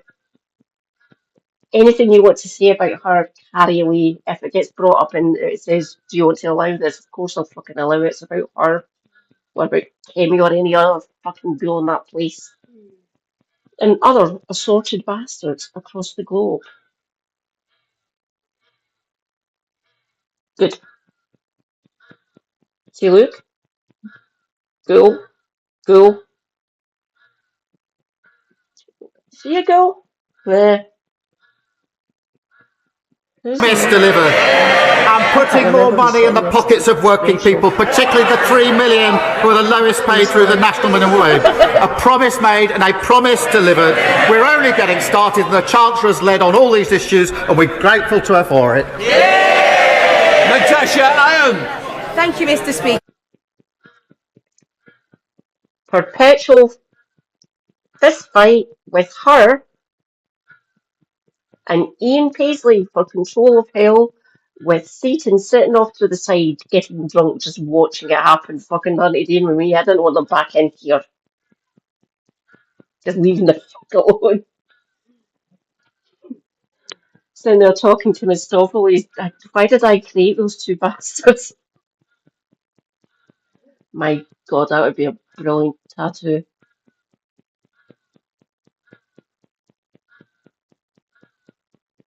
My god, would I be able to do a chalk drawing of that?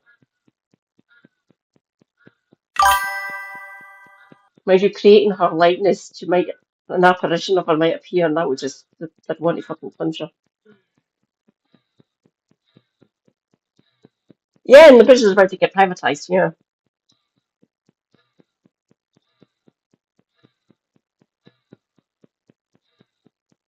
Holy fuck. Yeah. What's that one? I don't recognise that first one you've used, Reza. Oh, it's a global emote. Photo? Photo's that?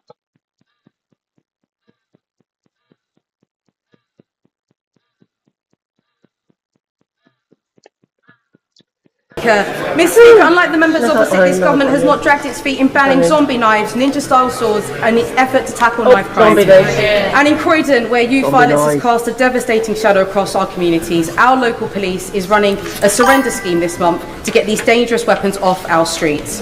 So will the Prime Minister join me in commending the tireless work of Croydon's police officers?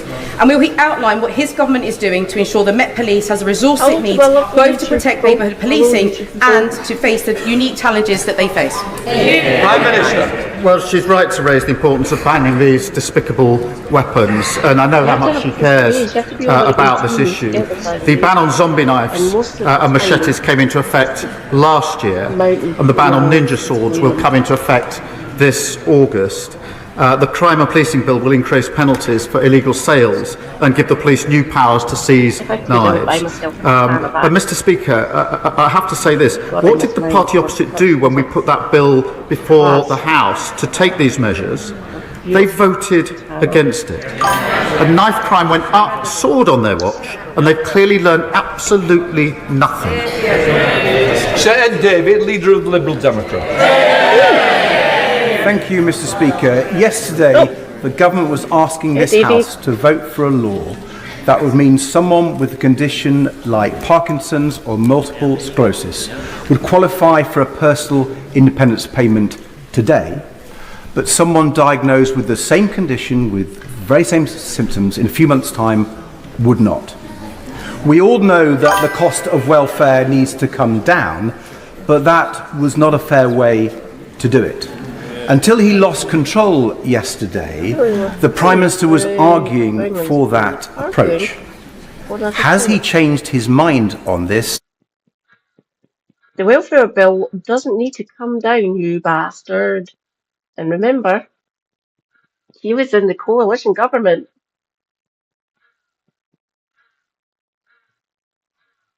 I can't remember what did he get? Was he in the cabinet? I can't remember. Give me a minute. I'm sure he was in the cabinet.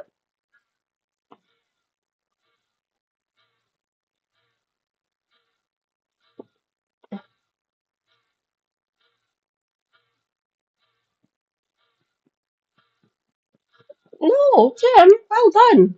That's good. Congratulations. I didn't enter competitions. I had the full year and stuff. I know how to use a foil and a saber as well. Because my sensei was both kendo and fencing. I miss him. He is dearly departed. He won't be burning. He was actually quite a good person. He was the one that bought me the katana that I used to have. Then when he passed, I left it with him. I used it when I went to my fencing. And what he done, because I was helping teach younger disabled people, like between 8 and 15, just with the push and stuff like that, not a katana. Do not give a katana to an 8-year-old. But I was teaching them while he'd done the older students, like 15 and up. I done it until I was 21. Then I moved down when I was 18, but I kept on going up for my classes. I really did enjoy it. So as a reward for me helping him out and help teach the youth how to do kendo and stuff and fencing, he bought me a katana. He spent £2.5 fucking grand on it. You done happy? I was better with foil and saber. Oh God, I'm actually fed up.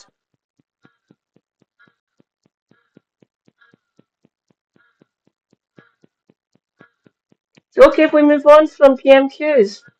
I'm actually fed up with this. I will show you the most infuriating thing that has ever been done in a movie. Piss off, Ed Davey. Oh, no. Jill. Look at that. Bye, House of Commons.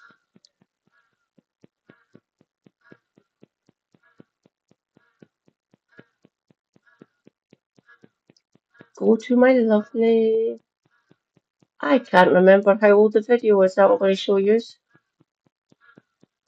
Don't worry, I've checked with Jill. I don't get copyright claimed by her. Hermione. Draco and Hermione. What the fuck? Where is it?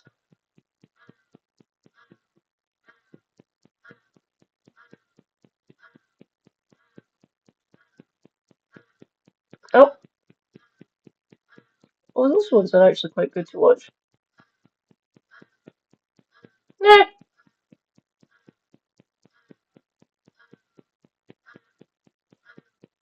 Might actually be one of the playlists. Give me a minute.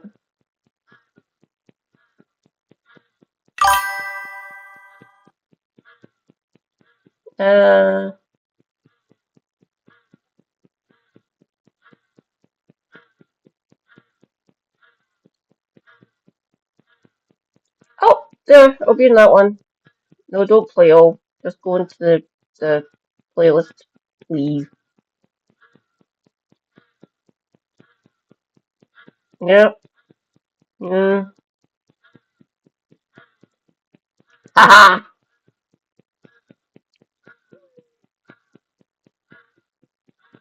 Hey, did you know that katanas are so amazing that they can shear through the blades of other steel swords? Guys, that was a joke. Today's topic is the 2002 James Bond film Die Another Day and the epic British infantry officer longsword fight between James Bond and Gustav Graves. I have to say, in a film with an invisible car and James Bond surfing on a glacier-induced tidal wave, the fight is, for the most part, free of complete ludicrousness. We're also ignoring the fact that Madonna is playing a fencing instructor who thinks that appropriate attire is some kind of black leather corset get-up with no sleeves. I'm Jill Bearup and I'm an actor combatant, which means I'm certified as being able to pretend to fight people with a variety of weapons. Whether or not I'm certifiable is another question. And I've had 6 whole actual fencing lessons and they were foolish enough to let me at the épées last time, so let's do this. Normally at this point I'd be saying, the plot goeth thusly, but this movie, man. All you need to know is that the plot lands us at Blades, a very fancy fencing club, and Bond and Graves, you just know this guy's a baddie. Look at him. Engage in a sword fight, which escalates. Next thing you need to know is that this fight was choreographed by Bob Anderson, Olympic fencer, stuntman, fight choreography legend. That means you will generally be rewarded if you ask the question, what does this fight tell us about the characters? Because that was... Correct. He's an Olympian. I have looked up some of the videos of him fencing. He's really good. Obviously, he's the fucking fight coordinator.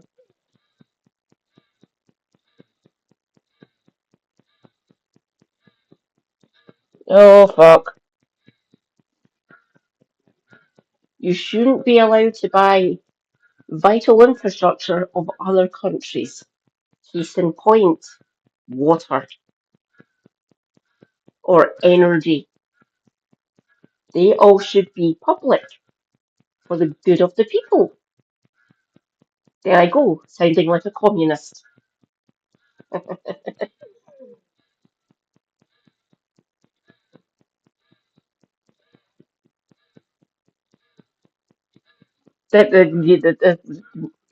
went to see this in the cinema, and people could hear me, and when the film was over, they came with, you seemed rather upset. You used to do kendo and fencing, that, yeah.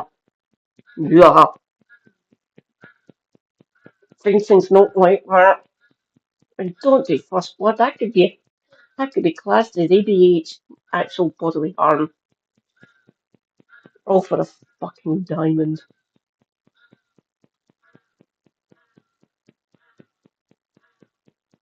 very much his thing. See also the fights in The Mask of Zorro or The Princess Bride, both of which I have videos on. So we start with the épée fight for 1,000 a point. You'll notice that we see Bond salute Graves, but we don't see Graves salute Bond, presumably because we want to underline the fact that he's a twerp. A very common trope in Bob Anderson fights is spending the first couple of phrases just like testing out your opponent. That's kind of the function of the whole of the épée section, really. Who moves first? Graves. Shocking. He immediately advances. Who's the better fencer? Well, now I would love to tell you exactly what's going on, but there is a fair bit of sweeping around the impressive knickknacks, and so the choreography is a little bit obscured. We'll do our best, though. There's back and forth for a bit, and then Graves launches a series of attacks, which goes basically attack, attack, parry, riposte, and you scored a point. Now, in épée, you can score a point literally anywhere on your opponent's body. But for film purposes, it's always nice to have a point scored somewhere that you can tell would be deadly in real life. First point to Graves. Second point begins with Bond being much more aggressive from the off, and then we have this. Now, admittedly, at this point, I can't stab you, but also, you can't stab me. In my experience, if you actually try to score points from here, especially in foil where there's quite a limited target area, then it very quickly turns into a farce rather than looking particularly dramatic. So instead, they break apart and Graves is straight back in to score another point on Bond's chest. It doesn't last very long, it's fast, it's very clear who scored both times, it's very clear who's the better fencer. I'm not sure if this is one of the sections where they used a little bit of speed ramping to make the actors look better, but it wouldn't surprise me. Also, I think of the three fencing weapons, épée was probably the best choice for this. Foil has a much smaller target area, and also there's this thing called right of way, which determines who gets a point. I don't want to say épée is foil for people who don't like rules, but the rules are somewhat simpler. Poke your opponent anywhere on their body before they poke you. Done. If you poke each other at the same time, you both get a point. This is not true in foil. Saber does look slashy and impressive, but we are going to get into something that looks more like a saber fight in a minute. So it's nice to have some progression from a character and weapons standpoint. We start with stabbing, but like gentlemanly stabbing, because everyone's wearing full protective gear and no one's gonna get hurt.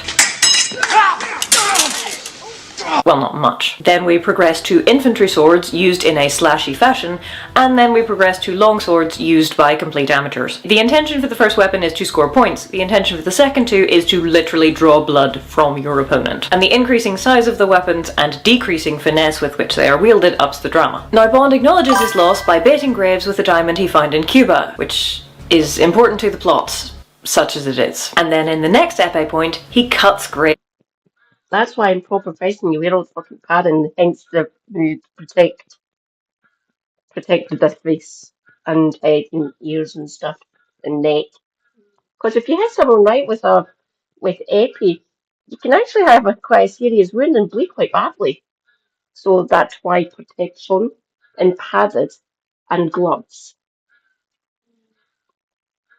You're not meant to hit below the waist for obvious reasons because delicate area, and you can't risk.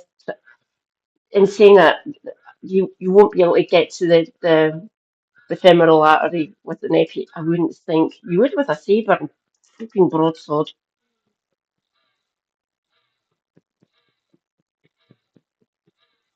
Ooh. Yeah, that's epi. Yeah.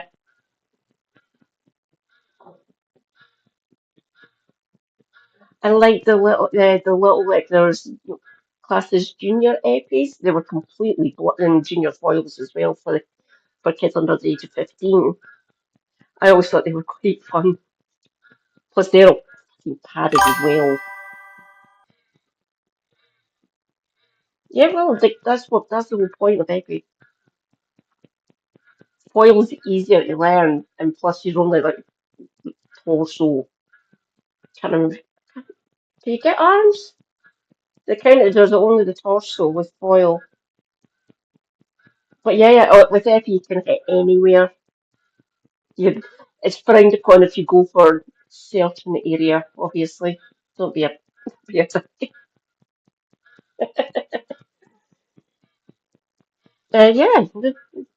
Anyway, Graves' wrist. Now, I admit, when I first saw this, I was a bit skeptical that would actually work. I thought to myself, he's wearing a glove and a jacket. There's no way you've cut through the glove or the jacket and then had enough energy left to slash the wrist underneath. But when I went to fencing the other day, I was talking to Helen, the épéiste, about it, and she says that she has in fact jabbed people in the actual wrist a couple of times by accident, and she didn't actually draw blood, but still, it can be done. How that is possible is a massive and largely irrelevant aside, and so if you are a Patreon or Nebula viewer, stick around to the end of the video and we will be talking about that. But the point is, it is feasible, and from a dramatic standpoint, it works to show us that Bond has taken the gloves off.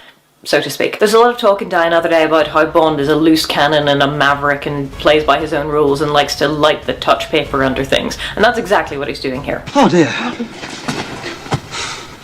You want to continue? I must point out, though, that generally fencing is a very safe sport. In July, I literally snapped a foil blade in half on my opponent's chest. And he was fine. That is why we wear all of this gear. But anyway, Bond drawing first blood means that we can up the stakes, which Graves does by choosing some actual sharp swords, British infantry officer swords, if you're interested, and going for first blood drawn from the torso. So obviously, we need to take off our fencing jackets and show off our biceps or whatever. If you've watched Scholar Gladiatoria talk about this fight, then you will know that the British infantry officer sword was primarily a thrusting weapon rather than a cutting weapon, but it does look a bit like a saber, and we're providing a contrast to the previous fight, which has, you know, more rules and a whole lot of stabbity-stabbing. This part is one-handed slashity-slashing, because murder would be inconvenient and messy. But while the infantry sword may be primarily designed for the thrust rather than the cut, this is a duel in which they're trying to draw blood from the torso. So you don't actually want to be thrusting with it. It's far too likely that you're gonna kill someone. As you will already know if you've watched my corset versus knife videos, slashes are generally a lot less fatal than stabs. This is actually helpful because it means we have a plausible reason for not just stabbing at each other.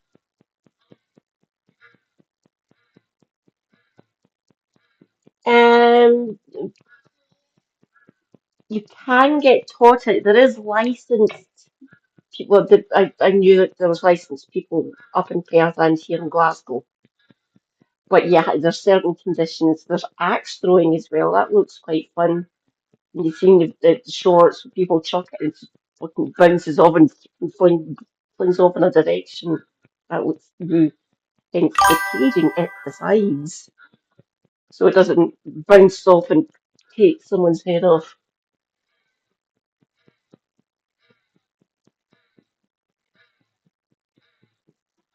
Sure, I could. Throwing axe. I'm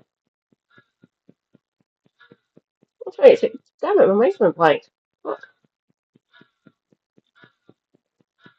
Obviously, the throwing stars are just for show. They don't really.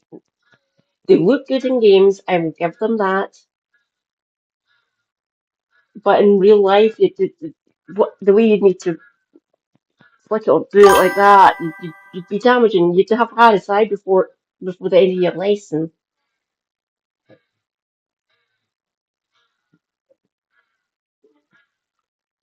My easier, fuck it. My brother-in-law, my sister's partner, and my youngest nephew went to do it. They came down here. There's an axe throwing place here in Glasgow, and they came down. Then they went and visited my middle sister after they'd done it.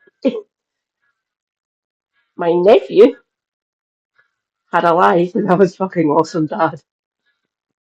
My brother-in-law thought it was quite fun as well. He's a giant, no, not quite a giant, he's tall and he's quite built, like with quite broad shoulders, quite big arms, and kind of lanky lower down and stuff. And he did quite enjoy it. I went up about a month after they'd done it, and when I was coming, when I was at my mum's, the boys, both my nephews were there, waiting for my sister to finish her shift, and he was talking. He was animated. I had never seen him this so happy before. It was so much fun, and you need to go and do it. With my arthritis, Super Hubby would probably have fun doing it. Maybe a suggestion. I'll say to him if he'd want to go. But yeah, it does look like fun. He keeps on pestering brother-in-law to bring him back down to do it again, but the pair of them are busy. I've said to my sister, if he wants to come down, if you want to whack him on the bus, we can take him. Super Hubby might want to do it with him as well if he wants to do that. If he wants to save up the money. Or I could come up and collect him, and he can be my companion, and I can get him for free on the bus, on the coach, and he can come down and we can go do axe throwing. They can do the axe throwing. and I will sit in the food bit, really? Can't remember what it's called, cafeteria, and have Coca-Cola or Pepsi and a mountain of chips or a hot dog.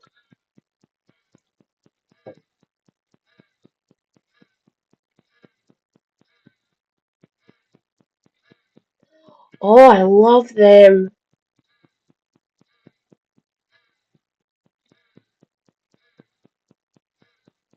Yeah, yeah. Hence the whole ninja. Sneaky bastards, ninjas.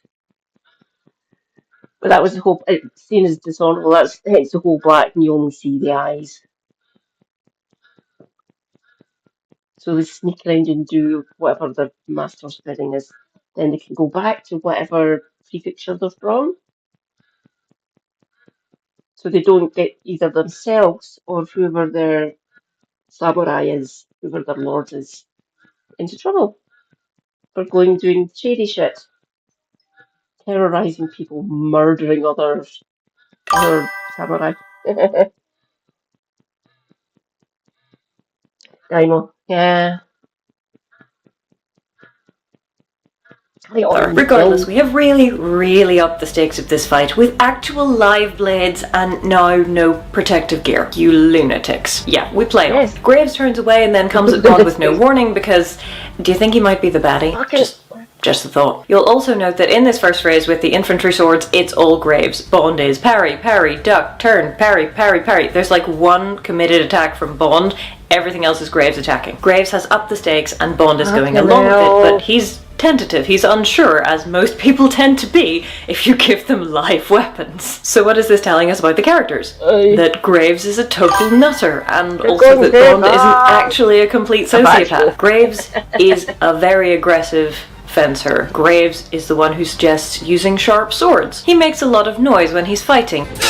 He smashes things, and then he draws blood. And Bond looks worried. Fights are boring if the same person has the upper hand the whole way through. Graves is the better epéist, but Bond uses actual real-life information to bait him. Graves responds to the provocation by massively upping the stakes, and Bond is in trouble. But not for too long, because in the next phrase Bond has found his feet a bit and nicks Graves on the ear. Ouch. Oh look, a moulinet. I love a moulinet, they just look fancy. And a spin for extra fanciness, presumably. I tend to prefer there to be some justification for a spin to make it a bit less ridiculous, but what are you gonna do? Like, for example, oh no, I've overcommitted to this parry, it is quicker for me to just keep going around and get back on the offensive. But again, the point of this phrase is that Bond is taking the offensive more often. Graves is all aggression all the time, but there's a beginning of a fight back here. The fight has its own arc, the tension rises and falls. Who has the upper hand has to change so we don't get bored. Bond is shoved back, there's some fighty-fighty, then he knees Graves' sword arm, which makes him fall but doesn't disarm him. But it might have disarmed him, so good job thinking outside of the fencing box, James. And the Bond on the offensive theme continues through the next section as we change location and then an actual disarm. Well done. At which point Graves backhands him across the face. As the fight ramps up, we cover more distance and we also use more practical but unfencing-like tactics, like punching and kicking and using the pommel of the sword, for example. The arc of the fight is more control to less control, rules to chaos, duel to brawl. We'll come back to that in a minute when we talk about the longsword. But anyway, back and forth, and then, aha! I have the high ground, adding to the environmental complexity. Slice up this chap of newspaper, slice this painting, punch, pommel strike, more punching, running around the place. People everywhere, sword throwing! Now you may be thinking, well that was silly, wasn't it? Because now you have no sword. But what does this tell you about Graves? That he's murderously aggressive, that he's a risk taker, and that he's afraid because he might just be losing. Look how much ground we've covered here, and almost all of it has been with Graves in retreat. Luckily for Graves, he's in a building, and indeed a room that's absolutely full of swords, and so he pulls out a katana, and oh my giddy aunt. That is not how katanas work. They are sharp pieces of metal. They're not magic. Let's all collectively agree to ignore that and move on, okay? So, we smash another cabinet. Elbow to the face. Long swords! And with the change of weapon, Graves finds his feet again, and James is in trouble. Forced to retreat, having been forced to pick up another, presumably unfamiliar weapon. Back, blow to the face, fall off the balcony! Graves runs around, shoves some poor chap out of the way. Bond comes out to meet him, but at this point, Basically, brute force and ignorance. Bond falls over a table. Please note how being interrupted by objects and the environment is happening more frequently as we reach the climax of the fight. And the sword work is, well, it's not calculated, it's not neat, it's not efficient. It is, however, very sweepy and easy to read. When fighting up the stairs and across the balcony, Bond starts regaining some of the impetus. There's a bit of falling downstairs, leaping downstairs, finally an opening. Bond wins, Graves falls into a fountain. Huzzah! Die Another Day. It's Brosnan's last one. The next one after this is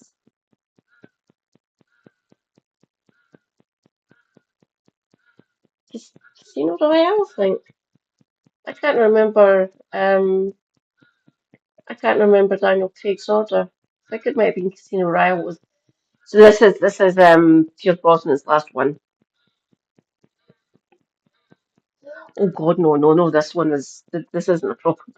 This is getting towards the end of decent, but any of his good. GoldenEye was good. I did like GoldenEye.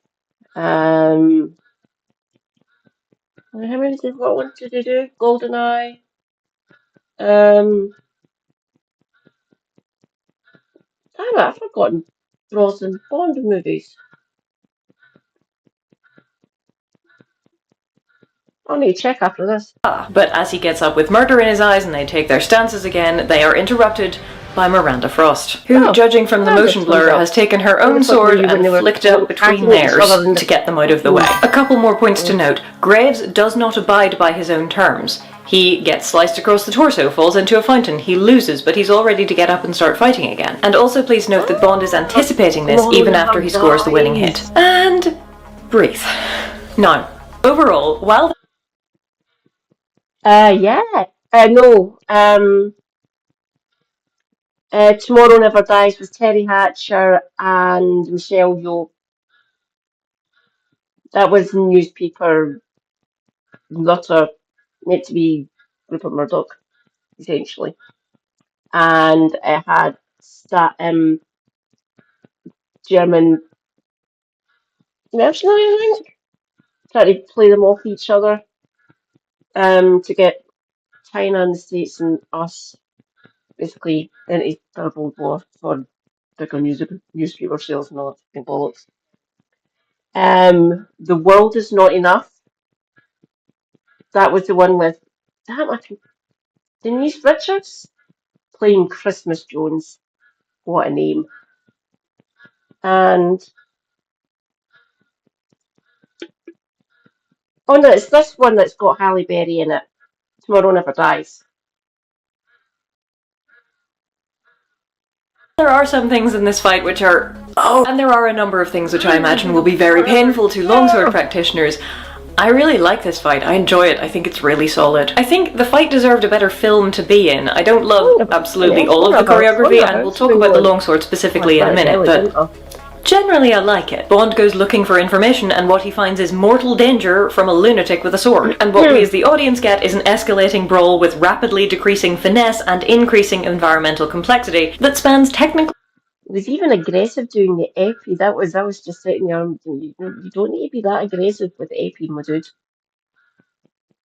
You ramped up. Don't get me wrong. You can still be kind of aggressive, but that was overtly aggressive, even with the epi. Just because he's an arrogant hothead and a lunatic.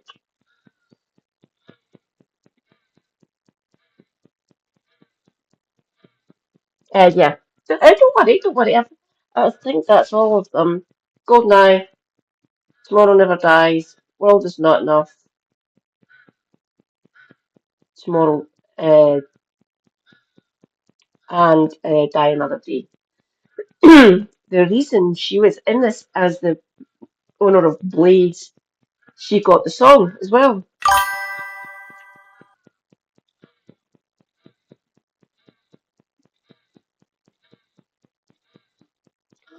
Oh,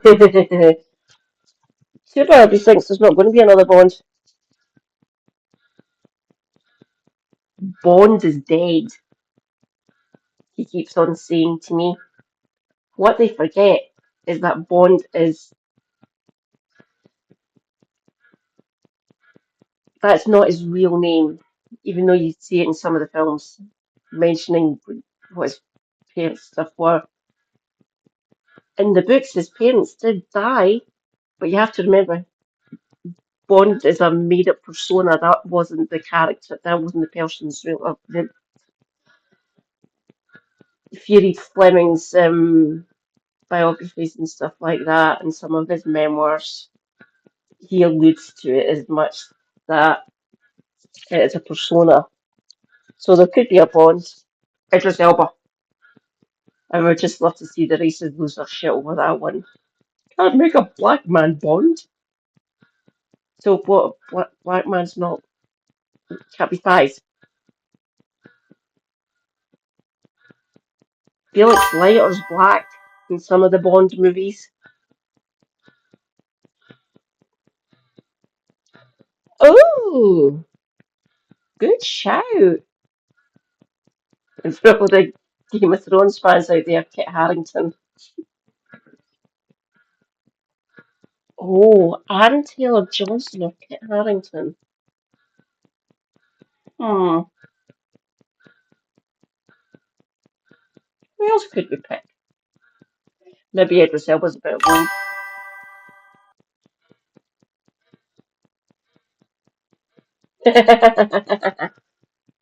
Only 4 kinds of sword, but I really don't want to count the katana.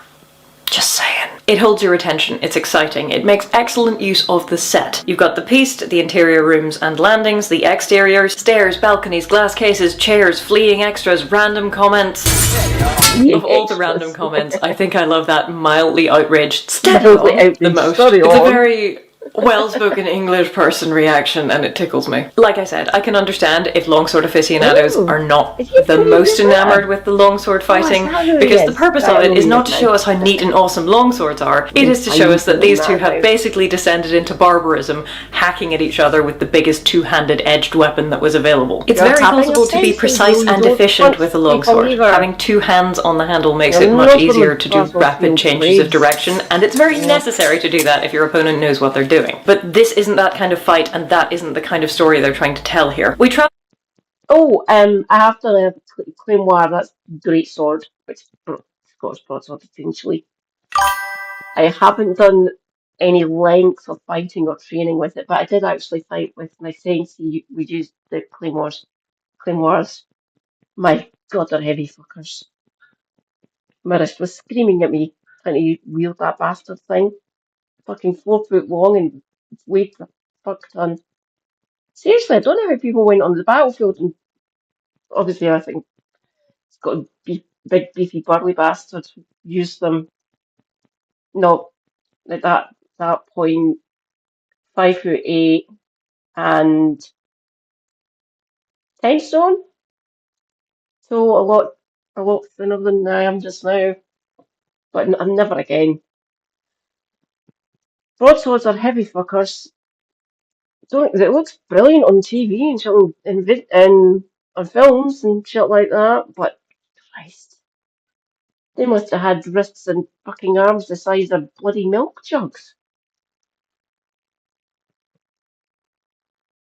Travel over the course of the fight from the rules-bound épée on the piste to the infantry sword, which takes us all around the interior, to the longsword, which takes us outdoors, and we wind up in a fountain. We go from a familiar weapon with familiar rules to a weapon that is at least superficially similar to a modern sport fencing saber, to a weapon you need 2 hands for, and probably neither of the characters has ever picked up before in their lives. From personal experience, if you have only ever used one-handed weapons before and you are suddenly handed a 2-handed weapon, some of your automatic reactions might not serve you particularly well. So, for example, the first time I picked up a longsword and tried to do a low parry, I tried to pronate my right hand because habit. Did not work so well. I feel like this is inefficient. Easier to supinate. That's one example of a thing I find mildly tricky when switching from one-handed to 2-handed weapons. Now imagine trying to learn this on the fly while someone's trying to kill you, and then I hope you will have some sympathy towards the characters. If you have a really good example of a longsword fight in media, let me know and maybe we can look at that. But the idea that 2 characters who aren't familiar with the weapon and are exhausted and injured and wish to injure each other rather than kill each other just kind of flail at each other in a dangerous but inefficient fashion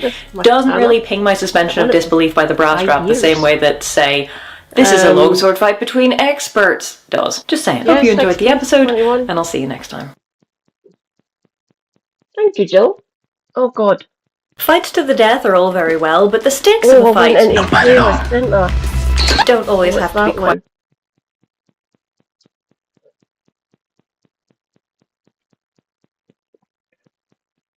Oh, no.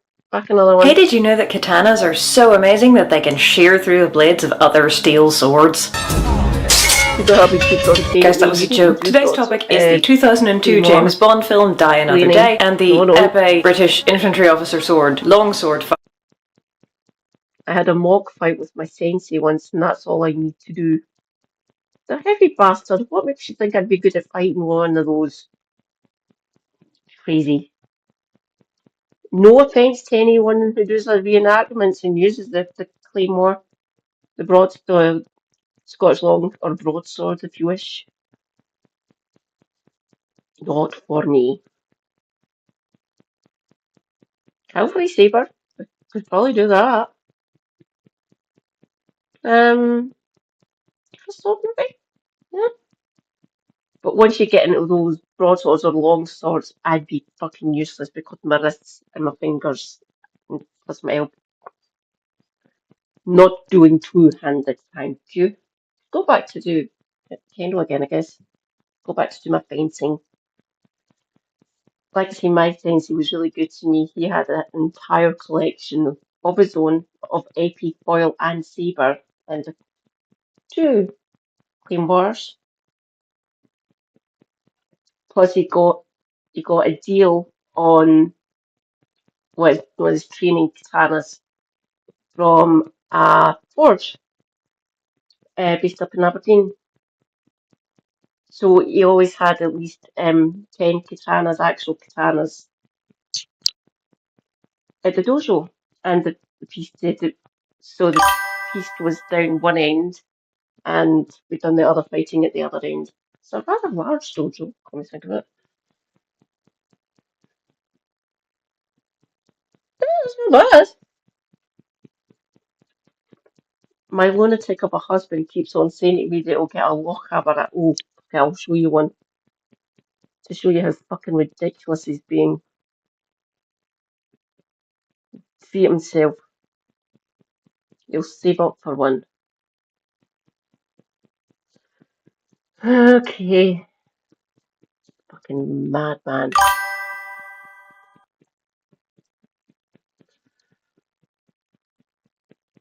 Google, you've spelt it wrong.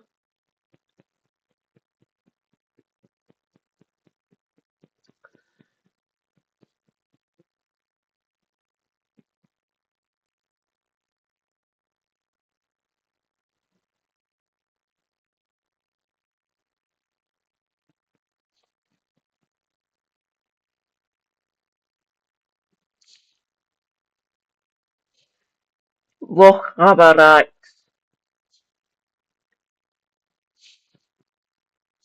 No, Super Hubby, you are not getting a Lochabarak.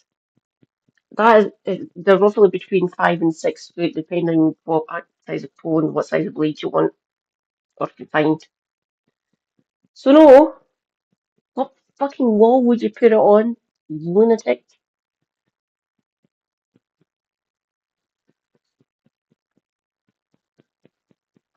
Tell you I'm married to a madman.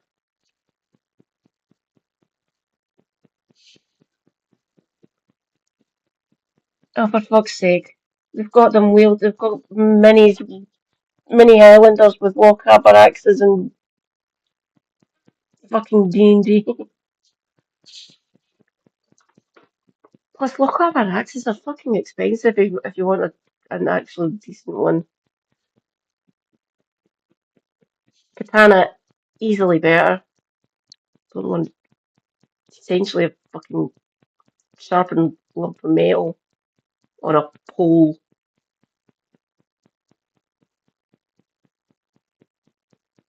Crazy motherfucker.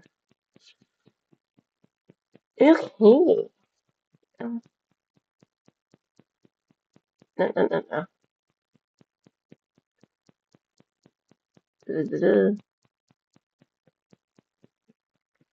Okay, I'm still going strong. Let's see what else we can find.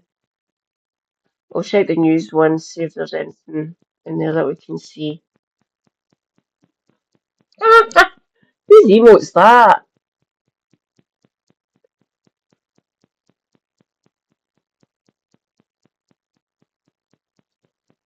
Metal comedy?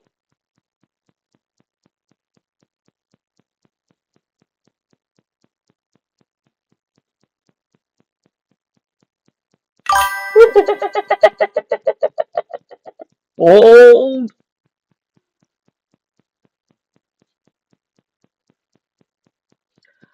Oh, new drop from Leisure.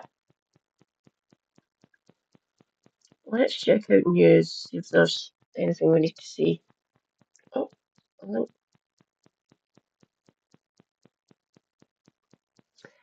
I'm a Patreon mid-tier. Oh, should we cut? Right, let's go. Oh, where is it? Yeah, fuck it. Let's do Leisure. Yesterday, after a record-breaking 26 hours of debate on the Senate floor, the One Big Beautiful Bill, and yes, that's its actual legal name, made it one step closer to passage when JD cast the tie-breaking vote, advancing the Senate amended bill back to the House of Representatives. Trump and Speaker of the House Mike Johnson have both set the self-imposed deadline of July 4th, very symbolic, to officially pass the bill and get it on Trump's desk for signature. With that tight timeline, Johnson and House Republicans have their work cut out for them today, Wednesday, July 2nd, given how fucking awful this bill is, to the point that even some Republicans are willing to point it out, including Marjorie Taylor Greene, the MAGA wench herself. It's unclear if this thing will pass by the given deadline, but Trump's schedule is clear today, so he'll be actively making phone calls and twisting arms, likely yelling angrily at holdouts over the phone, as he is known to do, to force this thing through. Because ultimately, he doesn't give two shits. He does get angry at times, doesn't he? So Christ knows what he's yelling at GOP members that are feeling perturbed.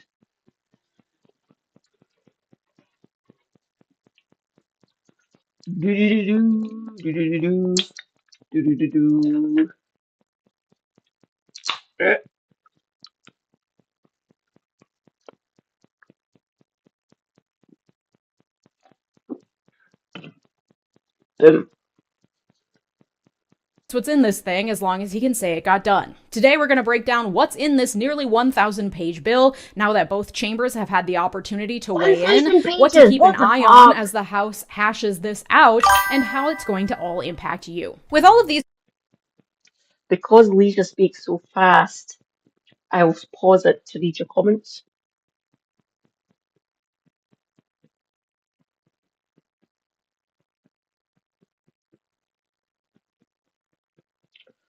Sweet! I might go and give him a visit. Oh yeah, that's what she calls her MAGA wench. I fucking love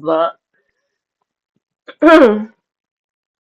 Leisure's a bit more close to, she's centre left. I will give her that. Not a communist of any. I think with some there's people now who are reached out to her who have joined her Patreon who are communist Marxists like me. Like a couple of MLs have been talking to her. Even if we can get her to move a little bit more left, maybe Dem Sock or Sock Dem, that might be quite good. She's halfway there. Well, she's basically rubbishing both of the parties essentially. So she's getting close. She's getting close. I leave her comments in comment section, the messages on Patreon on the app and stuff. As you're doing good work, you're educating people, showing the fucking lunacy coming out of the White House and shit like that. She's doing good work. We just need to squish her a little bit more towards the left. Which is centre left, which is good. So she's probably according to some of the Democrats as well, but according to like people in the GOP and the administration, she's a fucking fraud. Can't trust her. Fucking shut it. She's no Trotskyist. Fucking lunatics. Oh, that's a nice pause face. Okay. Threats feeling like they're looming over our heads, it's important to protect your personal security. Have you ever tried doing a Google search of your name? I did a search of my name and found some of my personal contact information online, which I don't love. I even searched my friends and family and was able to find all sorts of personal information about them, like their addresses, phone numbers, and more. You can pretty much Google anyone or anything and find all sorts of private information like this out there. These sites are run by data brokers who collect your personal information, package it up, and sell it to anyone who wants it, and usually scammers and spammers want it. These guys are making a lot of money off this scam, and it's completely legal in America. Brokers are legally required to remove your info if you ask them to, but they make it super hard to do. Or you can do what I do. Use Aura, the sponsor of this video. Aura identifies data brokers exposing your info and submits opt-out requests on your behalf. Give Aura a few weeks and you'll stop seeing your information on these sketchy sites when you search yourself. Aura will also continuously monitor the dark web and alert me if they find my personal information exposed. They're going to let me know fast if anyone tries to use this information to access my credit or bank accounts. Plus, they give me up to $5 million in identity theft insurance should the worst case scenario happen. They also have a world-class VPN that lets me browse and shop safely from any location I choose. Does your current VPN have all these other features too? Probably not. You can go to my link aura.com/Legia to try 14 days for free. That will be enough time for Aura to find which data brokers are selling your information and start submitting opt-out requests on your behalf. Aura is always on, always doing the hard work of keeping me safe. Thanks, Aura. There are quite a few Republicans in the House that are putting up a stink.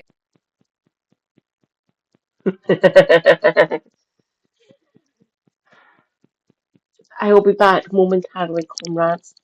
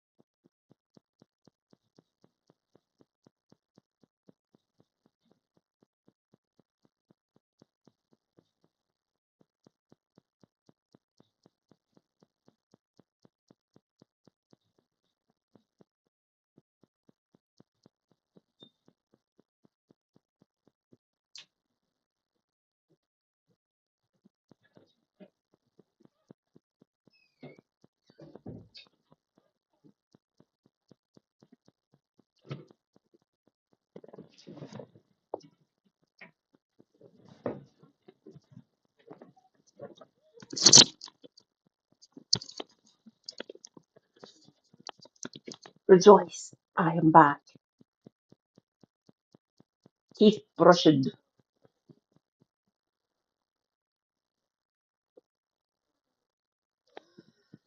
Let's get into it. Let's see how fucking mental is. 1,000 pages. Holy fuck. You can't even read all that in 2 days.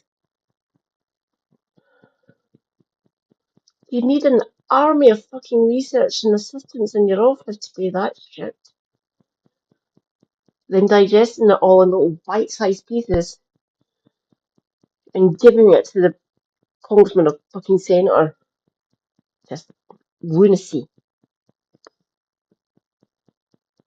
I do not especially deny over the Malaysia. amount of the deficit increases under the Senate bill, which is larger than the House bill. So it's unclear whether they'll meet their deadline, but the major implications of the bill will likely remain the same, with some minor tweaks as they iron out the details. So I decided to go ahead and make the episode about the one big beautiful bill today, even though we don't have the final version, because very few people know what's in this thing, and there is still time to annoy the shit out of your Republican representatives, unless this thing goes through before I manage to publish this video, in which case it's still very relevant, because it's going to tell you what's in this thing, okay? The Democrats are all standing opposed to the bill and are finally throwing up the procedural hurdles we have been begging them for months. They won't do anything, but they at least delay the process and make it a headache for Republicans.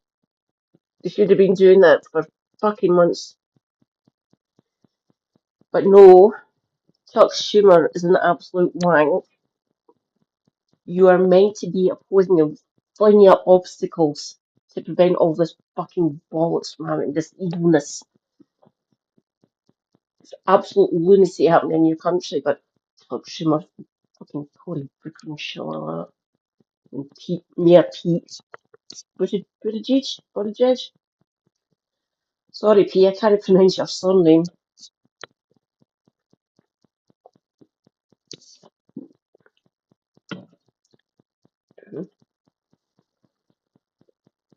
Good. What am I meant to be fucking doing? You and the GOP are fucking splitting migraine by throwing up obstacles. Fucking do it, Democrats. You're meant to be stopping this, at least slowing them down. You can't stop it, obviously, it's a minority. Where relevant, I will highlight the parts that are different in the House and the Senate versions of the bill. I think a major project for Democrats, after they're done doing too little too late in the process of passing this bill, is to get way fucking better at hammering home how awful this thing is for the average American. That work has largely been left up to the Congressional Budget Office, nonprofit advocacy groups, and the few Democrats in Congress who actually have a social media presence. Because the fact of the matter is that the Trump regime understands advertising, and it understands messaging and digital media better than Democrats, full stop. The White House has its own Big Beautiful Bill website. It highlights key economic factors that Americans will care about, like what they've got a website for the. They just you know. Democrats, hop to it. Your social media presence is fucking shit. I can't believe they gave it a fucking website. Why? That's propaganda in progress, people. To any of my lovely American comrades who might see this or who visit while we're watching,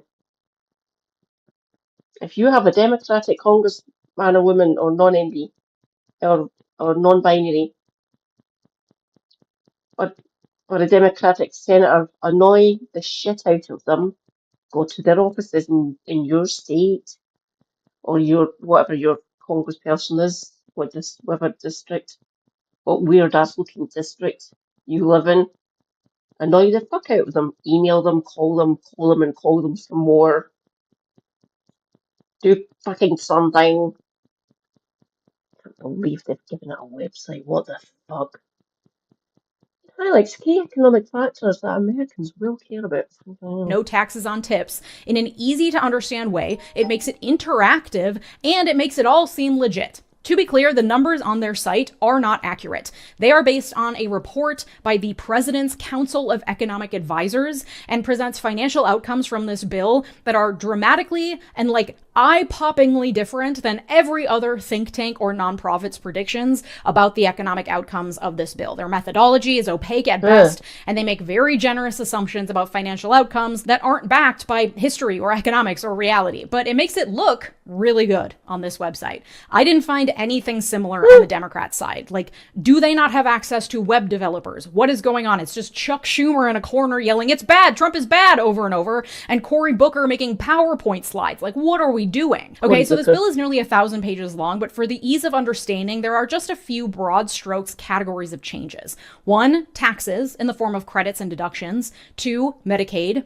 3, SNAP or food stamp benefits. 4, federal student loans. And 5, immigration, plus a few miscellaneous. Let's start with the changes to the tax code. That is the bulk of this bill. You will notice a theme that these changes tend to mainly benefit middle and higher income earners. According to analysis by the Tax Foundation, quote, "The bills spend far too much money on political gimmicks and carve-outs. The bills further complicate the tax code in several ways, sending taxpayers through a maze of new rules and compliance costs that in many cases likely outweigh potential tax benefits." First and foremost, the bill makes permanent the cuts of the Tax Cuts and Jobs Act from 2017, passed during Trump's first term. So those tax brackets would remain in place and change for inflation moving forward. The Tax Cuts and Jobs Act, as a reminder, lowered the tax rate for all Americans except the lowest wage earners. Okay, and then they made a bunch of changes to tax credits and deductions. The Senate bill would permanently raise the child tax credit to $2,200. The House bill would raise it to $2,500, but require at least one parent to have a Social Security number. That sounds nice, but the problem is that you don't just get that amount of money if you have a kid. That's the cap. The actual amount you get is calculated based on 15% of your adjusted gross income. Additionally, it is only partially refundable. So if you owe a bunch in taxes and make enough money, then you would get that full $2,200 as a deduction to the amount of taxes you owe. So you're paying back $2,200 less than you would. But if your income is lower, then you typically get a return on your taxes as opposed to paying into taxes. The refundable portion is only worth $1,700. We already have this tax credit. It's currently capped at $2,000 under Trump's original Tax Cuts and Jobs Act. And according to CNBC, 17 million children do not receive the full $2,000 tax credit because their families don't earn enough or owe enough taxes. So the increase benefits middle and higher income earners the most. The bill includes an increase of the SALT deduction, which stands for state and local tax deduction. That would increase to $40,000. The House made it permanent, but the Senate bill would revert the SALT deduction back to $10,000 by 2030. The benefit phases out for those who have more than $500,000 in income. What that means is that it allows taxpayers who itemize their deductions, meaning instead of taking the standard deduction, which is just a blanket amount, they itemize each deduction individually to deduct the state and local income and property taxes that they pay. So if I pay $10,000 in state taxes, I can include that as an expense in my federal tax deductions, effectively lowering my taxable income. As you can imagine, this deduction mainly helps upper middle income households. Lower earners generally don't itemize their tax deductions because they earn a regular W-2 income through a paycheck and don't have enough deductions to warrant doing an itemized deduction.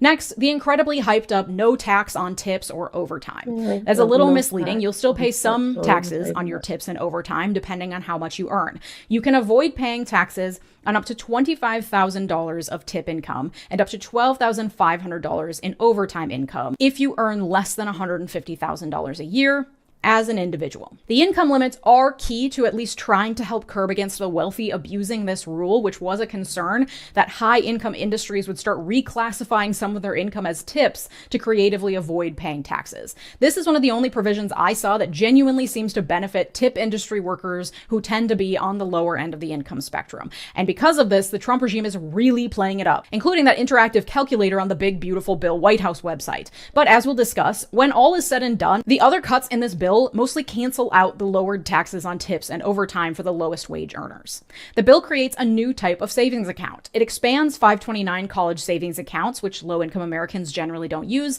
and creates Trump accounts. The government will deposit $1,000 into your Trump account as an incentive for having a baby. So you have a baby, you get $1,000. And then taxpayers can add up to $5,000 per year that will grow tax-free until the beneficiary, the baby, withdraws the money at 18 or older. According to the Tax Foundation, quote, the major effect is to introduce a new baby bonus entitlement that requires taxpayers to track yet another small dollar account for 18 plus years. This is a missed opportunity to simplify saving and improve financial security for all Americans. The bill creates a senior bonus deduction. The House proposed $4,000. The Senate raised it to $6,000. It's called a bonus, but it's not a bonus. It's a tax deduction for individuals over 65 with up to $75,000 in adjusted gross income. This will be helpful for middle-income seniors, but will not benefit low-income seniors because they don't make enough money to pay taxes and therefore won't benefit from a tax deduction. The bill includes a car loan interest deduction, where individuals with less than $100,000 in annual income could deduct up to $10,000 of annual interest in new auto loans. Jonathan Smoke, chief economist at Cox Automotive, told CNBC that in practice would amount to about $500 in tax deductions for the average new loan borrower. And the car must be assembled in the US, so only limited cars qualify. The bill guts Biden-era Inflation Reduction Act green energy tax credits, especially for individuals, such as those that you get when you buy an electric car or solar panels for your house. It introduces Foreign Entity of Concern, or FEOC, restrictions, so energy projects that would qualify for a credit, but that include involvement from China or Chinese-made parts, for example, wouldn't be eligible. One of the only tax credits it leaves intact from the Inflation Reduction Act is the Clean Fuel Production Tax Credit, a credit for businesses that create clean fuel. And one of my best friends actually works in sustainable fuels and was able to give me some tea on this one, so thank you to Meg. She explained that to qualify for the credit, the fuels have to reduce emissions by a certain amount. But the change in the big beautiful bill allows for certain emissions to no longer be counted. And the kind you don't have to count towards your emissions totals anymore are the ones that use more corn and soy. So it looks like an environmental credit, but it instead just further subsidizes big ag corn and soy producers, who are major contributors to climate change. And this workaround was actually first introduced by my Democratic Senator Amy Klobuchar in the Farmer First Fuel Incentives Act, and it served big business interests so well that even though it didn't pass, the Republicans were like, hell yeah, looks good, and shoved it into this bill. Okay, so moving on to healthcare. One additional change to the tax code is that the bill removes premium tax credits that low-income Americans can use to help offset the cost of health insurance premiums. The Senate version of the bill also cuts $1 trillion for Medicaid. The House version made $800 billion in cuts. This includes cuts to states and to providers, which would force states to make up the difference either by increasing state taxes, tightening qualification requirements, or eliminating certain benefits. And providers will have to close their doors or operate while understaffed without that funding, which will impact everyone trying to access our healthcare system, regardless of whether or not they get Medicaid benefits. There are new work rules that would require Medicaid beneficiaries who are 19 to 64 years old to work at least 80 hours per month unless they qualify for an exemption. That means that they would need to send proof to the government that they are working or exempt from work requirements regularly.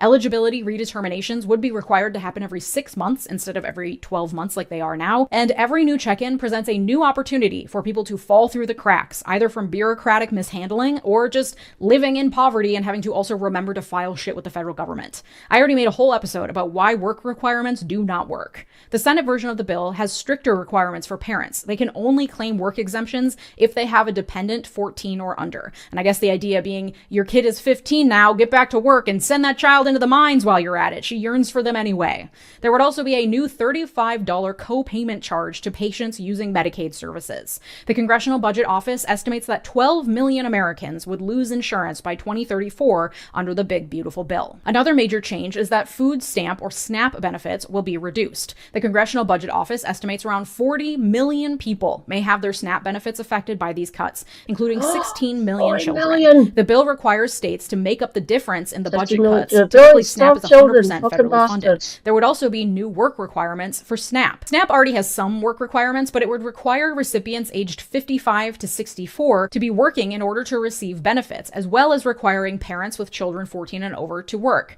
According to the Center on Budget and Policy Priorities, about 600,000 low-income households would see their SNAP benefits cut by an average of $100 per month. The average household receives about $320 per month currently, so that's a reduction in their food budget by, on average, about a third, at the same time that prices everywhere are skyrocketing. And in the area of education, student loans will be affected. The bill creates caps on how much money students can borrow. It puts a lifetime borrowing limit of about $250,000. It caps parent borrowing through Parent Plus loan at $20,000 per year with a $65,000 lifetime limit. It eliminates Grad Plus loans, caps unsubsidized loans for grad students at $20,500 per year and $100,000 lifetime, though professional degrees like medical and legal degrees get up to $50,000 per year with a $200,000 lifetime cap. For context, a law degree costs probably around $150,000 for the 3 years that you're in school. You also cannot work during your first year. That's like ABA guidelines. And you probably shouldn't work during the second and third years, especially if you want to get ahead. I got a full ride scholarship for my law school and still went $60,000 into debt to cover the cost of living in Boston for 3 years. If I hadn't gotten any financial aid, I would have easily surpassed that $200,000 borrowing cap. Under the bill, many student loan repayment options will be phased out, with just 2 repayment options remaining: the standard repayment plan or the income-based repayment plan, and it would get rid of unemployment and economic hardship deferment. According to The Hill, advocates warn the new plans will raise the monthly payments for most borrowers and removes an important student loan safety net. It will push students and parents into more risky and expensive private student loans, and of course, no one should go more than $250,000 into debt for higher education, but this doesn't really address the underlying issue with our education system. Instead, it just limits who can borrow and therefore who can access higher education in this country. Especially combined with the Trump regime's attacks on funding for higher education, this means that schools will be left to make up the difference in financial aid for lower income students while also receiving less in federal aid unless they bend the knee to Trump. Low-income students will be the ones to be hurt the most. On top of that, the bill increases the amount of tax that private universities have to pay on the income from their endowments. It's currently set at 1.4% tax, and the bill will increase that to 8% for colleges whose endowments exceed $2 million per enrolled student. It is once again an attack on higher ed, especially elite institutions who have the largest endowments. And another major issue in the bill is immigration, the central policy area of the entire Trump regime, and therefore a very big focus of the bill. The bill gives $350 billion for Trump's immigration agenda, including $46 billion for that stupid wall he keeps promising, $45 billion for 100,000 migrant detention facility beds, 10,000 new ICE officers, including a $10,000 signing bonus. It would create a $10 billion fund that would give grants to reward states that help federal immigration officials. It also provides $25 billion for Trump's controversial Golden Dome missile defense system. It will also increase fees that immigrants have to pay to apply for asylum, work authorization, immigration court filings, temporary protected status, and more. And it would limit access to federal benefits so a larger group of immigrants, including refugees, asylum seekers, victims of domestic violence and sex trafficking, would no longer qualify for federal aid. During the course of these Senate debates on the bill, the Senate threw out the provision in the House bill that would bar states from regulating AI for 10 years. That got thrown out with a vote of 99-1 and is frankly a relief because it would have allowed AI to flourish with no regulation for a decade. Just seeing how far it's come since ChatGPT first crawled its way out of its own primordial sludge a couple years ago, unchecked AI growth for a decade was a scary prospect. The Senate also increased rural hospital subsidies to $50 billion over 5 years, acknowledging that the cuts to Medicaid will hurt providers, especially rural hospitals, because unfortunately for Republicans, a lot of their constituents rely on rural hospitals, so this is something that they can point to and say, see, I'm definitely working for you. Ignore all the other cuts to your benefits. Okay, that's what's in the bill. What does this mean for you, big picture? After-tax income would temporarily increase for all Americans. Looking at 2026 specifically, because projections beyond that are tricky given that some of these things expire in a few years, according to the Tax Policy Center, the bottom 20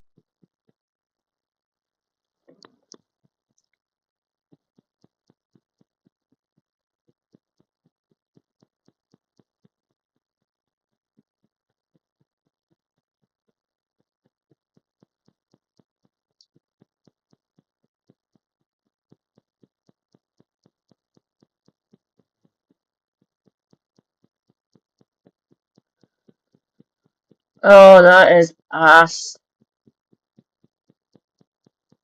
50% would see an increase of about 0.8% to their after-tax income. The second quintile by 1.6%. The middle 40 to 60% of wage earners would see income increases of 2.3%. The 60 to 80% wage earners would see increases of 2.6%. And the top 80 to 100% of wage earners would see after-tax income increases of 3.4%. And this all sounds pretty hunky-dory until you do the math on what those percentages actually mean, and then start to look at all the other benefits that are being cut beyond the tax savings. Because the reality is that Republicans like to wave lower taxes in the air and say, this is what prosperity looks like, but that ignores the increased cost of living for the lowest income earners who lose out on social services and safety nets. And the reality is that a 0.8% increase in after-tax wages for the lowest quintile of income earners means on average they'll be paying about $150 less in taxes for that lowest wage earner in the country. The second lowest quintile would see about $750 in lower taxes.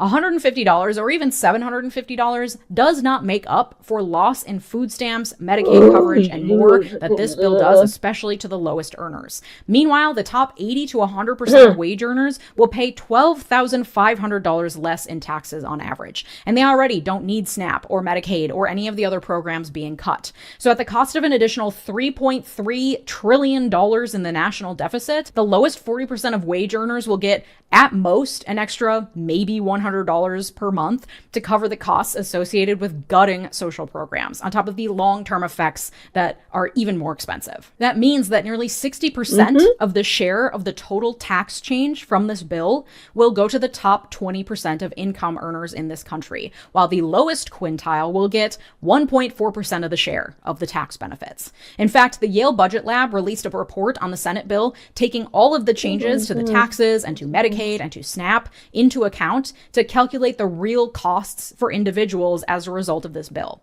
They found that the bill will actually result in a decline in income for the bottom 20% of about $700 per year, while the top 20% would see an increase in income of $5,700 on average. The top 1% would see an increase in their income of about $30,000 a year. And comparing the House and Senate bills, the difference in outcomes is pretty minimal. The House bill would decrease the lowest 20% income by $600 instead of $700 and increase the top 20% income by $6,500 instead of $5,700, which is why I'm talking about this bill now, because they still have to iron out the details, but it's not looking good either way. Now, you may see Republicans touting that this bill will actually reduce the deficit by $507 billion.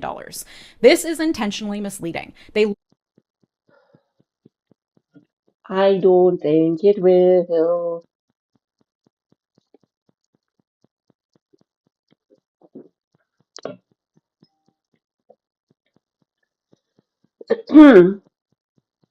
I think I'm going to finish up after this and see if we can read someone. Literally asked the Congressional Budget Office to produce two numbers: its typical current law baseline estimate, as well as a current policy baseline. The typical baseline looks at what the law currently is set to do as it's written, and then estimates how much the new policy will cost. The Trump Tax Cuts and Jobs Act is set to expire at the end of this year. So the typical CBO estimate looks at what this is arse. This is total arse. They're basically saying, oi, you lower working class scum, just start it if you want to eat and if you want to survive. Back to the work camps, back into the Amazon fulfillment centres, back to your Krogers and Albertsons and fucking Publix and whatever other Trader Joe's, whatever supermarkets you saw. Yeah, I knew that when they mentioned the no tax on tips thing, that was a gimmick. Can't believe they've given it a fucking page for itself. It's crazy. No little interactive bollocks. Oh yes, you can look at it all the bit. Oh look, you can calculate blah blah blah. And what you're doing, just cough. Gimmick. will cost if nothing is done, if the tax law was allowed to revert back to the pre-Tax Cuts and Jobs Act levels. That number is estimated to add up to over $3 trillion to the deficit. The Republican requested current policy baseline looks at if the Tax Cuts and Jobs Act were to be extended as is, not change, how much this new bill changes the deficit compared to that alternate non-existent reality where the Tax Cuts and Jobs Act just continues unchanged.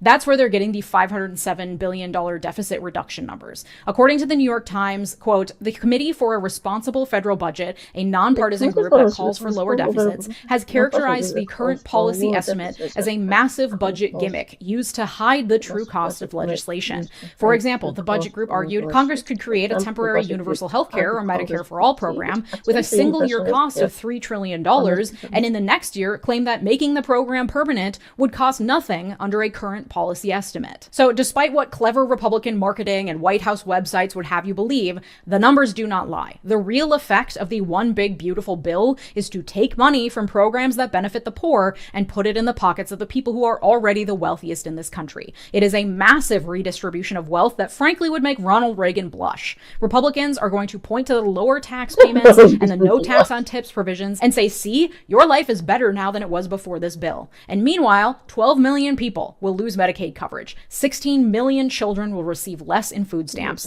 Hospitals will close. The number of ICE agents on the streets will surge. And the budget deficit will balloon out of control. And the Republican disinformation machine will continue humming on down the road with the entire MAGA cult still on board.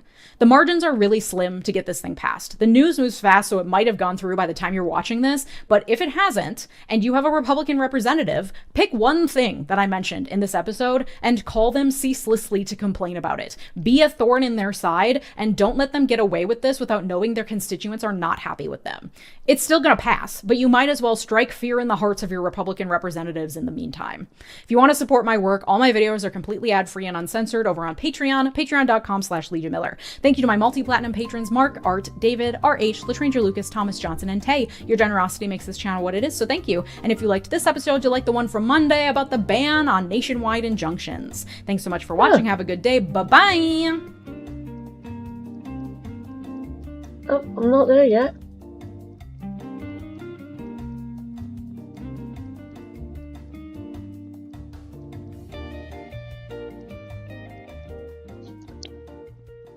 Okay.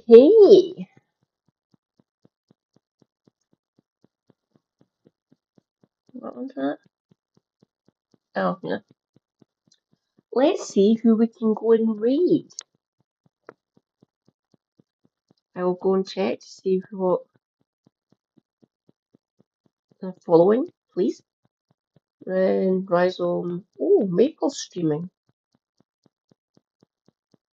Riverboat Jack. Hi. David. Ray. God of Eyes. Peacefire. Oh, Gottle's going. Dab Valor. Holy funk. Oh. Oh, we're going to Red Rust. He needs the. Oh, we're going to Red Rust. He needs more people. Yeah. Let's go and say hi to Red Rust. He is awesome. He is boulder gating me.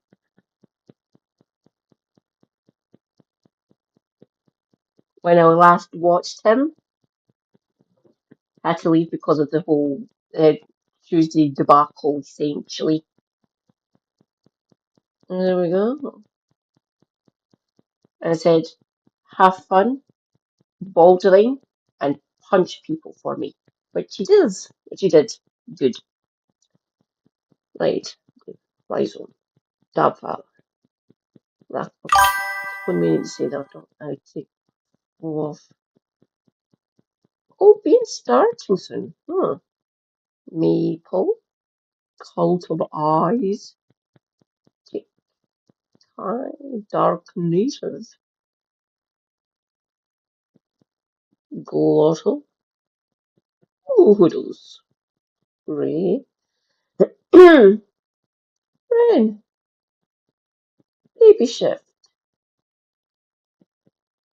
I punched him in the nether. Love it. Punched him in the nether brain. Back to chat.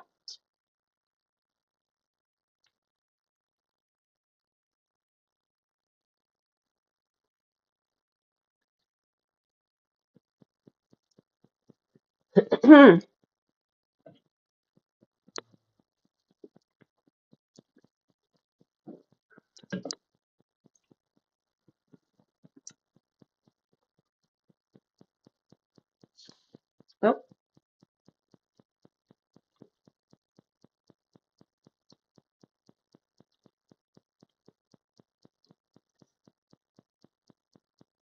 And there's an ad break. I want to be able to meet a lot of the people that watch the show and are inspired by it. And I want to create a space where people can come in the same venue and they can feel a part of something and they can meet other people. So I'm figuring out how to do that. Right now I'm starting in Austin. I had a live show a few months ago that went really well. I think it went good. I learned a lot. How do you feel about it? I have mixed feelings about it because I think Red Rost. Oh, no, no. There he's there. Yes. Punch him in the nether brain.